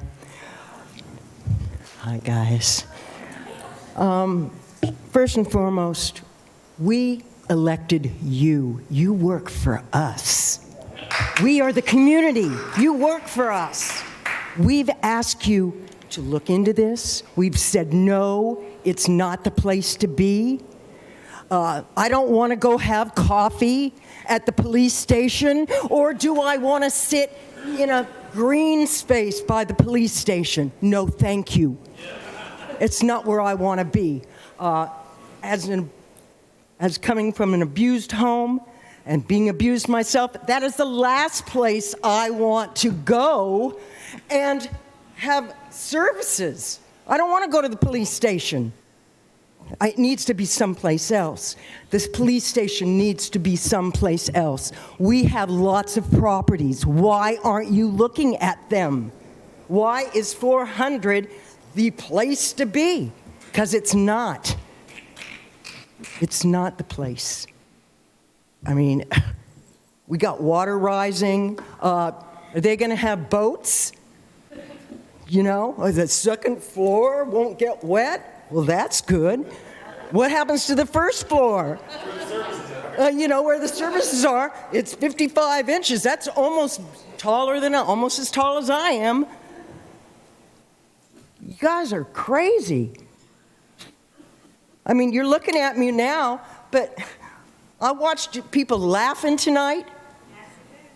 Laughing when people are hurting. These people hurt.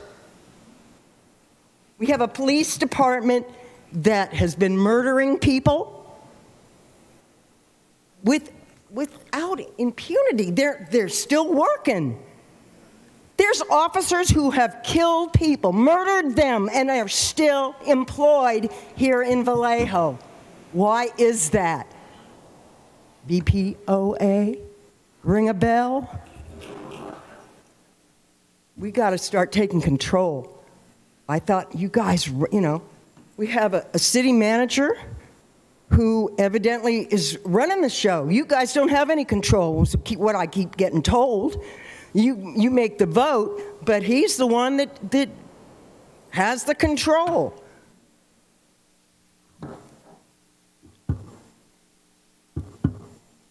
He was very eloquent the other night, and I spoke with him tonight. He's got some, you know, he's got a lot of problems caused by the last city manager, which y'all voted for. Y'all are responsible for that man and for what happened here and why we have 400 Mare Island.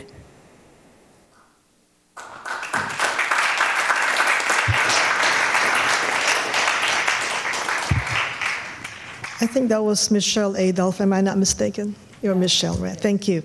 Bridget Doherty, Kimberly Nunes Brandau, sorry, followed by Charles Palmares and Diana Lang.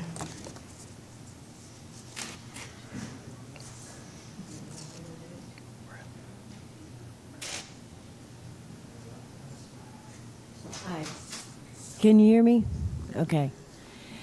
So, a lot of things that I wanted to say tonight have already been said, so I'm just going to kind of go on the cuff here and say, I want to talk about delusion. There's a lot of delusion in this plan. I mean, climate change, that's happening. So that right off the top, like everyone already said, are they going to have boats? That's just on that. My main reason to come here tonight was to support the impacted families. So I'm going to spend more of my time speaking on that. You have a lot of lawsuits coming down, and I'm here to let you know, I know of one that nobody even knows about yet, and it happened in 2016. You'll be hearing about it soon. The family, they don't know what to do, but I'm their friend. So here I am, and I'm going to be speaking on it. We're going to be bringing it to the front. His name is Daryl Mefford. He was killed in 2016. He wasn't shot. It wasn't on video. He was beat to death. He was beat to death after he was taken by his family to Sutter because he was having a mental break, possibly because of drugs, but being an addict or having a mental break, neither of those is a crime. Falling asleep in your car, that is not a crime. I'm an Uber driver. I've done over 9,000 rides. I've fallen asleep in places. Thank God it wasn't a drive-through. Falling asleep is not a crime. 55 bullets out of 6 officers? Really? That's justifiable? Really? Honestly, really? It's crazy. And we sit here and we pay you guys to do some work, and we're hoping you'll do it. I know my time's about up, but let's get our shit together.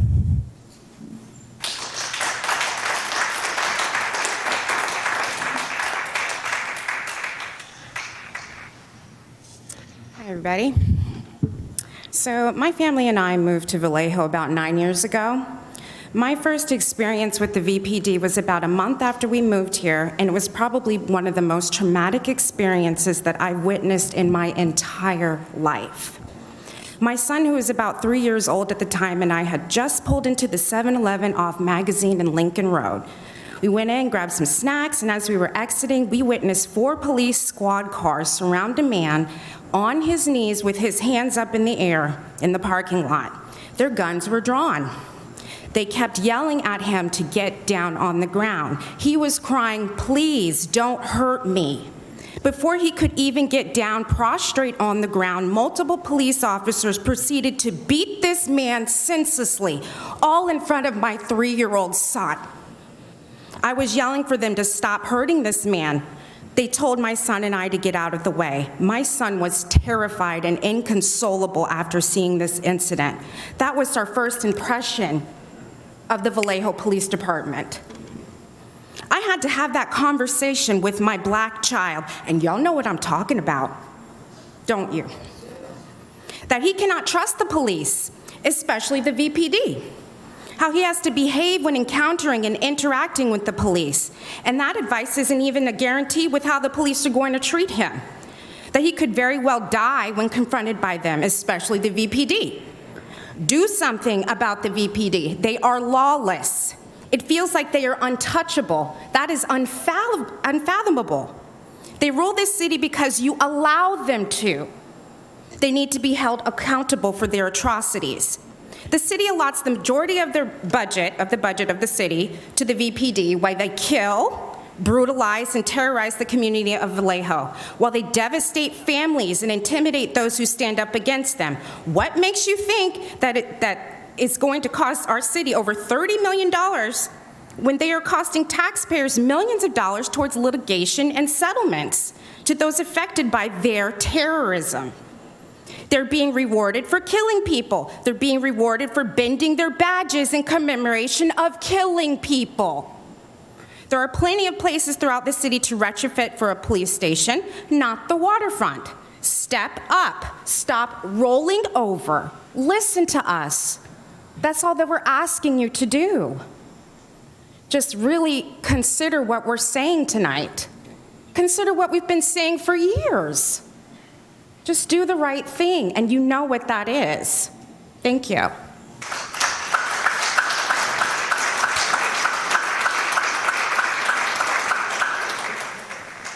Charles Palmares, Diana Lang, followed by James Sisney.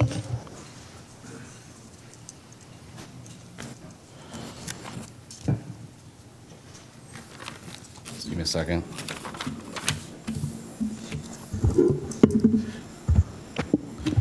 Good evening. I am Charles Palmares. I am strictly speaking as a resident of Vallejo, a native Vallejoan, I might add. I cannot support that the city of Vallejo enters into a financing agreement for the design and construction of a police headquarters facility at 400 Mare Island Way. To date, I have not seen a conclusive demonstration that the city of Vallejo has the requisite revenue to pay potentially up to $30 million, short of dangerously neglecting our public services and pending litigations. Conversely, 400 Mare Island Way has the potential to be used in a variety of different ways, which can have the multiplicative effect of both generating revenue and contributing to a more vibrant downtown and waterfront. And as nearby local and small businesses are still reeling from the economic consequences of the pandemic, this presents a unique opportunity to support them in the long term. 400 Mare Island Way, as a police headquarters facility, would be the outright denial of that opportunity. But let me acknowledge a particular concern that perhaps some of you may have.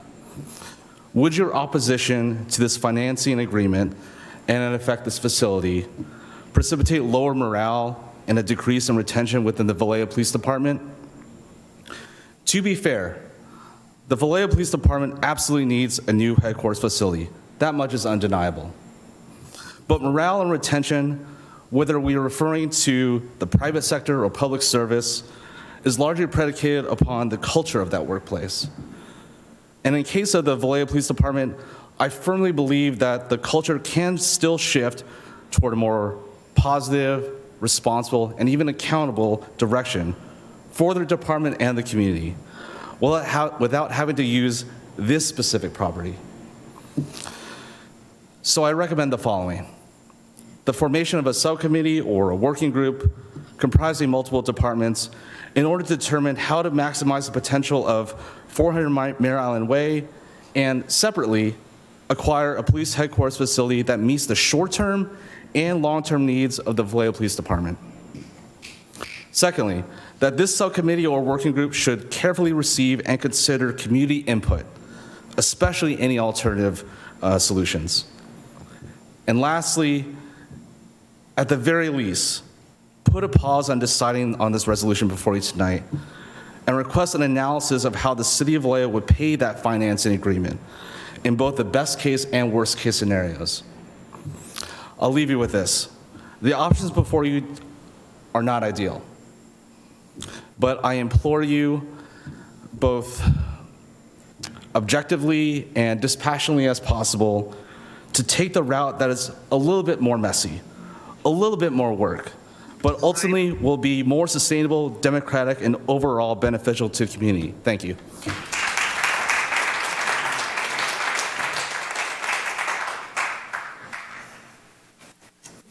Good evening, guys. It's 11:38.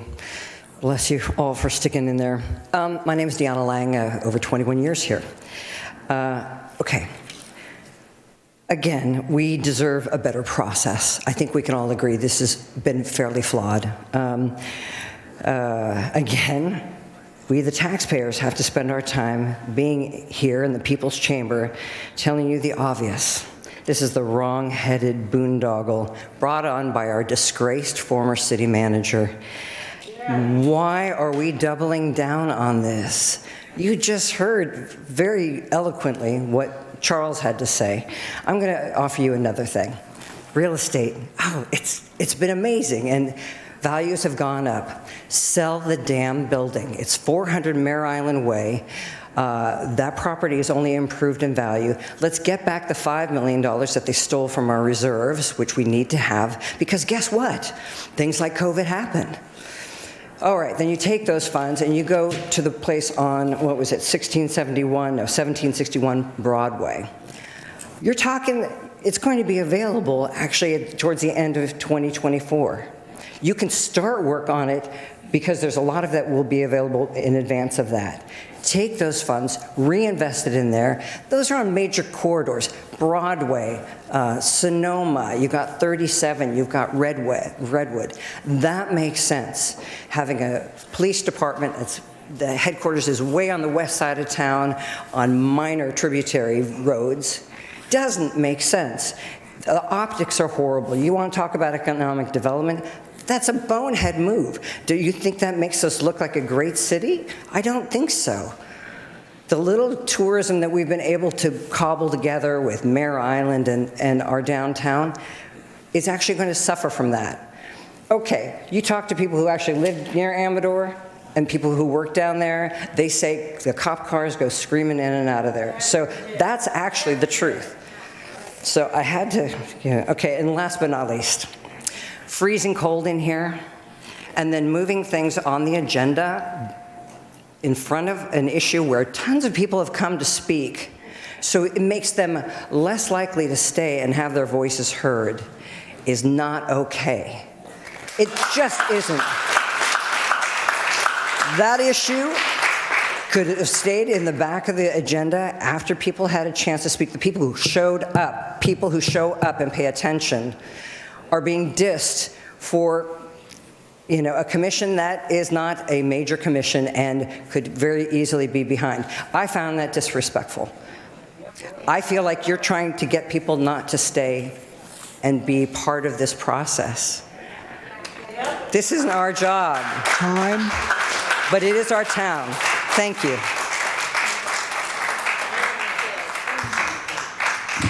We have James Sisney, Dr. Kay Flavel, Ken Sutsu. Is James Sisney here? Okay, he was here, I guess. Dr. Kay Flavel, I see Dr. Flavel. And then Ken Sutsu.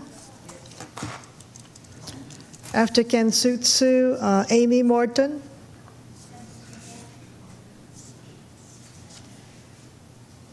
Good evening, City Councillors and Mayor. I have a message for you here. I'll read it. Please slow down. No premature vote tonight. We need public discussion of more suitable locations and affordable funding. I want to make 5 points and then go back to number 2. Number 1, you've moved too fast. There's no consensus. Number 2, the public has been shut out from public discussion from 2018 through the premature actions of our former city manager.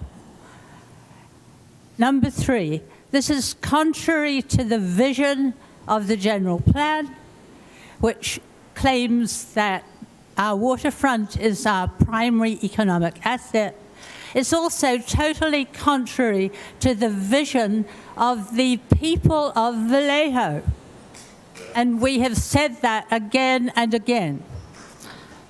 Number 4, please put our money into economic development of our waterfront to benefit our children, our working people, our seniors, and tourists. We have to become a prime tourist destination between San Francisco and Napa. Everything is waiting for it. No 30 million on this plan. We have to go back to the drawing board. We are not at the stage of discussing design and construction. We have to go back to the beginning and have public discussions about more suitable locations and funding. Back to the beginning. In my last 59 minutes, I will say that the premature actions in 2018 were taken out of fear because of the public concern about police behavior. This is why the general manager rushed prematurely into this action. We have to be involved in discussion of locations and funding. Thank you.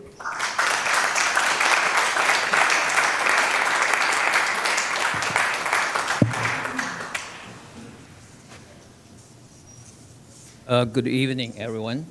Ken Suju. And I wanted to start with the conclusion, which is also I like you to start to slow down the process because I don't think we are ready. Okay. First of all, let's get this thing out, which is I think we all agree police will need some new facility. I think so. The discussion is not like if they need one or not, but if Mare Island, 400 Mare Island is the right thing.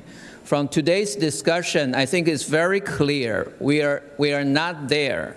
Okay, first of all, we heard from this architect that the sea level rising was not considered. And then we heard about we will not overrun the 30 million because we have a budget. And we know very clearly Navigation Center is a very clear example for us to know we have a budget and what we have happened. Okay, even let's assume everything is correct. And I wanted to say, talk about the finance. We all know, like 2 years ago, we put this bond measure on the ballot. And the ballot, which the city wanted to use the money to pay for this, and it was voted down by the voter. And so now, what's the difference between a loan and a bond? Why do we need all the residents to vote for a bond? But today, I mean, you 7 people is going to vote and endebt all our residents for the next 20 years, 30 years for $30 million. So my question to you is, who give you the entitlement to endebt us? Okay, why? A bond needs to be, everyone has to vote for it. And now it's not, you cannot decide this just because you have 7 people here. Okay.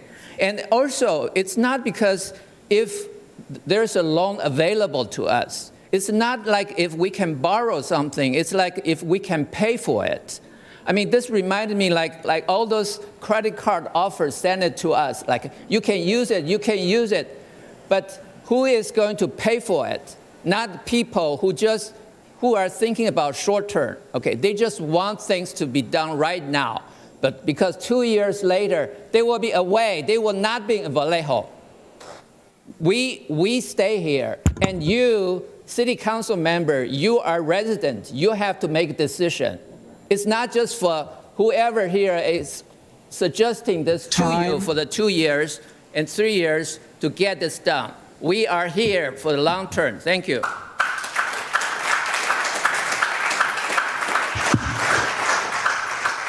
We have 5 more speakers we have 5 more cards, actually, 5 speakers. Amy Morton, William Baker, Robert Brekke, Noel Warren, and the last one, number 40, is Liz King.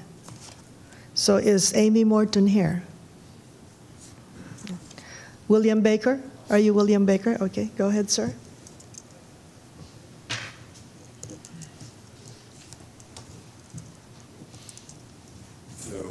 Good evening, almost good morning. I just want to address, most of my fellow community members that have come up here have already said what I wanted to say, but I want to address two fallacies that are, in the ascribed to police officers. One, I think, is that these men are heroes. I think that they're cowards and that they're bullies. I think their job isn't very particularly dangerous, and I would say, you can look this up, since 1896, in 126 years in Vallejo, there have been 5 officers that have died on duty. Since 2010, there have been 19 Vallejoans that have been killed by VPD. So I ask you, what is more dangerous? Is it to be a dude walking around the street or a cop? And the answer is pretty obvious. It's more dangerous to be a Lyft driver or a pizza delivery person. And so, why were you going to reward a murderous police force with a prime location in Vallejo? It doesn't make sense to me. Other thing I want to address is the badge bending scandal in truth. Really, all it is a story of a modern day lynch squad. These officers literally hunt members of our community, lynch them, take trophies in the form of bent badges, and then celebrate barbecues. That's modern day lynching. That's what it is. VPD, let's call VPD what it is. It's a criminal street gang. If you watch the execution, the assassination of William McCoy, just watch it when they're calling people up and they say, you know what to do. What that is a gang initiation. Let's be real about that. I want to say more policing is not going to make our community safer. There's no correlation between heavy policing and incarceration and a safe community. If that was the case, United States of America is the most heavily policed and incarcerated society in human history. It should be the safest society in human history if that's the case, and that's certainly not the case. So to me, that is very fallacious. And yeah, in closing, it's just insane to pour more money into this street gang full of scoundrels that don't protect us, that don't serve us. Very few of them actually live in our community. They take money, they take resources, and they go back to Vacaville or Black Hawk or wherever the hell they come from. They're bleeding Vallejo dry, and they should not have a new police station. That's all I have to say.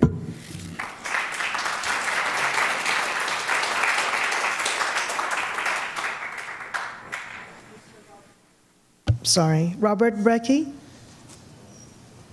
Noel Warren?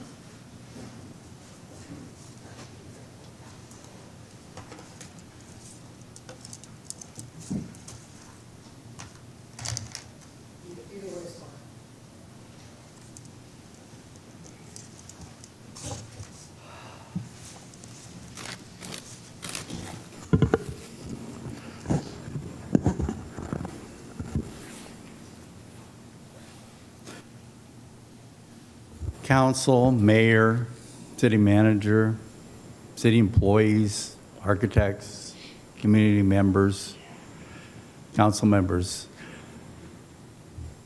I know that all of you are in a very, very difficult place, and to the police officers that are here as well. Good police are good for the community. Bad in any kind of situation, in any kind of position, is wrong. This council, the people that work for the city,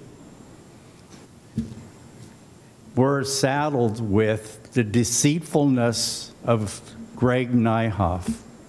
He is both under the covert cover of COVID, with emergency orders and such. He both manipulated the public, he manipulated the council, and he manipulated and ran fear through the people that work for him in the city. And I do sympathize with those council members if you acknowledge, and the city staff acknowledges, that they were manipulated and they were coerced and they, under fear, went with his programs.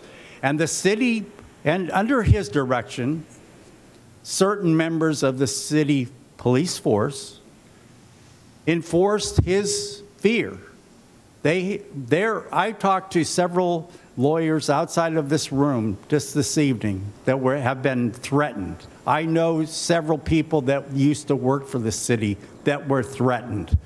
They're threatened for their life. And I respect Shawnee Williams and I respect our city manager, but if you continue to work under the agenda that was put in place by someone that was deceitful and a criminal, in my opinion, and most other people's opinion, the giveaway of North Mare Island that is coming up, these things are wrong, and you have to reverse the course. I applaud Katie for trying to look at other things, for like going to for the library, and I applaud Pip and Do for her due diligence and things, and I compliment Councilmember Varela because she had fiscal responsibility in mind. And Councilmember Brown, I will appeal to you, to your childhood growing up in Vallejo and looking for the children of Vallejo and reclaiming this town as you've said you've wanted to do. Reclaim it for the people of Vallejo. That's what's important. Thank you.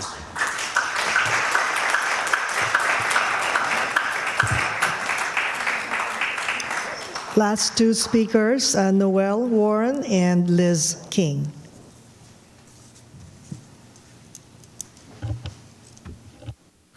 Hi, I'm Noelle Warren, and I am a Vallejo citizen, have been for coming on 4 years now, and I'm also a taxpayer. I find that extremely important because considering this project is being funded by taxes, I think that's really important to say. I want to urge the council and the mayor and the vice mayor to vote no and to vote against this measure, this project, for many reasons. But for first off, I think that, and I personally believe in defunding the police completely. I don't think that they should be rewarded for anything, especially for murdering and brutalizing and terrorizing the community that they're supposed to protect and serve. They're not even doing their jobs if really the only things that they are doing is not responding to calls or they're brutalizing people. There's like no in between. Second off, I could see this property, particularly 400 Mare Island Way, going towards a property or a facility that would better serve the community, like going into tourism, going into like maybe a grocery store or something that could better serve the community and actually generate revenue and generate jobs, because that's what we really need. We need jobs and we need revenue because our city is dying. And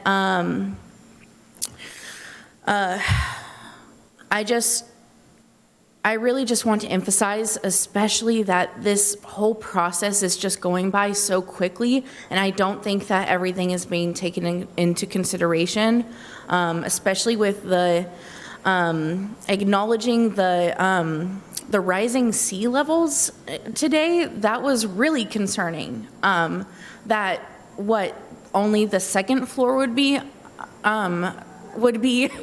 usable. That's ridiculous. So what is the first floor going to do? Just evacuate to the second floor and then hope for the best? That doesn't make any sense. It's fiscally irresponsible to invest in this project. I would rather see this money go into hiring caseworkers to handle wellness checks and to go and check on people rather than police coming in with guns and escalating the situations. I would rather see this money going into further de-escalation training. Really, I could see this money going to so many better things and not this. Thank you.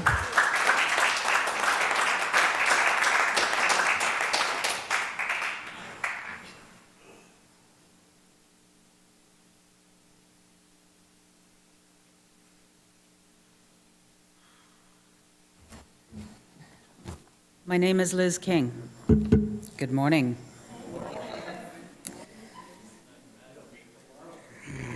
Benicia Bridge, when they built the Benicia Bridge, its estimate was at $286 million. That was the engineer's estimate. It ended up costing almost $800 million because they didn't properly quantify the ground. I listened to your summation. It's interesting. Partial, you're talking about a partial payment. The total isn't even known. There's not enough due diligence. There's not enough working with the community. This lacks transparency. Stop ignoring the public. Who supports this besides you? Who supports this? Who thinks it's a good idea? I'm not saying that the police don't deserve a police station. I'm not saying that. But this, no. This isn't a vision. Our city has so much potential. This isn't a vision. This is appeasing. It's your responsibility to clean up the mess that Nijhoff left.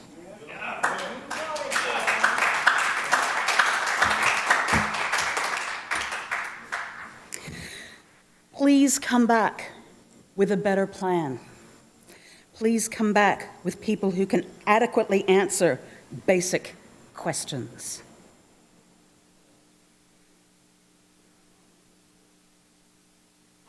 Who's in charge?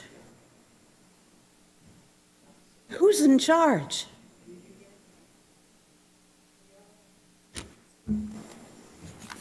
Thank you.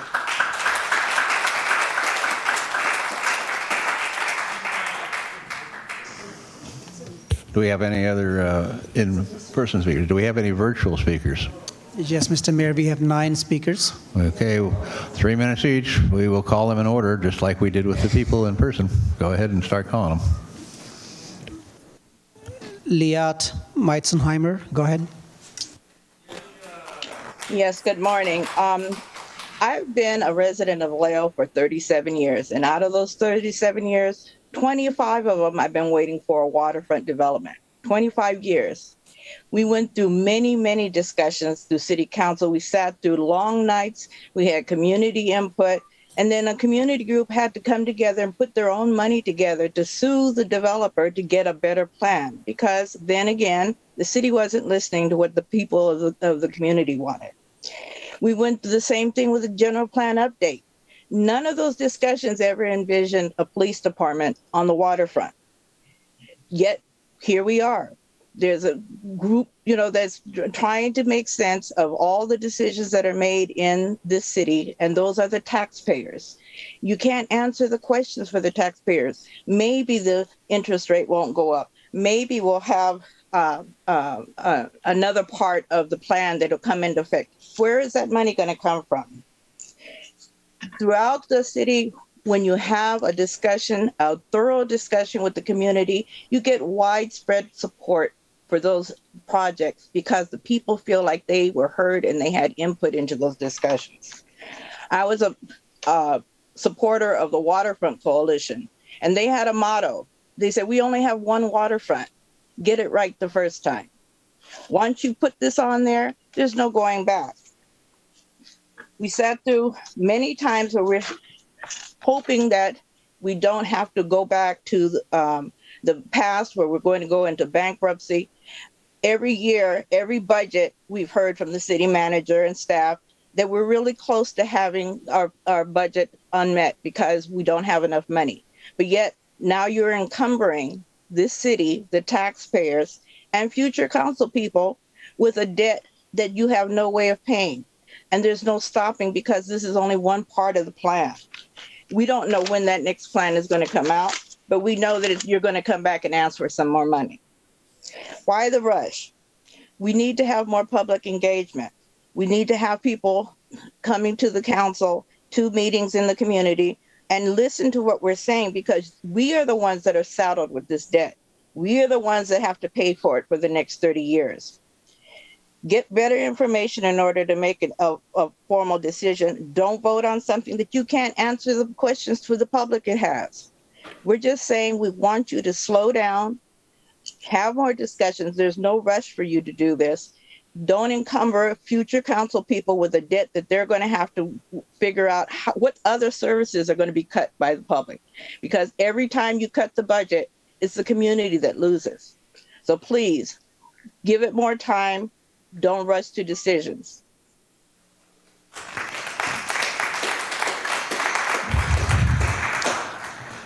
Rascal Kayang, go ahead.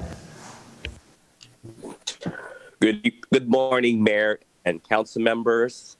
As a Vallejo resident for over 30 years, including working at Vallejo City Hall as an intern during the bankruptcy years, as well as a former youth commissioner who's lived through the bankruptcy years. Well, it's plain and simple. The residents and taxpayers of Vallejo cannot afford this. This is like taking a credit card out to pay off another credit card. This proposal is a waste of everybody's time, City Hall's time, and tax dollars already spent on this issue. This is the irresponsible and reckless financial proposal that will push us further into debt and back into bankruptcy.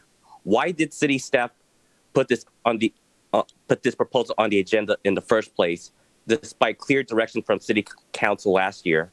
How many more loans do we need to fully pay for the full cost of this project? Shouldn't we spend our time this evening discussing at these council meetings how to address our homelessness emergency, how to fix our potholes, how to set up a police oversight commission that would be appointed with community representatives? We have dozens of lawsuits pending that will cost us, the residents and taxpayers of Vallejo, millions and millions of dollars. Unlike city staff, who are one of the highest paid in the state and largely live elsewhere, the people and taxpayers of Vallejo are struggling paycheck to paycheck and are not being served by City Hall. People of Vallejo deserve better. Please vote no on this poor agenda item. Thank you.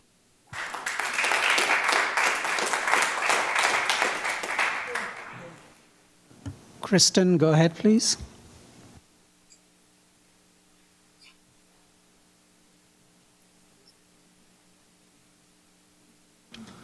Christian, are you there? This is Shashton, yes. First, I want to recognize the amazing, smart, thoughtful citizens of Vallejo who have spoken tonight.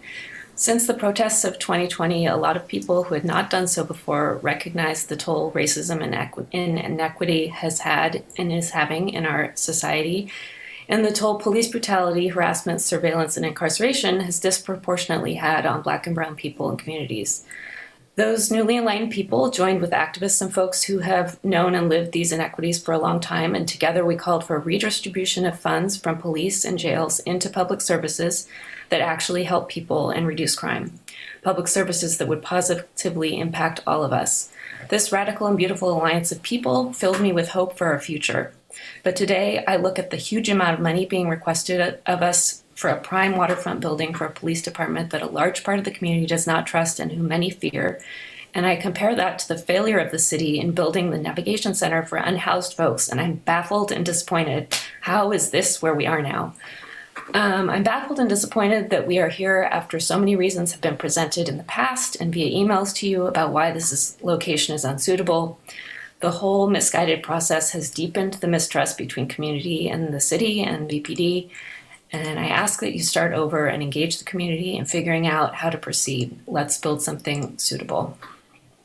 I yield my time.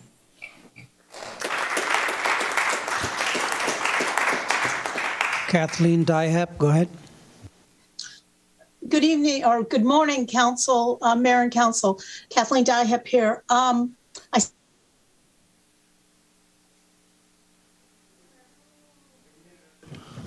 Sorry, Kathleen, go ahead. Go ahead and start again, please. Oh, okay. Thanks. Can you restart my time? Thank you. I sent an email out today, and I'm going to recap parts of that. I hope you got that. But the one thing I wanted to remind us, in 2016, you tried to raise the water rates and move too fast. The citizens filled the room. You ended up losing a water director. Mr. Malone came on board. You put together a citizens advisory committee. You built the consensus, and you were able to raise water rates. I think this is what we need to do on public facilities in general. I spoke to you at the last city council meeting about the fact there really isn't a capital plan that has a financing plan. We need more than police station. We need potholes fixed. We need other facilities done. We need other buildings fixed. Let's put together a comprehensive plan. Let's gear ourselves up to get grants. Maybe this kind of loan is the way to go. Maybe it's not. I don't see any demonstration that we can pay it back in any of the materials been provided. I would mention that I was told that you didn't use all of the HUD loan because you didn't think you had the money to pay it back. That was a 1% loan. So if there were concerns about that, which had been approved.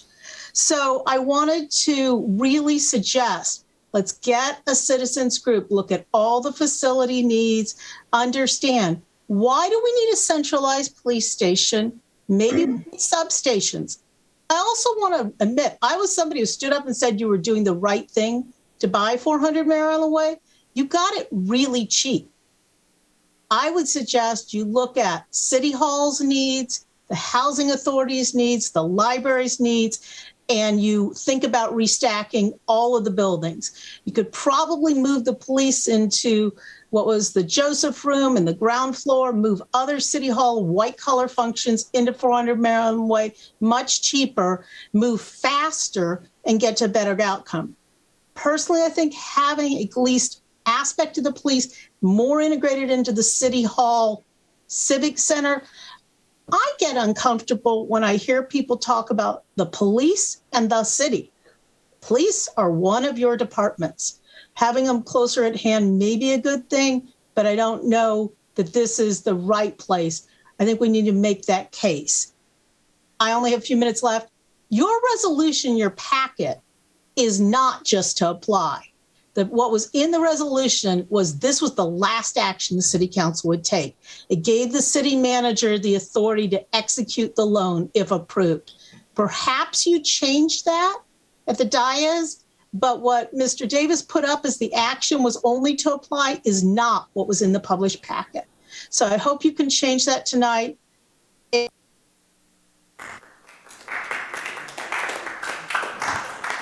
Paula Bauer, go ahead. Hi, good morning. Please don't do this. Please do not do this. For reasons many people have been telling you tonight and elsewhere, it should be apparent by now that this is a seriously flawed project that has not had enough consideration given to it. I just want you to consider that rejecting this proposal tonight is not attacking the police or attacking the staff.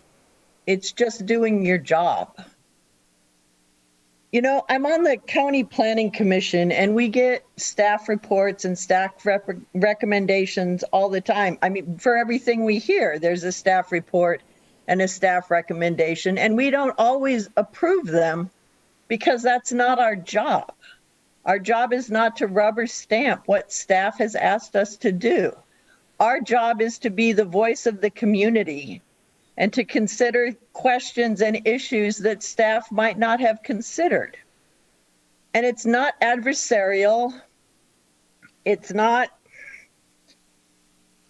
it isn't an attack. It's just doing the job that we were put there to do. And the same thing is true of you. You are put there on that dais to be the voice of the community. Man, the community has been loud and clear tonight that they are asking you to put a stop on this. Sit back, look at it better, get a better plan together, talk to more of the community about it.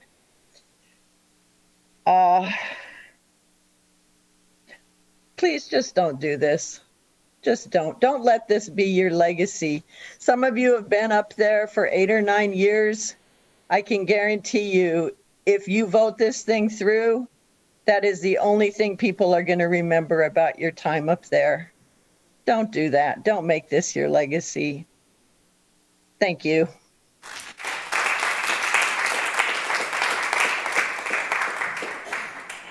Joey Carrizales, go ahead.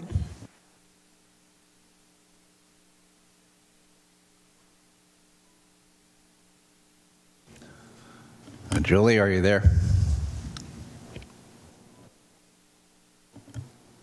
Joey Carrizales, go ahead. I am here, but I did not know. Can you hear me? Yes.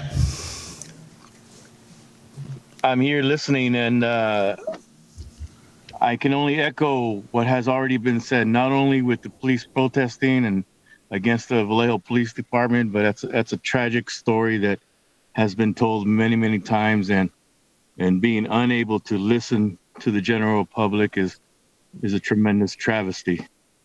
As the last speaker just said, a lot of you have been there for more than 6-7 years, and your legacy is no new housing, no street repair, no retail jobs, no navigation center, but possibly a $30 million loan to support a police force that has the worst reputation in the city of Vallejo. Unfortunately, that probably will be the most, 4 of you or 5 of you have been more than 8 years on this council. Unfortunately. I think this Mare Island Way was a bad prospect or a bad decision from the very beginning. I think there's many, many other options to choose from. However, leadership, a vision, competency is just sorely lacking. So many other options, so many other ways to go. And certainly, I hope that a better decision can be made. However, your past decisions have only proven that you have made up your mind already, and you're just going through the motions. I love Vallejo. Vallejo is the most beautiful city in the world. Today was a beautiful day, absolutely gorgeous. And as I was walking around the library, talking to my unsheltered homeless friends down there in the library, thank goodness the city did not move them or displace them before the point in time count. I look at the Mare Island building and I see it as a beautiful building, potentially with black police cars, just destroying the beauty of that facility. I hope you do not vote for Mare Island. I hope you do not. I hope you have the ability to make a decision that is in the best interest of the citizens of Vallejo. Voting for this project is not in the best interest of the city of Vallejo. Thank you for your time.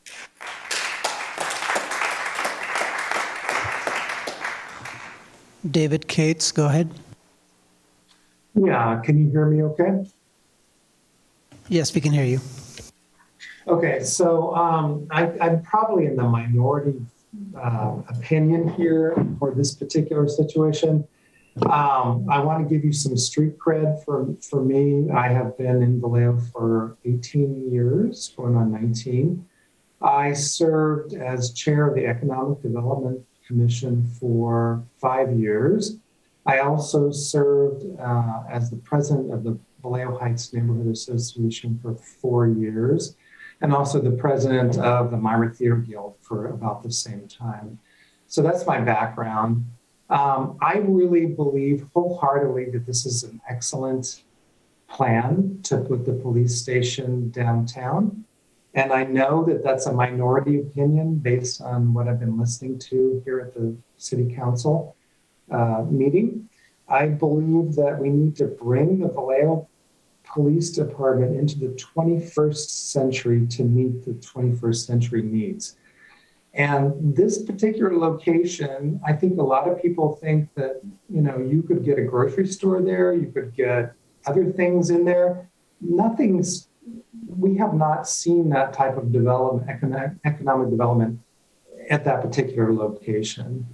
So with the particular, future vision of what the downtown and the waterfront looks like, with the phase 2 of the federal parking garage with federal dollars there, those surface lots that we have currently across from the ferry building will become retail loft. There's boutique hotel plans, that sort of thing. I think that a police presence downtown would actually really help with our undeserved reputation for a high crime area. And I believe that given some massaging of the design and the services that are provided at that particular building, I think it is a great idea to have it on the waterfront there and have the police presence there. And I also believe that, this is kind of little sort of, woo-woo, but I believe that the police will have a better feng shui by having an administrative building that they can actually be proud of, and that will integrate them back into the community. Whereas what the conversation that I've been hearing for tonight is just that they're separated from the community. So I would like to bring them back into the community and have them be a part of the community instead of being separate from that community. So I would encourage a vote yes. Phillip Wilson, go ahead, please.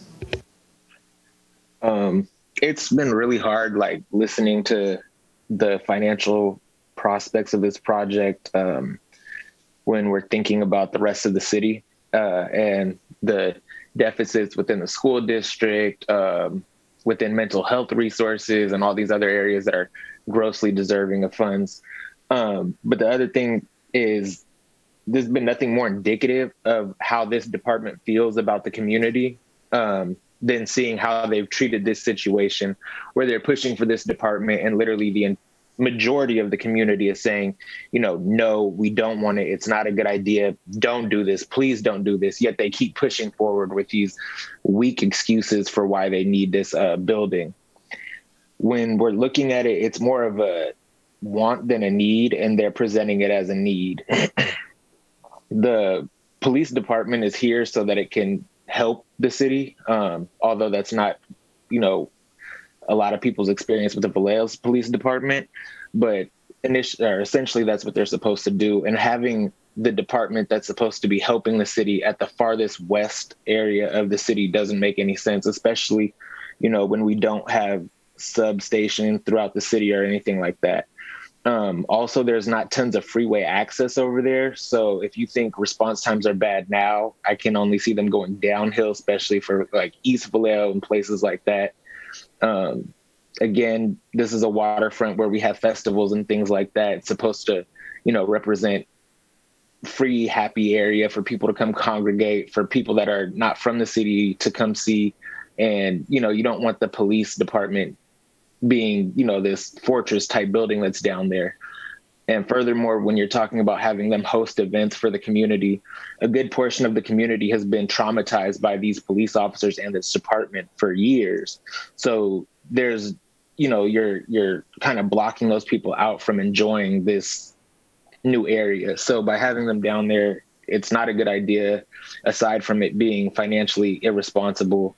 There's no real draw for it. So, please do what the community is asking of you. We've all spent, just as many hours as you have in here, trying to get our voices heard. So please hear our voices, understand that there's plenty of other real estate that this department can use, and Mare Island Way is not it. It would be nice to have a convention center down there. It would be nice to have, honestly, pretty much anything else but a police department. Like I said, the police don't signify safety for everybody.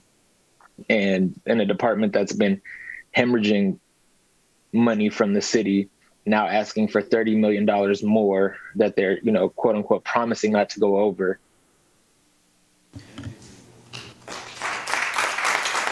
Kenneth, go ahead, please. Yeah, I'm also in the minority on this issue. A lot of the points that the other speaker made are very valid. There's a waterfront plan with plenty of tourism that's going to be going on.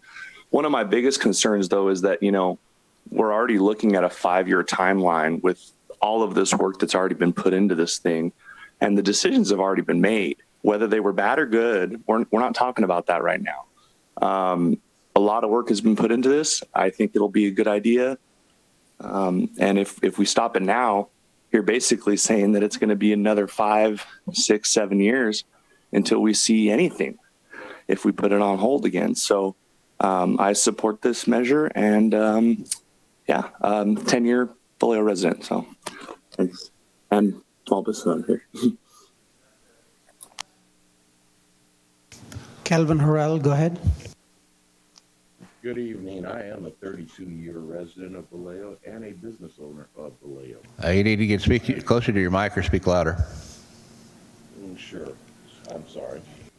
I hope you can hear me. Prior to the purchase of the 400 Mare Island Way... Calvin, we cannot hear you. One moment, please. This is bad. We're unable to hear you in the chamber. Can you hear us? Yeah, I'm going to fix that. Just give me a second. Okay, can you hear me now? Yes, thank you. Thank you. I'm so sorry. Prior to the purchase of the 400 Mare Island site, I posed a question that was never answered. I had heard that the existing plant had no heat. The question was, if there was no heat and gas and electricity are line items in a department's budget, what rabbit hole did those funds budgeted go into? It seems to me that those unaccounted for and unused funds would have paid for the necessary upgrades and repairs over the period of time that there was a lack of heat. Please stop telling the citizens that there's no money to repair or maintain the systems. Money was allocated through a special appropriation to make repairs several years ago. The fact is that the staff chose not to make the repairs and directed their efforts towards acquiring the Mare Island property. There is always money for what the staff deems important, including a magical $500,000 plus for a city manager that resigned before his contract ended, or another $500,000 for filling potholes. The Mare Island site is riddled with issues, known and unknown. Project cost estimates are out of sync with real project needs and fiscal responsibility. Successful entities understand that any project can be shut down. You lick your wounds, reassess, and make the next move. Are we acting as a successful entity? Strong leaders do not have much care as to how much work a paid staff has done if the outcome puts the organization at too high a risk. The question to be asked seems very basic. If the acreage that is 400 Mare Island Way was open space with no building, would the city have purchased it and put a police headquarters there? If the answer is anything other than an emphatic yes, it is not suited for this intended purpose. It is not too late to pull the plug. My recommendation is that a new building be constructed on the existing acreage of the current police department headquarters. It is bound by Amador, Main, and Solano, and at the foot of Benicia Road. There is ample acreage on the existing property used as a parking lot to erect a new building from the ground up. Additionally, the current location is more central and is in close proximity to multiple transit arteries. If additional land is needed, there are underdeveloped parcels in direct proximity that can be acquired. As a city, there is a huge question of equity that is either unrecognized or simply ignored. It appears that there is an overtly significant effort to add services closer to the new developments on Mare Island while further reducing support for all others of the areas of the city. As for Mare Island Way plan, it is time for the council to stop rubber stamping proposals where details are scarce and lack merit. Chief Williams has made significant strides in the department, and we all agree that the current building must be replaced. A building or infrastructure are not rewards, and unfortunately, issues are conflated by many. You are considering borrowing $30 million for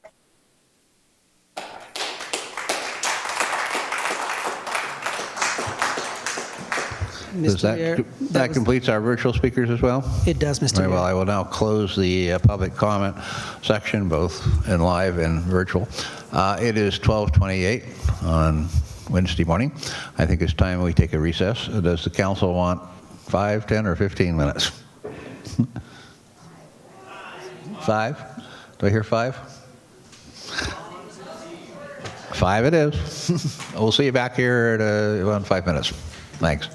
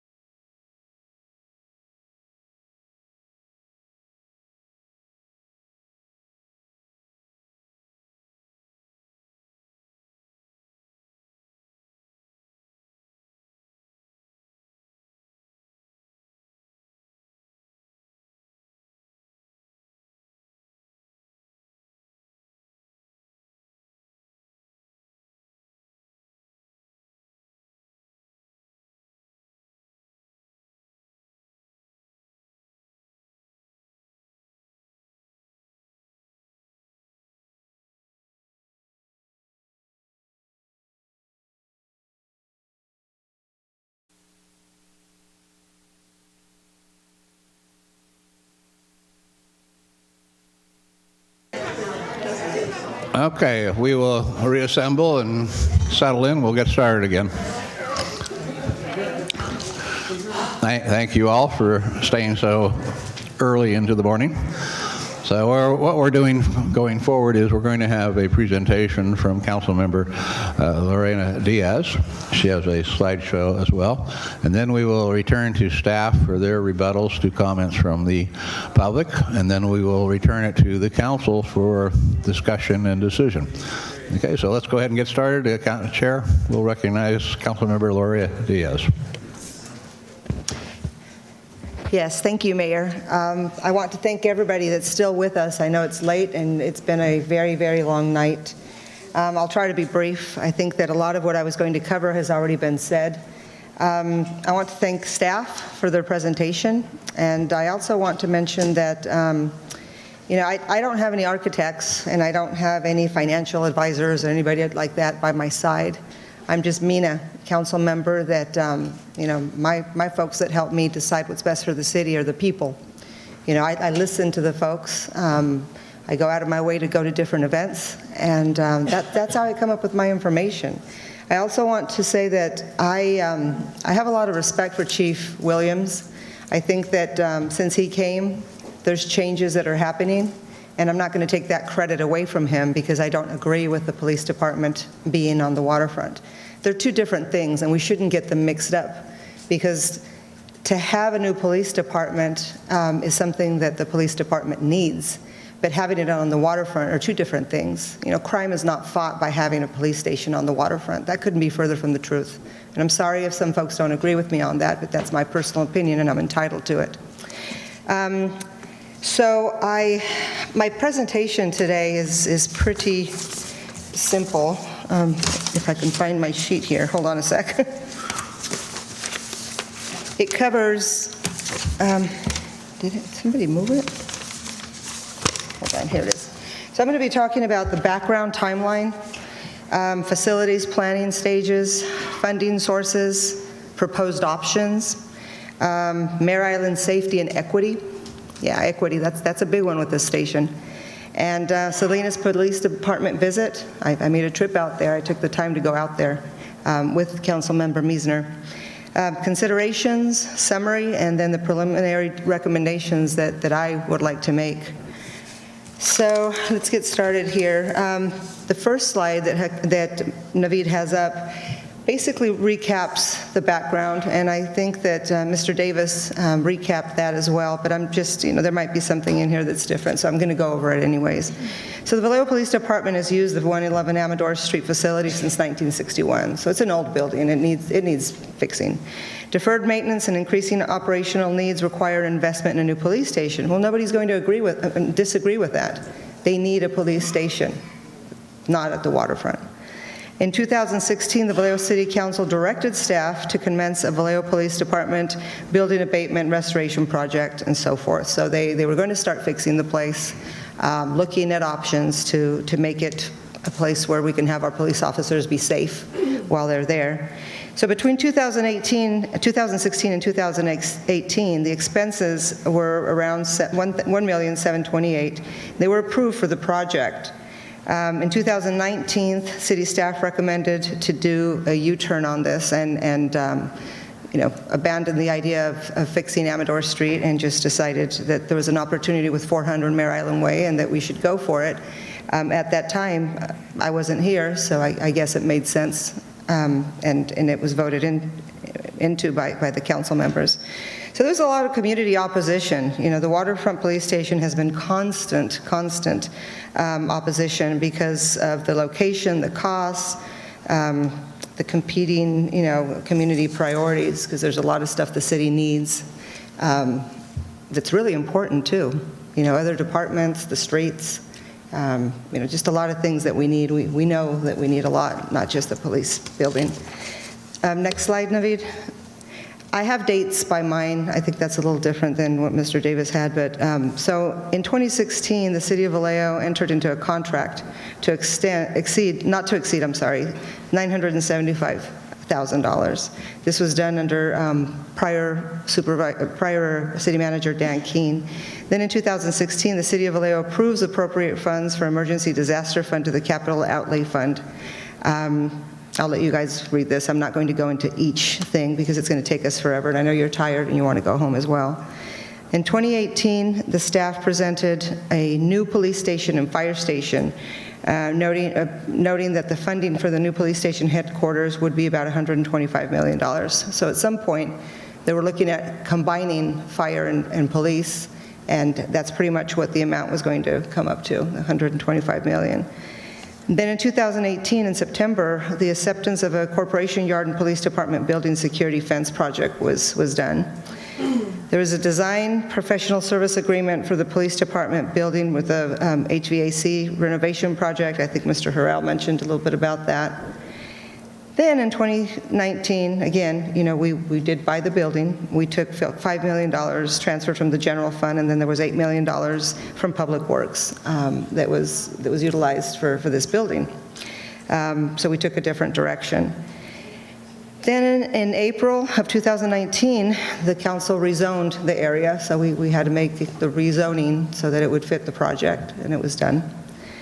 Vallejo Police Department headquarters design professional agreement with Indigo, the architects. This was in February of 2020, and it looks like they agreed to $2,962,935 for phase one, and they used up $900,000 for that. June 2020, community input survey, 400 voters, support facilities. I saw a petition that's circulating, and it's an interesting petition because in a week and 2 days, it has 748 signatures as of 11:20 p.m. yesterday. Didn't cost a dime, didn't cost any money. All it cost was the time that whoever put it together and circulated it, and it took off. Not to mention that I received around 40 emails, one of them being in opposition, the rest of them one of them being in favor, the rest of them being in opposition, several phone calls, and all of you and those at home who spoke. That's a lot of people. That's not just a group of naysayers per se, NIMBYs, folks that don't want it in the backyard. That's a lot of people. There's names that I've seen on this petition that are names of city leaders, community leaders that are out there, commissioners, planning commissioner, economic vitality commissioner. That's big. You know why? Because economic vitality is the key to getting the money that we need to be able to fund what the city requires. And when you have folks that are thinking and are part of the decisions that are being made, or at least giving input as economic vitality commissioners, Calvin Harrell and Alex Matias, that to me says a lot. Not that others don't matter, but what I'm saying is, these are folks that are dealing with the economic vitality, and they're wanting this to not happen. Planning commissioners not wanting it to happen, and then residents that are out there that are going to be paying for something that they don't want. In March of 2021, the council requests that the total project cost be provided to us, that due diligence happened, and we want to know, can you give us a report? At that time, I think it was Vice Mayor Verter Aliga that mentioned that she wanted it before May, and Mayor McConnell said that we were to put a halt to everything that was going to happen at that police station. And I don't have the exact quote here, but if I can find it in 2 seconds, I would read it to you. But it was the quote from our prior city manager, acknowledging that he understood what the mayor was saying and specifying that not one more thing would be done to that facility until they came back with a presentation letting us know the numbers, the money, what it's going to cost, what the plan is. That was exactly, a year ago. We're in March 2022, so it's been a year. In May 2021, Vallejo Police Department held a ribbon cutting for a care center. Now, my background is in social services, so I really believe in helping people. I believe in helping them become self-sufficient. I believe in helping them with whatever they need. But the care center in that building with the police department doesn't make sense to me, and I'll tell you why. I received a lot of calls, but one that really, really got to me was a woman who said that she had been raped.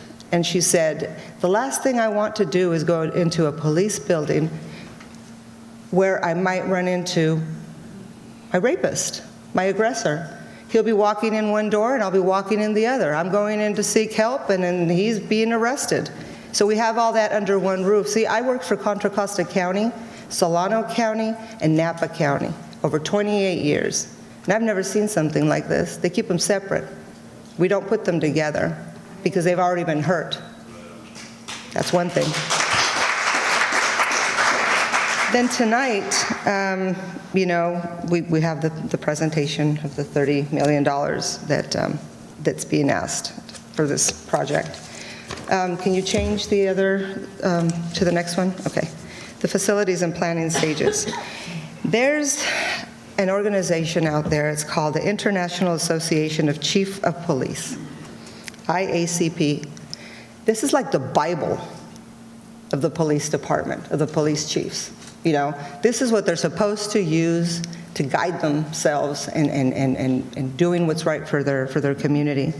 So in that Bible, per se, it mentions everything that's on the screen. And I'm not going to review everything, but it talks about building support for the project. And, one big thing, if you go to that, the last bullet under building support is continuously engage community to listen, learn, and build community consensus. That has not been done. That has not been done. And I try to understand why, but I can't. I just think that that's a big problem, because when you want to have people support you, you need to invite them. I go out and I do Café with Mina. What is it? I take some coffee from Starbucks, some donuts, or pan dulce. I'm Mexican, I like pan dulce. And I take that out there and I invite people, and I go east, south, west, east, north, and south. I go to different places. I go to the people, because we have a lot of people here that are on public transportation and can't get to places, including Mare Island. There might be public transportation down there, but folks live very far away. And there's going to be a map in here where it's clearly going to show, because I'm a visual person, and that map is going to show you, there's some person that did it, and I kind of took it from there. And then I ended up using the one that the city had in the feasibility study. And it really blew me away, because you've got the whole city of Vallejo, and then you've got the police department down here, kind of like the Wild West, where everything happens on the east side, and then you've got the police department on the west side. But we'll get to that in a minute. So this, I'm going to read it. This is word per word what is in that International Association of Chiefs Police Manual. It says, getting started when your department needs a new or renovated police facility. Hold community meetings to discuss facility deficiencies and solicit feedback, provided senior level approval has been granted to initiate research for this project. Make citizens part of the planning team, and they will be more likely to realize the advantages of a new and expanded facility and ultimately support the cause. We would not have 40 speakers in-house and 9 speakers at their house. All the 40 emails that I got, everything that happened, had we done this one thing at the beginning. Because I'm a realtor, and I would never tell my client, buy the house and then get your inspections. You get the inspections first. You get your inspections first, and if it's something that makes sense, you buy the house. So I think it's pretty self-explanatory what I'm saying. So that, I just kind of use my life experiences, just because I'm that kind of gal. I like to do that. So there's pre-planning analysis, there's design and delivery, construction and occupancy, everything's in there. The only thing that I have a Y over here by the complete yes or no is identify the project, delivery method, hire an architect, design the facility, and hire a construction manager. I think that those 3 things have been done. The other things have not.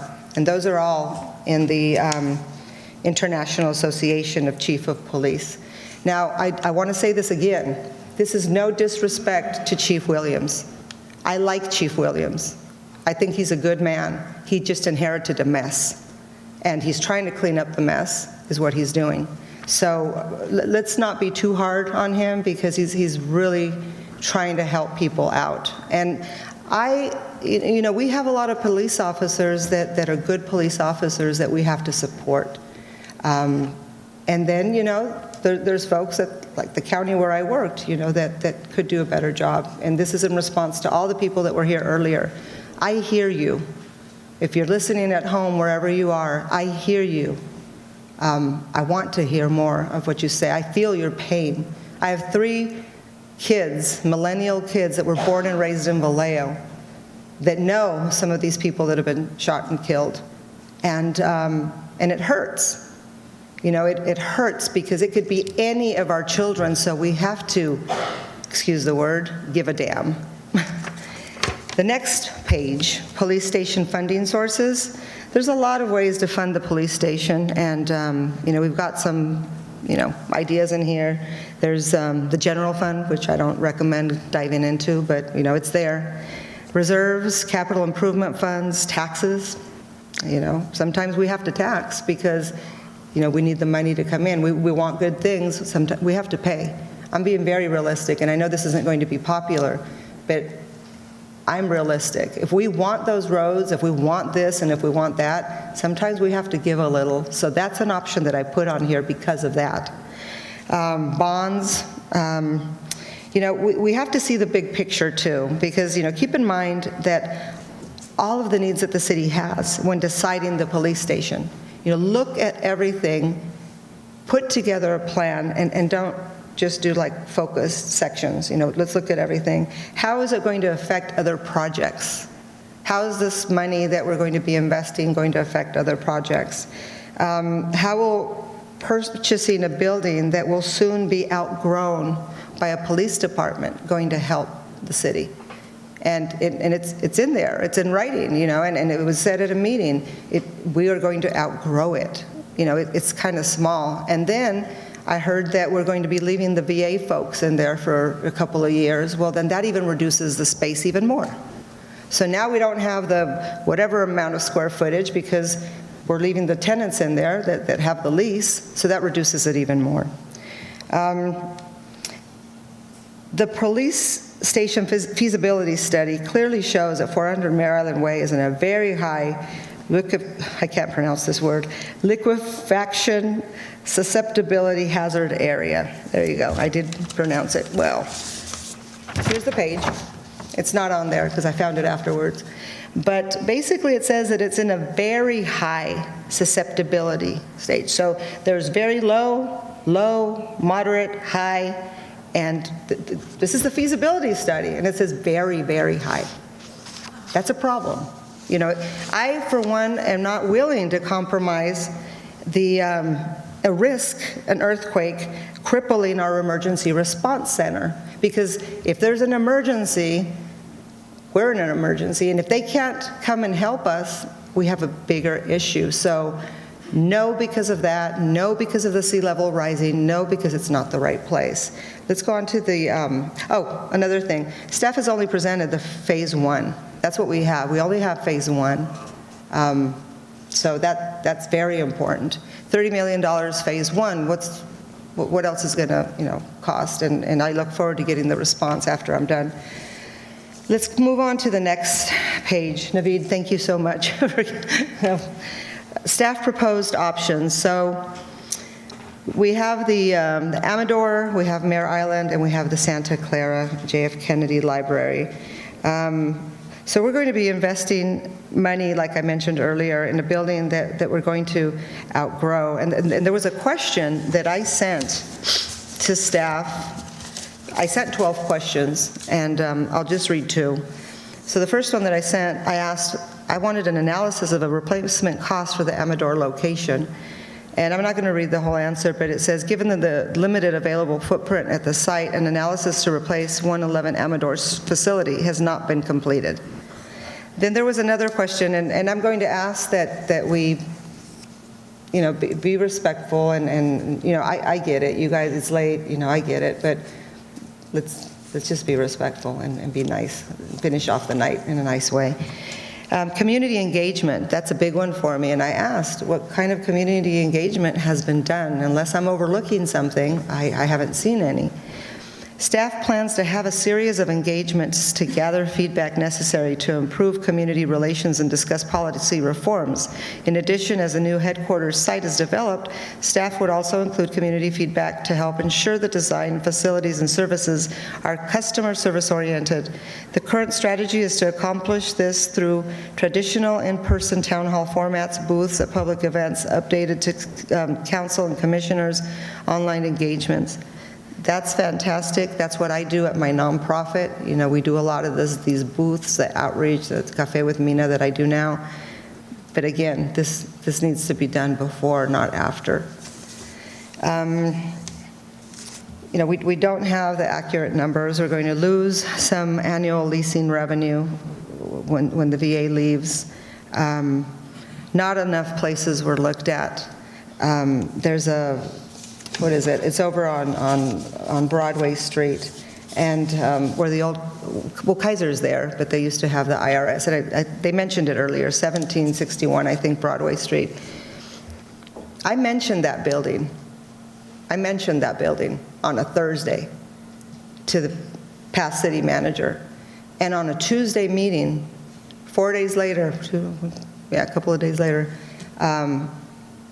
we were told that the building was evaluated and looked at and whatever, and I don't know, but I mean, that seems like kind of a quick, to review it after I mentioned it and it be only 2, 4, 6 days later. I'm not sure what type of, feasibility study was done or what was not done, but I was the one that brought up that building. There's a lot of buildings out there, and this is probably the largest capital investment that Vallejo is going to see. And it's not every day that a police station is built, so I get it. It's hard to put together a plan for something this major, but that's why you build community consensus to make it easier and have people work with you, and then and have all the professionals that can give us their 2 cents worth of information, because we don't know. We're not architects, and we're not planners, and we're not all of that, but we are residents. I'm a 38-year resident. I've been here long, and I'm not going anywhere. I'm vested here, so I care that that this is a city where my grandkids can grow up and be safe and walk on the waterfront. The next slide. Mare Island Way, I put safety and equity, and you might be wondering, why is Mina throwing in equity? Well, because I can, because I felt like it, and because it's important. Equity, equality, those are numbers words that I grew up with. You see, I'm a Mexican woman that got here when I was a kid, and I didn't speak English. So sometimes we encounter a different life than some folks do. So those things stand out. So by looking at this map, I see not an equitable location. I don't see a location that serves everybody. In fact, if you look at it, we have City Hall down towards the bottom. We have a ferry terminal, a Mare Island fire station. You've got Mare Island over there. And then there's a yacht club. The yacht club is down there. And then there's Vallejo. There's all that, and then there's Vallejo. I live in the east, so I live way far, but that's besides the point. But it does catch my attention, because even though people can say, well, they're on their patrol beats, once you go in and check in at 400 Mare Island Way, and you get your briefing, and you get your, whatever equipment you're going to get, and then you go out in your car, and then you leave and patrol the streets. But while you're there, and if an emergency happens, you are very, very far from the rest of the city. So I guess that kind of covers they're out on the streets, they can get to wherever right away. That's not true. Not right away if they're right there in the morning, setting up. Now, a lot of the rest of Vallejo, like the Crest, the South, those of us that live here know, we have a lot of communities that are disadvantaged lot of black and brown communities that are disadvantaged. And I just feel like, I don't know if it's just me, but it just feels like the waterfront area, the Mare Island area just seems to be very protected, which is good. We want people to be protected. We want areas to be protected, but I want to be protected too. And I'm way over in the east. And south wants to be protected, and so does the north and central. So by having it in a central location, it does a little bit more help. You see the other police station further to the right on Amador Street. It's closer to 80. It's a little bit more central to all the other places. And after reviewing the square footage that we had, gosh, this is what I get when I have too many papers, but when you get the square footage that was mentioned, it seems like Amador Street, as far as acreage and the Mare Island, they're pretty similar in size. In fact, Amador might be a little bit better, so put together in a right way, you can fit a lot there and then some. Let's go to the next, I like to say this one, the waterfront to me is if anybody's ever played Monopoly, what was it, Park Avenue or Boardwalk? One of those is like the prime, everybody wants that, everybody wants to buy that. That's 400 Mare Island Way. That's our Monopoly Boardwalk, right there. Why do I say this? Because you can build on it. You can build different things, and attract people to go down there. And yes, we haven't had a lot of interest in Mare Island Way. That building's been there vacant for God knows how long. But has it been properly marketed? I mean, I'd like to see, what was done to see what we could bring into that building. If I can see it, I would like to, because if nothing was done, then that's why it's sat empty. I'm a realtor. When I list a house, I know that I do some signs, I do some flyers, I put it on the multiple listing services. Shoot, I'll walk and tell everybody I know that I have a listing because I want to bring them in. So that's the kind of things that we need to do with the Mare Island Way, like promote it, because Mare Islands will soon take off. And all these people will be coming in from the city, and I don't want to be on this side just looking over like a kid looking inside a toy store.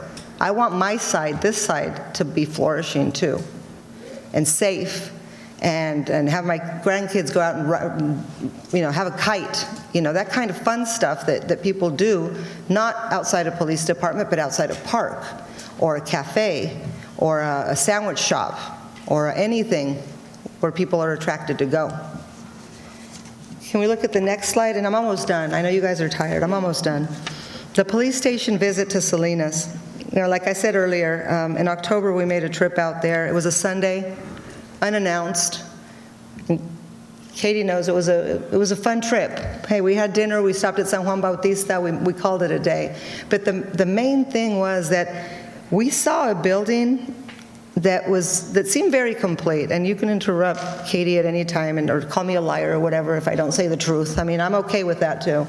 But it was a building that cost $56 million, 70,000 square feet, 22,000 of those were I think it was the gym and where they keep the firearms and what have you, and then the rest was the administration. And it just felt good. And that's why I started to say, look at Salinas, see what they're doing. Let's look at their numbers, and it kind of didn't go anywhere. But we did make that trip, and that's also in the Police Chiefs Association, that's also in there. Visit other police stations. It's in there too. We did it. I'm very happy and proud of myself. The next slide. Considerations. I'm not going to go into this too much. Costs for capital projects have increased due to COVID. We know that. There might be a war going on and might affect us. That's even going to make things worse. We're already paying almost $6 an hour for gas. So who knows what's going to happen. But the location towards the middle, it says, according to a nonpartisan police foundation report, the distance an officer must travel is significantly correlated with response time as well as starting time before an officer starts to get to the scene of an incident. That's important. Basically, it means, in simple English language, keep them close, keep them central. They will get there faster. Let me see. Keep in mind that we don't try to. Okay, let's go on to the next slide, excuse me.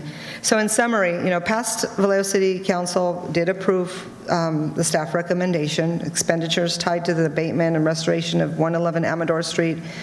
All that took place before my time, so I had to catch up. I had to play catch up and learn all of that. In 2019, the staff recommendation changed, so they took a different route. City staff and Vallejo Police Department did not build community political support for the new facility. That's being mentioned over and over and over, not just by me, but by almost everybody that spoke. People haven't had a chance to put their 2 cents in. After 20 years of planning for a new police facility, we haven't been able to find an adequate location. And all of a sudden, we have this one, which we bought 3 years ago, which we didn't have financing for. We don't have a plan, and all of a sudden it's an emergency that we should have to vote on immediately when we had it for 3 years and nothing has been done. We don't have a budget. We have a budget, but we don't have, know where the funds are going to come from. This is 3 years. But so I don't really feel like voting on this today, like a yes. I need a little bit more info. The next slide, Naveed. So the preliminary recommendations that I would say is that, police station subcommittee, I'd like to see that. Compromise of council members, community members, VPD, because we want them to be part of this. We want to be part of the solution. I don't want to exclude anybody. All the players need to be at the table. When I was running for city council, I'd hear this thing all the time. If you're not at the table, you're part of the menu. And I didn't really know much about that because I used to mind my own business in East Vallejo, having my carne asada with my family and a Corona beer. That's what I did. And I voted in the elections. I kind of saw who was running and I voted. But then I realized what that meant. And what that meant is you have to be at the table. Everybody that it's going to affect, especially the ones that are going to pay for it. I can't go get a car and then look at any person and say, you're going to pay for it. I picked it out. So I want the community members, the VPD, city staff that will share recommendations, next steps, sites, funding, sources. Then the VPD will engage the community in building support for the police station, subcommittee recommendations and proposals. I want you guys to really consider supporting the police department getting a building. They need a building. And I'll tell you why. I walked through the building that they have, and I would not want my son working there. It's in really, really bad condition. But that doesn't mean that I want them at the waterfront in this prime location. We could knock down that Amador Street building and build a new one. In fact, when Chief Badu was still around, I had this conversation, and he said, we're going to be utilizing some of the portables, Mina, so that we can tear down and build here. But then everything turned when this building became available. City of Vallejo staff will complete analysis on alternative sites, the cost, and share with the subcommittee. We want the info. We want to look at it. To partner with the community in reaching consensus on a path forward, no additional departments will move into 400 Mare Island Way until recommendations are shared by the subcommittee. This was kind of said before. We didn't take a vote. We didn't, and maybe we should have. We didn't. But I would like to see that kind of be on a halt until we get this sorted out. So, I can't approve a project that has had no community outreach to the people that are going to pay for it, that's had a minimal feasibility studies on other possible locations, that the cost comparison doesn't include, the current Amador location, library, city hall, other locations. Amador, here's the numbers I was looking for. Amador has 6 acres, and then 400 Mare Island Way has 4.6 acres. So Amador is even bigger than the Mare Island area. Why can we not do everything that we want to do down there over here? They're already there. The land is already ours. I already mentioned that, we had a lot of community leaders and commissioners oppose this. And I think I'm going to just end it with this. I'm going to take off my city council hat for 2 minutes, and I'm going to speak to you as Mina Diaz, 38-year resident of Vallejo. 3 kids born and raised here, 2 grandkids, elderly parents, all my siblings live here. We're not going anywhere. I ran for many reasons, but among them was the fact that I wanted a safe, prosperous, beautiful city for future generations to come, not just mine, but yours too, those of you that live here. I want that for you, and those of you that don't live here, I want that when you come and visit, you see our prosperous, beautiful, safe city. That's why I ran, and that's why I'm here, and that's why I'm speaking this way. So my intention was not to be disrespectful to anybody, but facts matter, and this needed to be said because, for too long, it doesn't help when you hold things in. So again, Chief Williams, you're probably hearing this. You know that I respect you. Keep doing the work that you're doing. There's a lot of work to do. Change some stuff, shake some ground.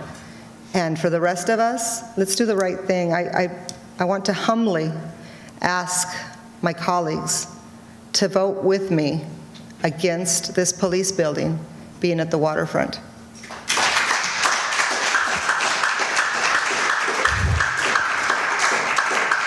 All right, we have 3 steps left this evening on this issue. First will be the response and rebuttal by staff, Mr. Davis. Second is discussion and debate amongst council members, and third will be disposition. Mr. Davis, how much time do you need? Do you wish to add a lot? No, Mr. Mayor, I can do this fairly quickly. I think there's been a lot of discussion, so I just want to provide a couple responses. I took a lot of notes and maybe clarify a couple issues, so less than 5 minutes.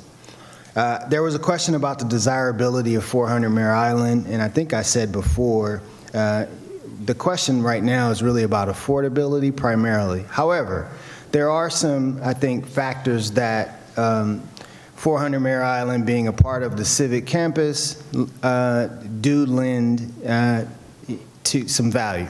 So I think we talked about the fact that officers, the operational model is at their dispatch, so some of the other factors in terms of being centrally located are less important because of that operational model. I think the other question, and it's a 2-part about Amador. 6 acres at Amador are multiple departments. Your folks who fill potholes and fix water breaks are at Amador. So we can't displace those folks without a home for them, so therefore we pick up additional costs by having to create a new corporation yard. The other question about what will we do with Amador if the police moved, I know there's been talk in the past about Public Works occupying the facility. You all have seen estimates that it's $7 to $9 million to do remediation. That doesn't make a lot of sense. So realistically, what would happen with that facility because of its condition is it would be demolished. It would be abated and demolished, and we would turn that into parking, maybe portables. We are out of capacity for our staff at the courtyard as well, so that's some options. But ultimately, that facility would be demolished, would be the staff recommendation. There's some talk about Rolling Wood, and I know there's been confusion because the school district was selling a site, and I think people don't understand the city owns about a 6-acre site now on Rolling Wood. So that's a site that the city has in its possession. That site also needs some cleanup and some fill and some work and some public improvements, but we do own that site today. So we're not purchasing it, we're not swapping it with the school district, just to clarify that. The general plan, I might have stepped on my words a little, but what I want to say about the general plan is that it is a plan. It was the 2040 plan, and it was changed through 2 public meetings at the Planning Commission and at this council. So when I say we can follow the plan, that is the revised plan that this council adopted. It is not unusual for a council to adopt and change the plan as needs and economic development and other things morph and change. The phase one of the budget, we did eliminate elements of the project to get the budget to 30 million. It was at 35 before that. Those elements were not fundamental elements to deliver police service. So the Sally Port is included, and the Sally Port is where transfer of prisoners happens. The K-9 kennels were included. What we eliminated were some internal improvements, some might call niceties in terms of office improvements. We reduced some office improvements. We eliminated an alternate entryway, and we reduced or eliminated the parking and the outdoor area. Certainly, those would be improvements that we would like to have over time. Not like any other facility, though. I want to make that clear. Every facility will go through those iterations where we may want to make improvements as needs expand, as the change, or there's uses that change.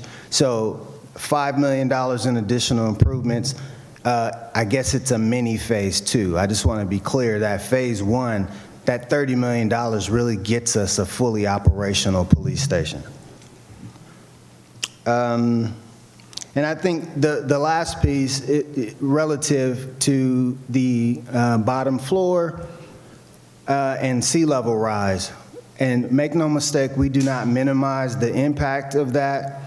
That planning horizon, depending on the scenarios you look at, is 60 to 100 years in terms of significant impact on the West Coast and in the Bay Area. And we're talking about a useful life of a facility that has 50 years. So we have to keep things in context, because in 50 years, we'll be reevaluating our entire waterfront and all of the facilities. So that is not to minimize and say we shouldn't plan, and that is not to say that it's not going to happen, but that's just to say, let's put it in context when you're talking about a facility that has a 50-year useful life and a horizon of 2100. So with that, Mr. Mayor, I think I tried my best to answer some of the questions or clarify some of the issues that came up, so I'll be quiet at this point. Thank you, Mr. Davis. Anything from the architect? I think Terrance covered the ground pretty well. I think, you know, we've done a lot of police buildings, and I think it's a very sustainable goal to renovate, repurpose, and reuse existing buildings. It's sort of an obvious feature of a remodel. The building works well as a public safety building. We're well on the way with design. Should the council decide to proceed with it after receiving a grant, if you go down that route, I think you'll be very pleased with the result. We've tried to make the building a very user-friendly building, and I think it would be well suited on the waterfront and be, in fact, an asset to the community and not a liability. That's my opinion. How much more expensive would it be to retrofit that building for a city hall type of facility? It would be similar to what we're doing here.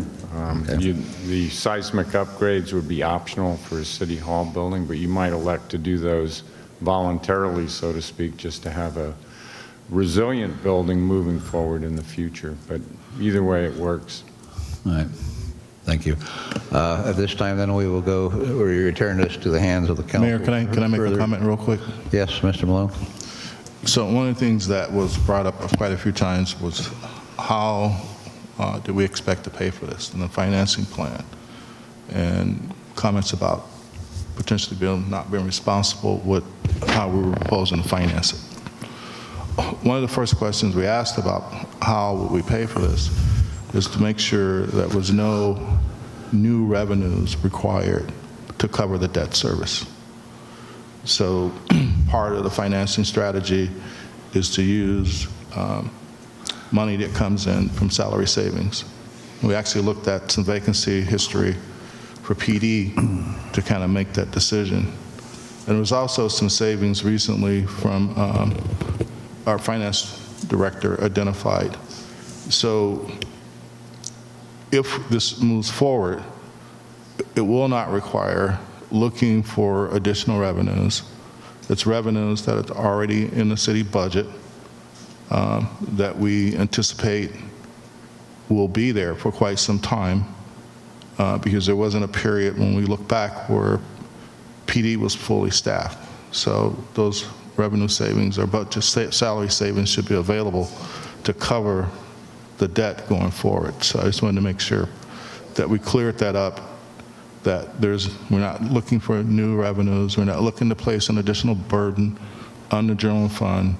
We're looking at revenues that are already budgeted in the city's budget each and every year that are not expensed. Thank you. Thank you, Mr. Malone. This time we'll take comments from council members. Anybody want to go first? Nobody has anything to say? Councilmember Ariella. Yeah, thank you, Mayor. And thank you all for staying this late. I'm sorry that it's taken us this long to come with an obvious conclusion. I've got pages of stuff that I was going to recite, and I'm going to spare everybody from that.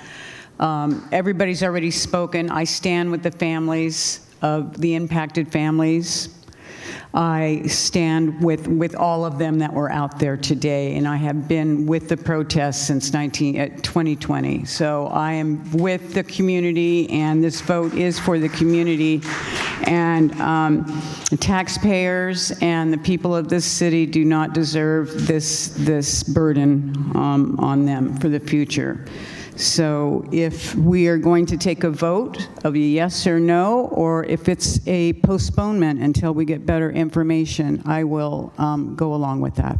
Thank you. Thank you, Councilmember. Anybody else? Nobody wants to say anything? Okay, well, I'll add a few. This matter has come before council on repeated occasions. And through no fault of staff has followed the lead of this council, which has been a 4-3 split. Whether that continues tonight remains to be seen. Tonight is not whether to build the police station. It's not whether to be at 400 Mare Island Way. It is not whether to put it at 11 Amador Street or any place else. It is strictly a financial request. And here's how I look at the financial request. This particular vote tonight is going to be a legacy vote. You will be remembered by it for eternity. And to my way of thinking, approving of this is going to add to the budget a structural deficit. And the structural deficit was what put this city into bankruptcy. It means we will tie the hands of the future city councils for at least 30 years to not use the money that must be paid for the retirement of this obligation. And I cannot support such a position. I'm against the building and the location for a whole lot of reasons, but just that in and of itself, it's bad financing. And there's one other aspect of financing I think we're going to have to point out. And as all of you know, when you go to apply for a loan, and this is going to be a loan, you go through underwriting. They have to make a financial assessment of the feasibility of are they going to get repaid. And we've heard tonight a rather shocking statement. There's some difference as to when this occurrence might take place. But what we heard tonight was that Mare Island Way will be under as much as 55 inches of water from sea rise. Now, it may not get up to the first floor, and it most certainly would not get up to the second floor. But that is certainly going to make it almost impossible for a police vehicle to go up and down Mare Island Way. not unless we're using APCs. So what's that going to do? It's going to force them up the hill, up Florida Street, up Capitol, in order to not be able to traverse a roadway which, even if it's under 1/10 of that amount of water, will be non-travelable. And sooner or later, this city is going to have to address the issue of sea level raise. We're doing it at the county level in the water board, and every time we hear it, it gets more and more scary. Because we're going to probably have to wind up erecting some type of a wall around this city. And it started off at 6 to 8 inches, and now it's up to 55 inches, and I'll probably hear it as a higher level the next time we have more feedback on this area. But does that make sense to put a first offenders building where it's going to have transportation issues because of the existence of water on a street? No, not to my way of thinking.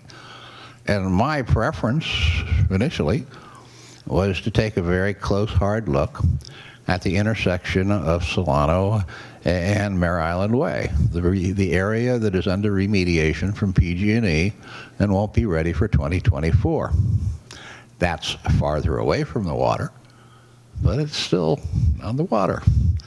And it does raise the issue, in view of what we heard tonight, of whether or not it's far enough away from the water. My vision is to have a multiple-storied building there, where the first and maybe the second floors are like we use and see on the Russian River, where you know you're going to have water rise, and you're going to have to build and design around it. But maybe that's not even feasible. So that brings us back to 111 Amador Street. That's why we asked how big is the parcel.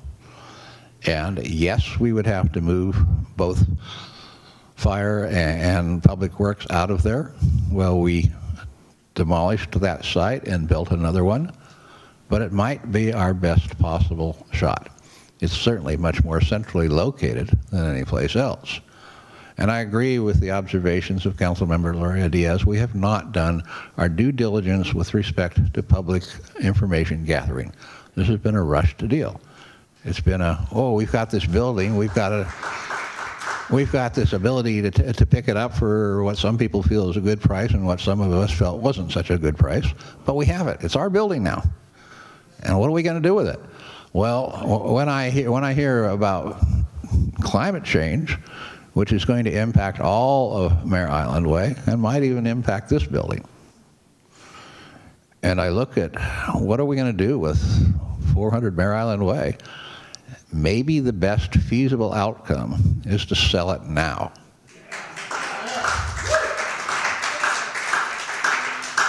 And I don't know if we can recoup our $13.5 million from that building. We may not be able to, and maybe the market's gone up enough to where we could actually make a profit even. I don't know. But, you know, when Councilmember Diaz was showing us those slides, I was adding up the numbers in my head of how much money we've spent over at 111 Amador Street since July 26, 2016. And it's over $30 million. So have we pissed it away and dropped it down a drain and have nothing to show for it since 2016, which is 6 years? It doesn't look like good business management to me. And as a person who is consumed with taking care of the financial health of this city, I cannot support this. I think it's bad financial planning, no matter how you look at it. It's bad. And I'm not talking about, you know, is the police department good or bad? Do they need another building or don't they? You know, obviously they do. But if we look at just the feasibility of this building, and if I was the underwriter looking at this from, can I tell my clients they're taking a good risk on putting their money into this building? My answer to them is going to be no. And yet they're going to know about this because it's now part of the public record. We don't have any way to not disclose. So what's that going to do when somebody in Sacramento reviews this from a feasibility standpoint of can we protect our investment? Now, this fund has been around for many years. It's not one of these things that came up under the Restructure America. It's been around since, what, 1996 or something like that, and it's not going away. So if we do our due diligence and we start seriously considering where the heck are we going to put this first responders building and what's it going to look like and how much is it going to cost and what's it going to do, and we answer all these community needs the way we should with community forums and workshops, then maybe we can come up with a feasible answer. And yes, no doubt, financing will go up by then because it's at the lowest level it's ever been in history. It has no other way to go. But you know, what's the difference between 1% and 2% or 3% even on a loan of this magnitude over an amortized period of 30 years? Another $1,500 a month in cost? Well, for a city, that's nothing. We throw that away every day. So to me, it does not add up. It's bad financial planning, but it's a majority vote, and it's going to be your legacy vote. So let's get to it.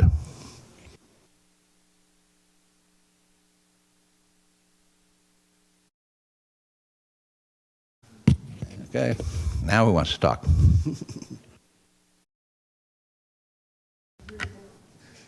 All right, thank you, Mr. Mayor. I think that we've seen, not just tonight, but over the last year and a half or two, that we have a lack of trust between the community and our police, the community and the government, the city government, and it's understandable. I think I had the same idea as several others, Kathleen Dihep, Charles Palmares, and Councilmember Loera Diaz. Navi, can we put up the slide that she had for her recommendations?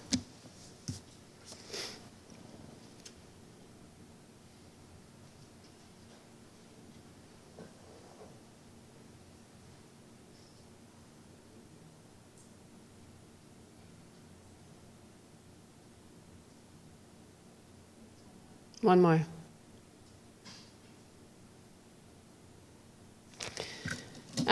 So I was absolutely in agreement with having a subcommittee or a working group comprised of council members, community members, VPD. I agree that that is very important and critical, because unless we work to build that, and city staff, because we need to work hard to rebuild those relationships.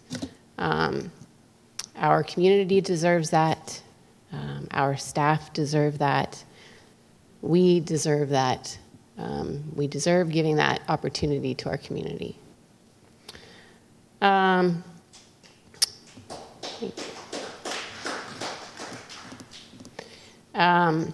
want to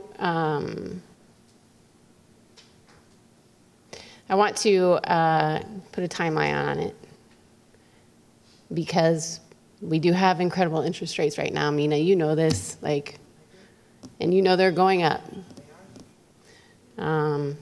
They went up a full point, week before last, in a day. And so we don't have a lot of time. We are not well funded. We only have right now the capacity to pay, $1.45 million a year, a $30 million bond at today's rates. It's going to be a struggle beyond that. I'm not willing to consider this unless we include 400 Mare Island Way. I'm not saying that that is the one at the end of the day, but it cannot be excluded. It's the only one that so far has shown that we can do it for $30 million. We don't know what else might come to the surface through this process. I want to encourage what the mayor said. He doesn't even think 30 million is feasible. I heard so many people tonight that said, this is too expensive. $30 million is way too expensive. And then in the next breath, they say, we need to build a brand new police department that we have seen is gonna cost us $100 million. Whatever it ends up being at the end of the day, I want us to build that consensus as a community, but recognize that it will cost us something. If we want to build brand new, okay, what are we taking away? because it's going to cost us something as a city, whether it's a program or a service we provide. Something has to come off the table if we're going to increase that budget, and we need to be real about that. I would like to see more, and I'm not going to agree with not using 400 Mare Island Way. We own it. We need to utilize all of our assets while we have them. And I'm not willing to agree to selling it until we have this process completed. But that is my recommendation for tonight. I am eager to hear from my colleagues. Any further comments? Councilmember Meisner? And please let her speak. I mean, we're all tired, and we want to hear what everybody has to say. So I have been here for 22 years, not as long as some, and I'm longer than many. So I first got engaged with that building when it was just a parking lot, and it got built, it got taken out of the master plan for the waterfront and got built because State Farm came to town and they wanted to have a claims center. And I still have the staff report in my basement somewhere. I was going to try and find it, but I couldn't. I didn't have time. The day job takes up too much time during the day. So anyway, so State Farm comes to Vallejo 2004, and they say, we want to build a claims center. And this staff report says they're interested in Mare Island, they're interested in Gateway Plaza, which that would have been perfect, frankly. And the city steered them to the waterfront. And I mean, there's different opinions about that building. It's been there for a long time now, and so we're kind of used to it. But that is a tilt-up utilitarian building that belongs in an office park, not on the waterfront. And so that's what got me engaged in fighting for a better waterfront plan. But that building is there.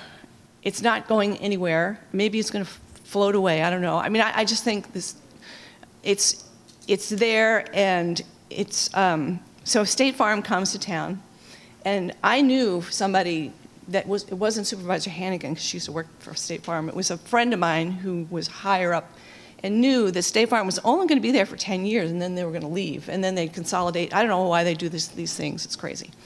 And then the building got sold to some conglomeration of investors all around the country, and they couldn't find them. Or they couldn't even find these people. And so State Farm moves out, and for a while it was empty. I don't know how they promoted it for sale, but it had a big sign for sale, and it just sat there. And as somebody who used to live in the Tenderloin and work in the Tenderloin, and when I lived in Boston, I lived in a place called Cambridgeport, which I was talking to Naveed because he used to live over there. He knows it's a very sketchy area. But I was never, because there was so much activity on the street, there's buildings and people walking around, I never felt safe, and, knock on wood, I never had a problem. Well, that's not true, but nothing that was really substantial. But when you come into Vallejo, when I first moved here, it's like a ghost town, and it still kind of is. You get off the ferry at night, and it's dark, and there's nothing there.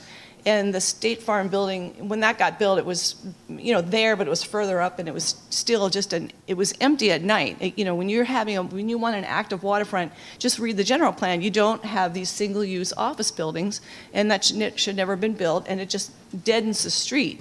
And so what I want to see, and so let's back up. So let's talk about before 2017. So well, that was before 2017. Sorry, it is 1:40. I have my notes. So the county decided that they wanted to move into that building, and I heard that the county wanted to move into the building, and I was like, no, I don't. We just got rid of the post office. I didn't want it to be sort of this weird government building that's dead at night, and so I complained about it, and then there was an opportunity to buy it, and it came onto closed session, and I supported it. I wanted to change the use of that building, and there'll be a huge argument And I know I'll hear some boos and hisses, but I think having a dead office building is worse for an active waterfront than having a police station. It's because it's going to be open 24/7. I think the fact that people say it should be a hotel, it's not going to be. The only way it would be, frankly, a hotel is if somehow, maybe 20 years from now, when other things start to happen, somehow we could, move the police station somewhere else, and that can be a hotel. But it's never going to happen. It was never going to happen when the former owners had it, and it'll never happen if we sell it. When the way the waterfront is now, redevelopment's gone, so the funding streams are so limited now for redevelopment, and so I do think that building's there, and we need the building. So, I do agree. I like the suggestion that Councilmember Du made that, and it is, the interest rates. I just borrowed some money on my house because the interest rates were so low. It's like ridiculous. I was very happy to do it, because I could get some work done. And so this is an opportunity. It's going to float away. These interest rates are going to be gone soon. And we're in a crisis. We are in a crisis. I recall that the Amador, the work on the Amador, which was not 30 million, I don't think. I just want to make that really clear. That was not 30 million. When this earthquake happened in 2014, there was a lot of asbestos that became freeable, and it was a real danger and I do believe that those investments were to deal with the crisis of the building that continues to have crises. And we've all been there, it's a terrible building. But I do think, Councilmember Vallejo Diaz, that I did go to Salinas, and that building's not so great either. It's a tilt-up, but the facade they put in front of it, which protects the building, is also really good looking. It's those big, gigantic arches, and they're really thick. I'm talking about Salinas. So anyway, what I don't want to, when I saw the picture of that wall in front of Mare Island Way, I was like, no, we can't make a dead building even more dead. So we need to activate that street. From what I'm seeing tonight, that wall, I know it needs to be safe and for the people that work inside, but I want to make sure that whatever it looks like, it looks good. It looks like it's active to the street. And that when people walk down by it, they don't feel like they're walking against a wall. Because that's not, and the reason why I say this is Joe Callahan asked me a while ago, 3 or 4 years ago, would I be amenable to having the second part of the garage added without the wrap? And I was like, no, walls are really bad for a waterfront. You don't want these big blank walls. And so for me, that's the killer. Like if we were to have a big blank wall on Fort and Mare Island Way, I just don't want it. But otherwise, these are two choices. There's not a whole lot of choices here. So I appreciate what Councilmember Vallejo Diaz and Du have said, and I'm going to go in that direction as well. Thank you. In your direction. Thank you. Vice Mayor. Thank you, Mr. Mayor. I wanted to ask Councilmember Du just clarification on exactly what she was proposing. Did you say, can you just clarify it? Yeah, Naveed, would you mind putting the slide back up? I did not write it down, and I'm tired.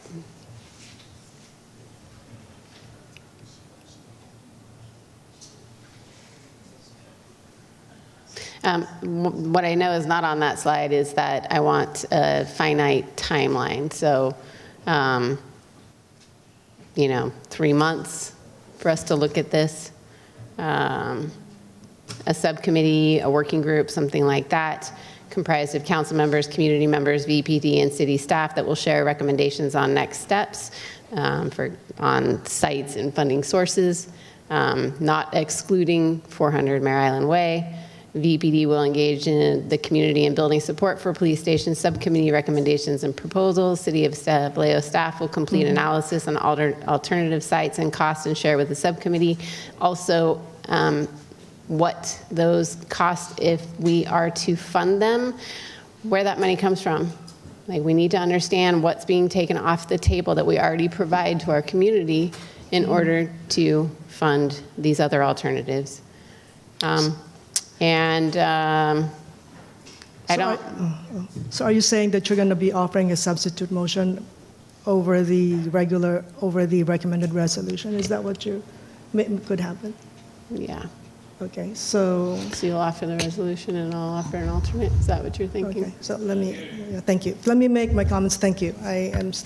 But thank you, Councilmember Du.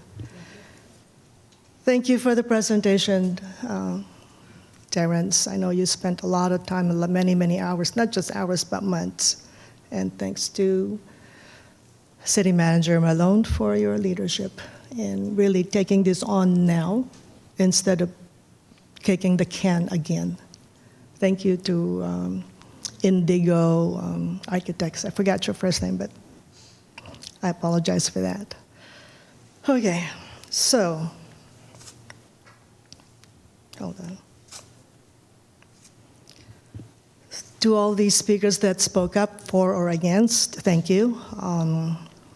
This matter has come before us, and it's a very difficult decision. It is a controversial decision, and if I may paraphrase what the mayor said, this is a legacy, in his opinion. The vote that we make today is a legacy of us as council members. 3 of my colleagues will not be here next year because 2 are termed out, and Councilmember Brown decided not to run for re-election. So there will be 3 new council members for sure, and that will be from District 2, 4, and 5. So I was elected in 2013 together with Councilmember Du and Councilmember Meisner. Re-elected in 2016, both at-large elections, and then elected to District 1. In a 3-way race. I take my job seriously, just like all of us here. We signed up for this job. It's not easy. And I look at it as the reason I do it is because I have passion for public service. The impact of every vote that I make, that I have made on a project, whether it's economic development project, approval of temporary permits that have to come to us, like the one big vote was the marijuana dispensary. That was a 4-3 vote. And I voted for that, for your information, and I'm glad I did because it has generated revenue and tax revenues that we so sorely need for our city. The Orson vote, as you know, died because the applicant withdrew. Commission appointments, policy decisions, including the selection of a city manager and city attorney. The bottom line for me is I've made those decisions because I think, and rightly so, believe that it is good for our city. And not many of you may agree, some of you may disagree, and it's okay. You know, I wish there was a crystal ball where I can predict what's going to happen 10 years from now, or even next year, or 20 years from now. I won't be here. Someone else will be sitting in this dais. With that said, whatever decision is made tonight, some of you will agree and some of you will be disappointed. Some of you will feel disgusted, and some may be thankful that whatever decision we make, that the decision that I or my colleagues had the courage to do what is right and decided what is best for the city. So, comments that were made and emailed to me state that the construction of the new station is long past due, and I agree. We can kick the can down the road again. Hope and wait that the new elected council will take care of making the decision. 20 years ago, previous councils and staff have recognized the need to find a new location for VPD station, but did not have the financing, and at that time, it was not urgent to relocate VPD at that time. deferred maintenance took care of some of the temporary fixes. And of course, the city filed bankruptcy. 3 years ago, the city had an opportunity to purchase 400 Mare Island Way. For those of you that were in that meeting, remember that I voted no to purchase the building because I thought at that time, I voted no with Council Member McConnell at that time, 2019. I voted no because at that time, the other viable options, there were no viable options or alternative sites that was explored.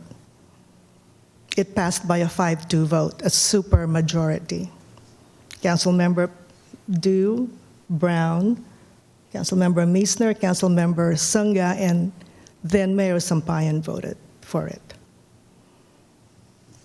So moving forward, fast forward to 2021, 2022, with a new council, once again was faced with a decision, what are we going to do about it? With that said, feasibility study was conducted, and some of you may disagree, or you said that the feasibility study was minimal. That's your opinion. My opinion is it is more than adequate. Staff took lots of time, research, talked to experts, looked at studies. I rely heavily on staff. They are the experts. Now, it is me, I'll decide, are you lying to us? I don't think so.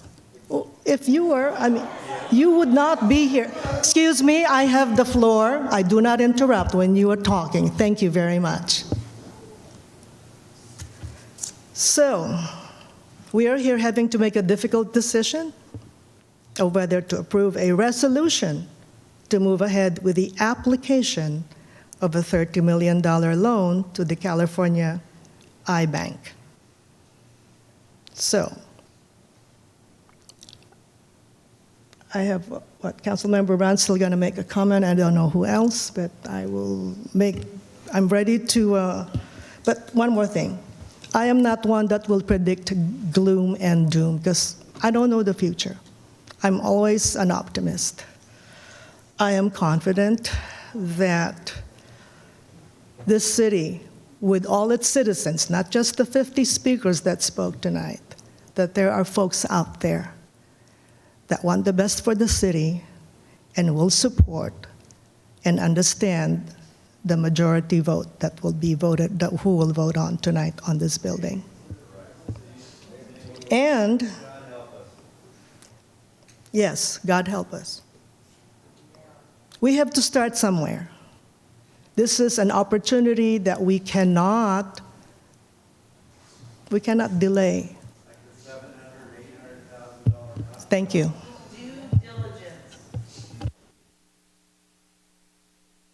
Oh, okay, the sooner you guys stop talking, the sooner she'll stop talking. So let's let her have her say. Yell through? Okay. Councilmember Brown, I see you have your light on and then off and you're back on. Okay, go ahead. Thank you, Mayor. First off, I want to thank all of the people who sent emails in, who spoke today, for and against, as well as, though it was a pretty heated situation, I think I can understand the families being very upset when it comes to badge bending. I think in Black and brown communities, there's always already a concern about whether people are being unfairly targeted.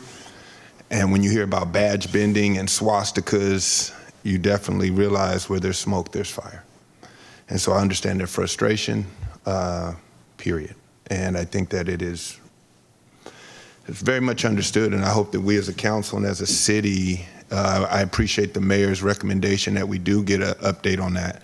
And I think that, because you're right, we all are interested in what's going on with that. We asked staff what's going on in regards to badge bending, in regards to swastikas, in regards to the OIR report, in regards to civilian oversight. I know that these are questions not only I'm asking, but my colleagues are asking, because when I ask it, staff is saying, yeah, people are discussing these things. That being said, I did want to first off thank the city manager, city attorney Nebb, assistant city manager Davis, assistant city manager Hayes, and staff who've worked on, the architect who've worked on this. I think that one of the things, it just brought it forth. I think that's very, very important, because one of the things that the mayor talked about is legacy. And I think that that is very important, but I look at it from a larger view. I remember during Vallejo leadership, Mayor Terry Curtola talking. He does a tour, and he basically, all due respect to Mayor Curtola, because I love him, but he definitely goes and says, look, I did this, I did this, I did this, I did this, I did this, I did this. What'd you do? And he did a lot, from Target to him and Councilmember Pierce. They accomplished a lot. For me, they created my childhood. And I think that our legacy, we need to also look at that, because one of the things you notice in Vallejo is you don't hear any jackhammers, you don't hear any construction, you hear a lot of sirens, you hear a lot of gunshots. So I think that this is a good step in creating the legacy of a council of action and not a council that delays. And really, we have not gotten much construction move forward on projects like this, yay or nay. So thank you. That being said, I think that with all of the legitimate concern about police behavior, which is totally legitimate, this is not a vote on police behavior. This is a vote on, to me, whether we want to keep our community safe. And I think that Councilmember Sarah Diaz brought up a good point, because she said, well, how does it keep us safe? Because you're right, it doesn't automatically, well, you get a building, now your community's safe. I think that it will help us retain experienced officers who, when they're in these critical situations, we need experience there. It would also help us keep good officers. I think as a business owner, I just think, quite frankly, why would a good officer want to be here? Not for pay, not for conditions. Why would they stay? Just for the view? You get a nice view in Benicia, Oakland, LA, a lot of other places. So I think that that contributes to our problems. And so I think that retaining good officers, keeping good officers, and also I think that a toxic environment, as Ms. Pierce said, a toxic environment is a good place for misogynists to hide, racists, people who want to hurt people hide in toxic environments. They don't hide in good environments, good cultures. I would like to thank the police chief for all of the work that he's done. In my time when I got on council, police shootings were at an all-time high. A lot of killings were going on in the community, particularly in the black community. I attended a lot of funerals. I spoke at a lot of funerals. And I think that the police chief, Chief Williams, has done a great job of doing what he said he would do. Whether it was body cam policy, use of force, how you engage people. I've seen a 180-degree turn, how they engage the community, everything. And the one thing that I will say about VPD, and I would like to thank them, is they seem to have responded. Shootings are down when it comes to police shootings. We don't have as many closed session issues when it comes to police shootings. I know for a fact black on black shootings are down. I don't go to as many funerals. I don't have to talk to as many mothers about what we are doing to address crime and shootings in this community. And so I think that, that does not excuse bad behavior, but I also think that we need to do what we can to build on good behavior. And I think that we have seen good behavior moving forward. And I think that hopefully this will allow the chief to feel empowered about, we can't just keep, he can't just say, hey, I want you all to change, but not offer tangible evidence and things why people should follow him. I mean, that only works up to some point where people say, you know what, I want a good facility. I want competitive pay, not just forced overtime, and that makes my pay high. And so I think that this is a good step in the right direction, and it's not a perfect decision. I agree with one of my colleagues, I've heard so many speak, that they said that this is not about, aesthetics. Like this is, if we had to pick a building as far as the best look, no, I don't want that building there. I would love to see that building be a library if we could, or, just something else. But these are the choices that we have. And so I think that this is the best decision we can make, is to hopefully move forward on this project. And also, I think that what my colleague said is very true. We need community input. We need to have the community walking with this. I agree with Councilmember Meisner. When she said it needs to look aesthetically pleasing on our waterfront, because it is a very brutal building. Like, it's just standing up, you know. And I think that hopefully with the architect, we can really look at community input on how to make this something that the citizens of Vallejo can feel proud of. I think it needs to be diverse, not just in race and sex, but also thought, you know, whether it's people for, against, maybe, yay, nay, as well as staff and council. So that's all I have to say, and thank you everyone for coming out. Okay, so there appears to be no further comments. We'll now take it on. Councilman Meisner, do you have another comment? Yeah, I have just one quick comment. Oh, you have? No, go ahead.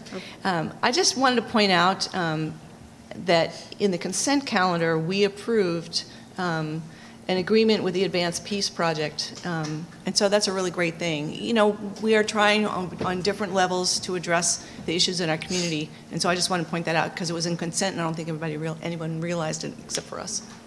Thanks. Okay, Vice Mayor, did you have a motion? No, I'm sorry. Yes, I just want to add something to what I said earlier. So I'm not trying to delay anything at all. I mean, I came on board a year ago, and this thing was delayed already. You know, it was bought 3 years ago, and it sat there for 2 years. I wasn't even here. So I'm not trying to delay anything. But in the same matter that Councilmember Dew wants to keep 400 Mare Island Way on there to be evaluated, I want to see more than 2 to 3 buildings. I want to see a lot of buildings, anything that's out there. Because we should be able to evaluate more than one parking lot in a building. So 3 months, I don't think, Councilmember Dew, it would be enough time. I realize that interest rates are going up. You know, we're both realtors. You and I both know that.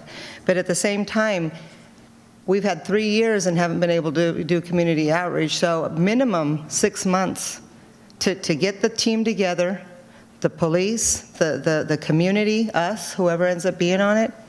And I want to ask to be on this committee. I don't know if, you know, whoever else wants to be on it, but I think that I'm an asset to be on there. So if we can do a 6-month study with Amador and Mare Island and Rollingwood and anything else out there, and I will come up with locations, you know, so you guys can look at. That should be fair. That would be fair enough for me. Thank you. Okay, Vice Mayor, you're the next on the speaker list. Do you have some additional comments? Because Councilmember Brown wants to say something too. Yeah, go ahead. Okay, just for clarity's, I'm sorry. Just for clarity's sake, I'm just trying to understand, are we asking staff to do something different than what they've already done? Because I've sworn I've looked at a bunch of different buildings that they've proposed. So is this something different than what we're asking them? Yes. I think that is what Councilmember Laura Diaz indicated, yes. That is, because, I mean, I would like a list of the buildings that you've looked at, because maybe I haven't looked at the same ones. Okay. Yeah, so if you've seen something I haven't seen, I want to see it. Gotcha. No, I meant, and thank you for that clarification. I meant, I thought I saw a few lists from staff, but if we want to see more, and that's the will of council, that's fine. Hey, we can't hear with you guys talking up here, so just hang on. You've had your chance. Let us have our chance. Councilmember Brown, you have the floor. That was it. I just wanted to see how that was different from the analysis that staff had already done with a list of buildings, and hate to see us duplicate efforts. And I think that at some point, if I could have the floor, please, Kenny, I'd appreciate it. Okay, Vice Mayor, did you have a motion? You done? Yeah, that was it. Okay. I just don't want to see us any redundancy in asking staff to. I know that was it, but I'm still talking. To do the same thing, and I'm hoping that we're asking them to do something different than what they've already done. Because how much effort will someone put into you saying, you know what, I want the same report, just worded different? Okay, well, we're trying to get to the resolution here. Can I say one last? We can get a motion. Mayor, if I may. It is different in the sense that there's been no community outreach done. So that's the major difference. As far as the buildings, I can come up with a couple of different ones, and I think that you'll be pleased, Councilmember Brown, because we'll have a more of a pool to look at.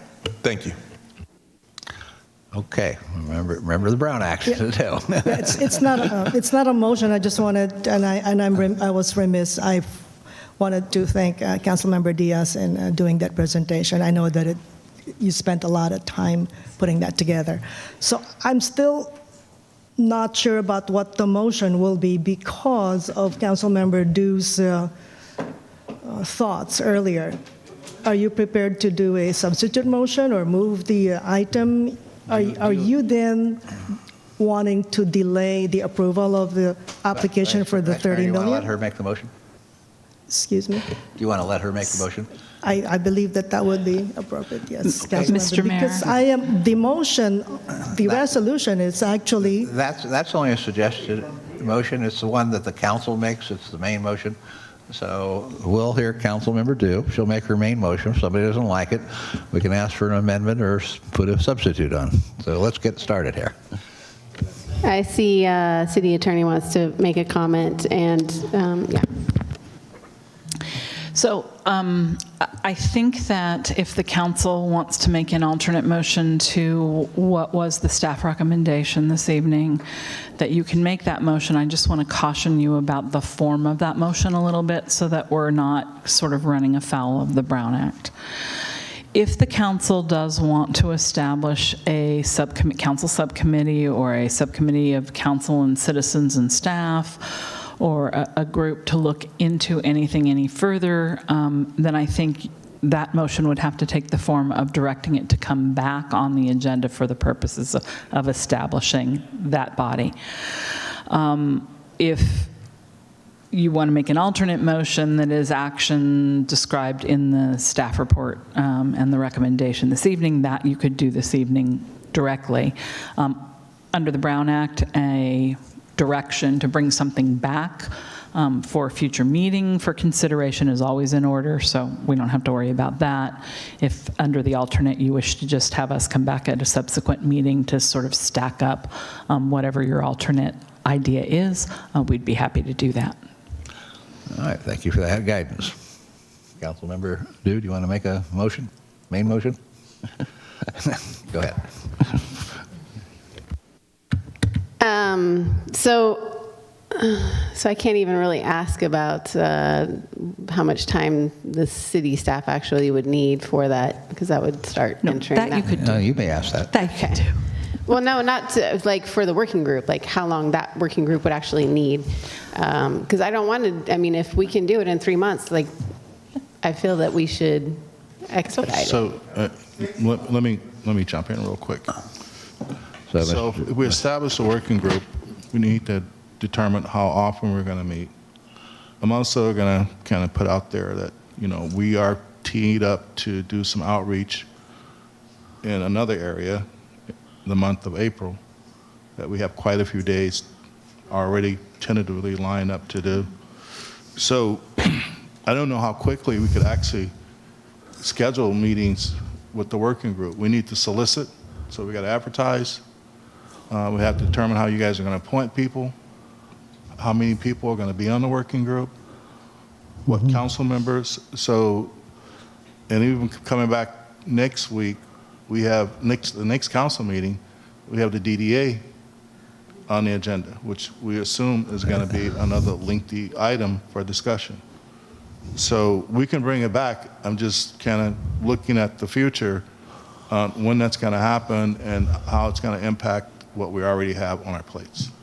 Then if I may, I might suggest we bring this back at the first meeting in April with the notation that we will agendize an appointment of an ad hoc council committee and members of the public. That way we won't run afoul of the Brown Act in April, right?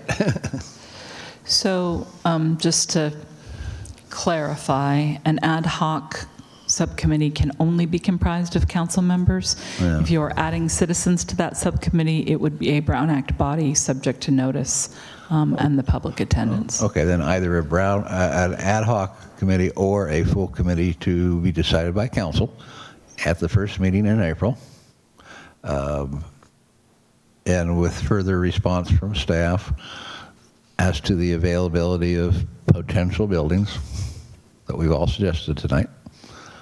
And that way we keep it going. So that might be one way of resolving our dilemma tonight and keeping it moving forward without actually making a vote on this proposal tonight one way or the other. That's a suggestion. It's your motion.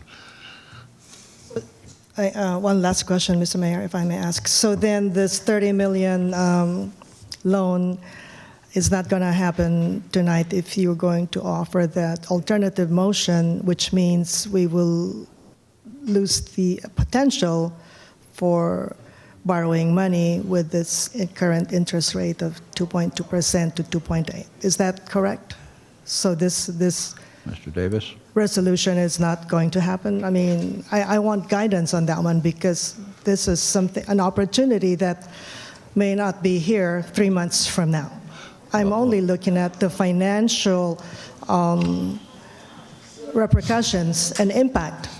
If we are to actually move ahead with the loan 3 months from now, it will be a higher interest rate. If I may, Vice Mayor, the bank is still going to be there. It's been there for years. Yeah, the interest rate may change, but the bank will still be there. Councilmember Diaz? Yes, I just want to add that it is very important to get a loan with a low interest rate. Believe me, I refinanced my house last year and I got a 2.25. I couldn't be happier. But more importantly is to do this right. We're talking about the number one, the most expensive project that Vallejo will see in a very long time. So how could we vote to get a loan on numbers that we don't have, on buildings that weren't looked at, on community engagement that wasn't done? How could we vote on to move this forward? Well, in response to your question, it's my understanding based upon the comments from the presenter tonight that we can't because they wanted us to designate to the state what building we were looking at and preferably never retreat from that. That's why I asked that question. And the answer was, well, yeah, but it's not a good idea. So, Mr. Davis, do you have anything further to add on that? Mr. Mayor, I think your understanding is correct. In order to submit the iBank application, we would need to identify a project. So, yes, a facility, a total project. Because again, we would, as was explained, the project would essentially be the asset that would be pledged against the debt. Okay, well, let me take a stab at a motion then. Is that okay? I will move to continue for further hearing Action 9B to the first meeting in April with the further notifications to the public that additional sites will be considered and advised upon by staff, and we will consider the formation of a committee, either ad hoc or at whole, at that meeting. Is that okay? Passes the Brown Act. That covers it. First meeting in April, whatever date that is. 12th, April 12th. Everybody gonna be here? Okay, so that's the motion. All right. I just want to get some clarification because, sorry, I don't want to lose the opportunity to get that low interest rate because, you know, we're gonna end up paying so much more money, and I understand your worries completely, but you know the interest rate market changes every single day. Say what? I'm sorry. Every single day the interest changes, and it's just a matter of whatever's there by the time we get around to submitting our. Yeah, you know what, Mayor? I can't hear you because there's too much talking between the plastic. We're trying so if you guys could be calm, if you guys could just stop talking for a minute because it's really hard to hear up here. We've got two layers of plastic between us. Maybe we so better can you repeat what you just said? What I'm saying is that the interest rate varies every single day, and there's no guarantee that it'll be one way or the other by then or not. The interest rate market has gone up, and now it's come back down, and God knows what it's going to do with declaring Russian oil embargoed. You know, it's a crapshoot no matter what we do. Yeah, but the signs point to. Well, I understand that, but I'm trying to find common ground here and build consensus. And it appears that the consensus might be April 12th with those provisions. So we got to find something here. There's a motion on the floor. You can vote against it if you want to, or offer a substitute motion. But there are two others who might want to comment first. So let me take Councilmember Maria Diaz. Well, I mean, this might sound silly, but I'm not going to go out and buy a car just because an interest rate is low. I'm going to buy the car that I want, that's going to fit my needs, that I can put my family in there, that I can carry all my signs for my real estate. And I'm going to, and then shop around, build my credit, you know, get an interest rate that's appropriate for me. There's a lot of components, Katie. I mean, you know I like you. You know, you and I are friends, but I don't agree with you on this one. Councilmember Brown. I just want to make sure that I understand what we're doing here. So are we just basically delaying this and saying no to staff's recommendation and it's back to square one? No. Okay. We are continuing the discussion until April 12th with the additional request for staff to advise us on additional properties and to decide what type of a committee to appoint for purposes of public engagement. Thank you. And does that mean on April 12th will we be voting on the loan again? We'll have to vote on it at some point in time, absolutely, and that should be on April 12th. If this motion passes. I want to amend the motion to add, if you will accept the amendment, that we include this loan as an action item. Well, 400 Mare Island would be one of the many properties, yes. I mean, that's by definition because we're continuing 9B. Right. I want to make sure that this resolution is going to be part of that continuance. It is, because we're not voting one way or the other on the site tonight. That's what we're going to decide on April 12th. And we're not throwing 400 Mare Island off the list tonight. We're just opening up the list to additional parcels. Okay. You clear on that? I'm not clear. Attorney, Madam Attorney, because I want this item, actually, I'm prepared to actually offer this resolution, but okay. I'm willing to, look at consensus here so that we are clear on what we really want to do. But you want to offer that the recommendation of staff 9B as an alternate motion upon which we will vote upon first? Well, if that motion passes, we won't go to the alternate motion and come back on April 12th. It'll be done. May I make a suggestion? Yes, you may. What I understood the Vice Mayor to be saying was that she wanted to be sure that the option that is before you tonight remains before you at the first meeting in April, such that you could choose that as one of your options at the first meeting in April. Right. And that's Did I understand that correctly? Yes. Okay. Yeah, that's what I was attempting to say would be the case, but she didn't want to believe that. It's okay. Well, I wanted clarification from our city attorney. I have one additional question, and then I think the city manager has one too, but my one additional question, and I think it's probably in line with Terrance's question, is if you have other options before you on the 12th, it's the 12th? Okay, on April 12th, we may not know what that dollar figure is in order to authorize the application for a loan. Say staff comes up with an alternate and we wouldn't know what the dollar figure was. So it may actually, if you wanted to choose one of those alternates, actually take 2 more meetings, because you would have to tell us where to go and then we would have to look at how much that would cost. Having said that, however, if the council decides to appoint a subcommittee on that date and that involves citizens, then it could take substantially longer, obviously, to get to a decision about what your alternate site was, and therefore what the cost of the alternate site might be, and the financing accordingly would follow suit. Got it. Councilmember Maria Diaz, your comment? At this point, I don't know if I want to make a motion to just move forward with my recommendations, adding in what Councilmember Du said, a time limit. I want 6 months because I don't think that 3 months is sufficient. And, by the next meeting, we're not going to know anything different than what we know right now. Nothing, because we won't have, you're not going to have any report for us by the next meeting, right? Not director, I'm giving you a different title.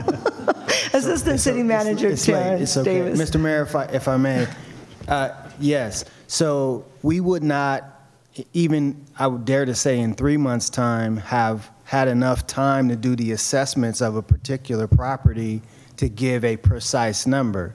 And I fear that what we would end up doing is what we've been kind of accused of doing so far, is giving these order of magnitude numbers for a particular property. And until we get in and do a full assessment, which is also a cost, bear in mind, we wouldn't have precise numbers to submit an application for any funding.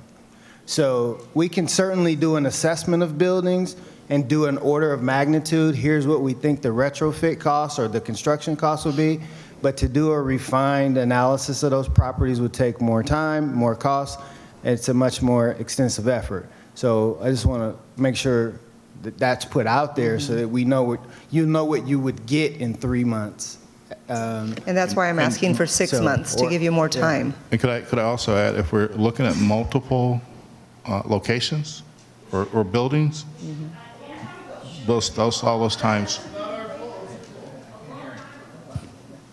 all those locations will take an equal amount of time for us to go through and do sufficiently. And a cost associated with each location. All right, so what's council want to do? Yeah, my issue is we already identified the building which was voted on 3 years ago. Isn't that correct? Hang on. We can't hear. Please, you guys, we all want to get out of here, so let's I'm going to just bear offer with the us a little bit. resolution as presented, and let's vote on it. Okay. I want to make a substitute. Well, that's, I've made the main motion, which, Okay, then. I'll be happy to withdraw if you guys don't like it. Otherwise, we can only have 2 motions on the floor. I just want to answer what Vice Mayor Rodriguez just said. Yes, it was voted on 3 years ago, and nothing has happened. Nothing has happened in 3 years. There's a reason. The research wasn't done properly. The funding wasn't there. There was a Measure G fund that didn't pass. There was a lot of things. So I would not even be putting together hours and hours of a presentation if there was already, you were building on it, you had a loan, but there's nothing. In 3 years, nothing has, it's still there. That's the only reason it's back. So I cannot vote for something the way it is because we don't have the numbers. We don't have anything. We don't have how, I already said it. Do your motions, make your motions, and then we vote. Okay, but what is it you do want? Or what do I want? You want 6 months? I want 6 months to give the director enough time because, as Mr. Malone said, 3 months, they both agree, 3 months is not enough time. We have to be realistic. So in 6 months, which would take us to, August. September, we should be able to get, Terrance, I don't want an exact number, but at least I want you guys to look at several properties, and all of us can send them the properties that we want to be looked at, and then we determine from that which one is the best one moving forward. Okay, for purposes of the motion, I will accept the 6-month figure of September as a friendly amendment, okay? Yes, okay. City Council, or City Attorney. Sorry, I just want to ask a logical question. I hope it's a logical question. At 2:30? I do think it's probably going to take 6 months or could take 6 months, but are you saying if staff got it done in 4.5 or 5 that you wouldn't want us to bring it to you? I'm not saying that. I want a report that's done properly. I want a report that's done properly, and I don't want to pressure them in 3 months and have them bring back something that's going to be hard to even decide on. So 6 months with the possibility of you coming back sooner, that would be fantastic, as long as it brings more properties than what we have right now. Okay, so the motion would be September or earlier, if you can do it. And the additional comments about the appointment of the Citizens Advisory Group and the council group or whatever we decide to do. So if you can get it back to us in July, that's fine. Otherwise, the friendly amended motion will be until September. That's the main motion on the floor. Does anybody want to offer a substitute? Well, I just want to include that if it's going to go till September, I think that we should just abdicate and let the next council make it, because all we're doing is punting. If we're gonna take it to September, October, I mean, come on. Like now, at that point, we just punted the ball effectively down the field, and you know that's not fair to the next council if we're not willing to make a decision right now. Councilmember Brown, you will be here in September. You will still be here in September because you should be voting on this. Councilmember Diaz, wait until I recognize you, okay? Don't just jump in. Councilmember, and I hear what you're saying. Do had her light on first. And Councilmember Brown, are you through yet? Yeah, that was just my suggestion, that because I think that if we're also tasking staff with doing it right, then 6 months could be 7 months, it could be 5 months, could be 4 months. But if it goes that long, I mean, at that point, some of the arguments about, you know, that, I mean, it holds more water and weight for me that if we're going to be discussing this in October. That was why we said, or if they can bring it back earlier, they may do so. Yes, yeah. But if it takes that long, I say we abdicate, because at that point we're punting, and we're almost lame ducks at that point. Okay. Councilmember Dew, go ahead. Thank you, Mr. Mayor. For me, the purpose of doing this community, police, staff, council group is to get that community support, build the trust between city council, staff, police, and community. Like, that is the factor that is missing for me from tonight. And we need to work on that immediately. Like, that needs to happen, whether it's through this or any other way that we can. Like, part of the reason I'm saying keep 400 Mare Island Way in use is because we can use the actual green space that exists right now to have events where, like we used to have, that allowed for non-enforcement activities engaging community and officers so they can see each other and build relationships with each other and see each other as individuals and human beings. And so I don't think we should punt that. I think anybody that is going to be running for council better be aware of this happening, I would hope. And I don't want to just say, we're just going to leave you to figure this out down the road. Like, we're all working on this right now, and I'm not going to just kick it down the road, but at the same time, I feel like we have a lot of work we need to do, and so I want to find a way to work on this. I think I'm hearing, though, that we need to bring it back to the April 12th meeting to even have a consideration of considering the working group. So I support the motion of bringing it back to April 12th for the working group, and to have the, this whole item, so it's just being continued. Okay, well, the motion on the floor now is that we will continue the hearing on 9B until September, whatever the first meeting is, 12th, or earlier, if staff is in a position to report on all of the properties that the council has indicated a desire to hear about, and that on the date that the motion is heard, September 12th or earlier, we will also appoint a council advisory group and or a citizens advisory group as the council desires. So that's the motion at the moment. So what are we bringing back on April 12th? We're not. The working group. The working group. Okay, working group, great. Okay, we'll bring that back on April 12th. It wasn't in the motion. I wanted to make sure. Okay, then that will be part of the motion. Okay, we're trying to make everybody happy here. Councilmember Mina Diaz. I just want to make clear that my intention is that in no way prolonging this so that a different council comes on board. I mean, you guys voted once. I mean, I want you to be the ones that voted, but I want it to be done right. I want it to be done where we have the tools that we need to do our job. Councilmember Dew, you mentioned 3 months. Both Mr. Davis and Mr. Malone said that 3 months is not sufficient. I'm suggesting 6 months with the possibility of them doing it sooner. So it doesn't necessarily mean it would be September, it could be sooner, but we would have a deck full of different locations to evaluate, and if whoever wants to vote for Mare Island Way can do so at that time. So the only thing we're doing is the community engagement that I wanted and you want and a lot of people want. That component, we're looking at more properties. We're extending it 6 months because 3 months is not doable for our staff. And if they do it before then we come back and that's all I'm saying. That's all I want. Okay, I think the motion addresses that. Councilmember Dew, you light on?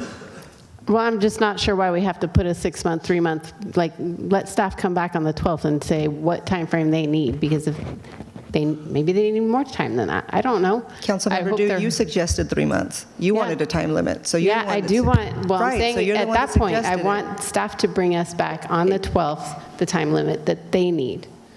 Okay, let's do this. We'll take off the motion.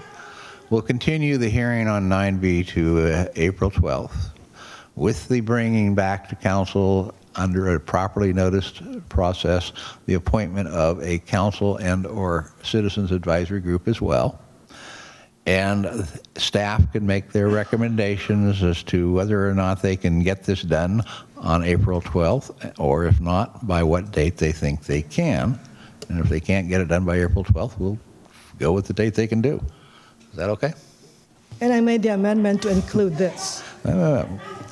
Mr. Mayor, and I wanted to make an amendment to include this on April 12th. Absolutely, yeah. Yeah, we are continuing. Can I say something? I mean, go ahead. If you guys want to vote on this right now, let's vote on this right now, because it almost seems like we're not trying to work with the community. The community wants to be heard, and this, bring it back on the 12th, and it has to be exactly this. Well, let's vote on this right now. Then the chair will withdraw its motion. So who wishes to make a motion?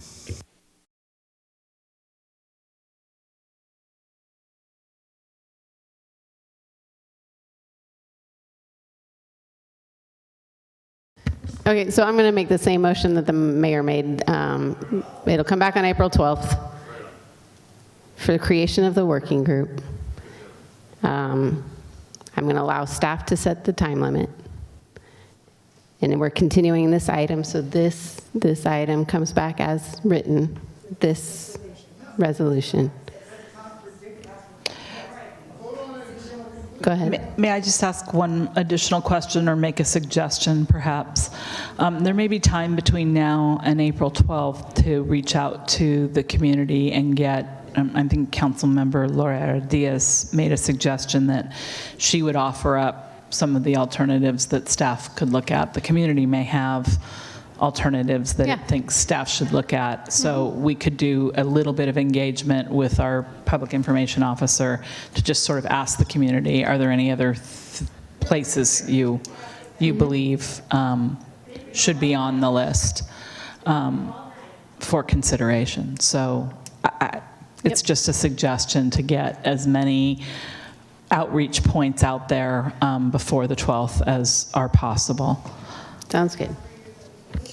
Okay, so I guess we're bringing it back on the 12th, plus the recommendations about the council advisory group, plus the citizens advisory group. We'll do some outreach before April 12th.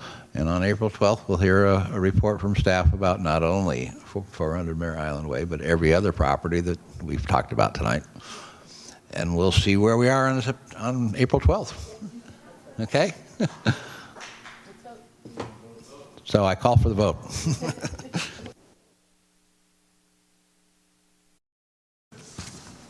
Mayor McConnell. Aye. Vice Mayor Verder-Aliga. Council members Adiola. Aye. Brown. No. Dew. Yes. Loeda Diaz. Yes. Meisner. Yes. Motion carries. Councilmember Brown opposed. All right, thank you. That will conclude that item for this evening at 2:35 in the morning. And we will move on to the next item on the agenda, which I believe is community forum. So I guess we need to play our 2-minute public notice tape. Naveed, go ahead and do that. And do we have any cards from the audience for community forum? I take it we do not. We do not. No, you can. So we'll let you all get out of here where our 2-minute clock runs. And I'll be back Take shortly. a break. I'm not coming back. I'm just keeping it real. You want to do our report?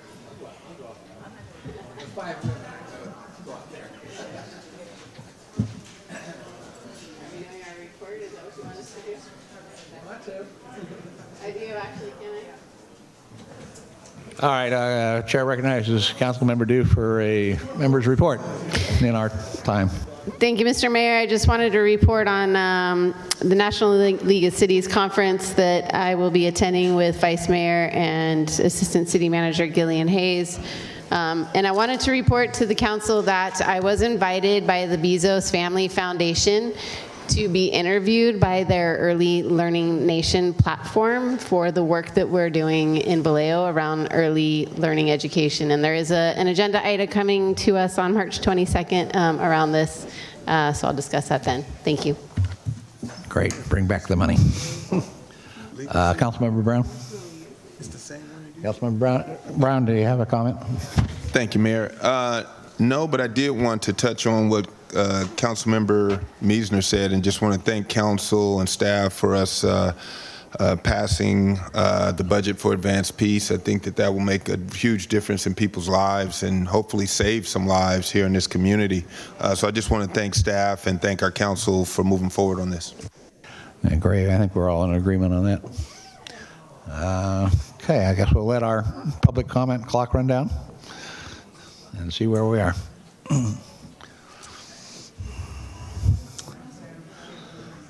The time is now closed for the public comment for Community Forum number 2. Do we have any comments? No, Mr. Mayor, we do not. We do not? Great, thank you. Then we'll move on to the next item, which is report of presiding officer and members. Does anybody else have any other additional reports? There are none. I don't see city managers or city attorneys report on the agenda, so I guess we'll skip it. And we are now adjourned at 2:37. Thank you.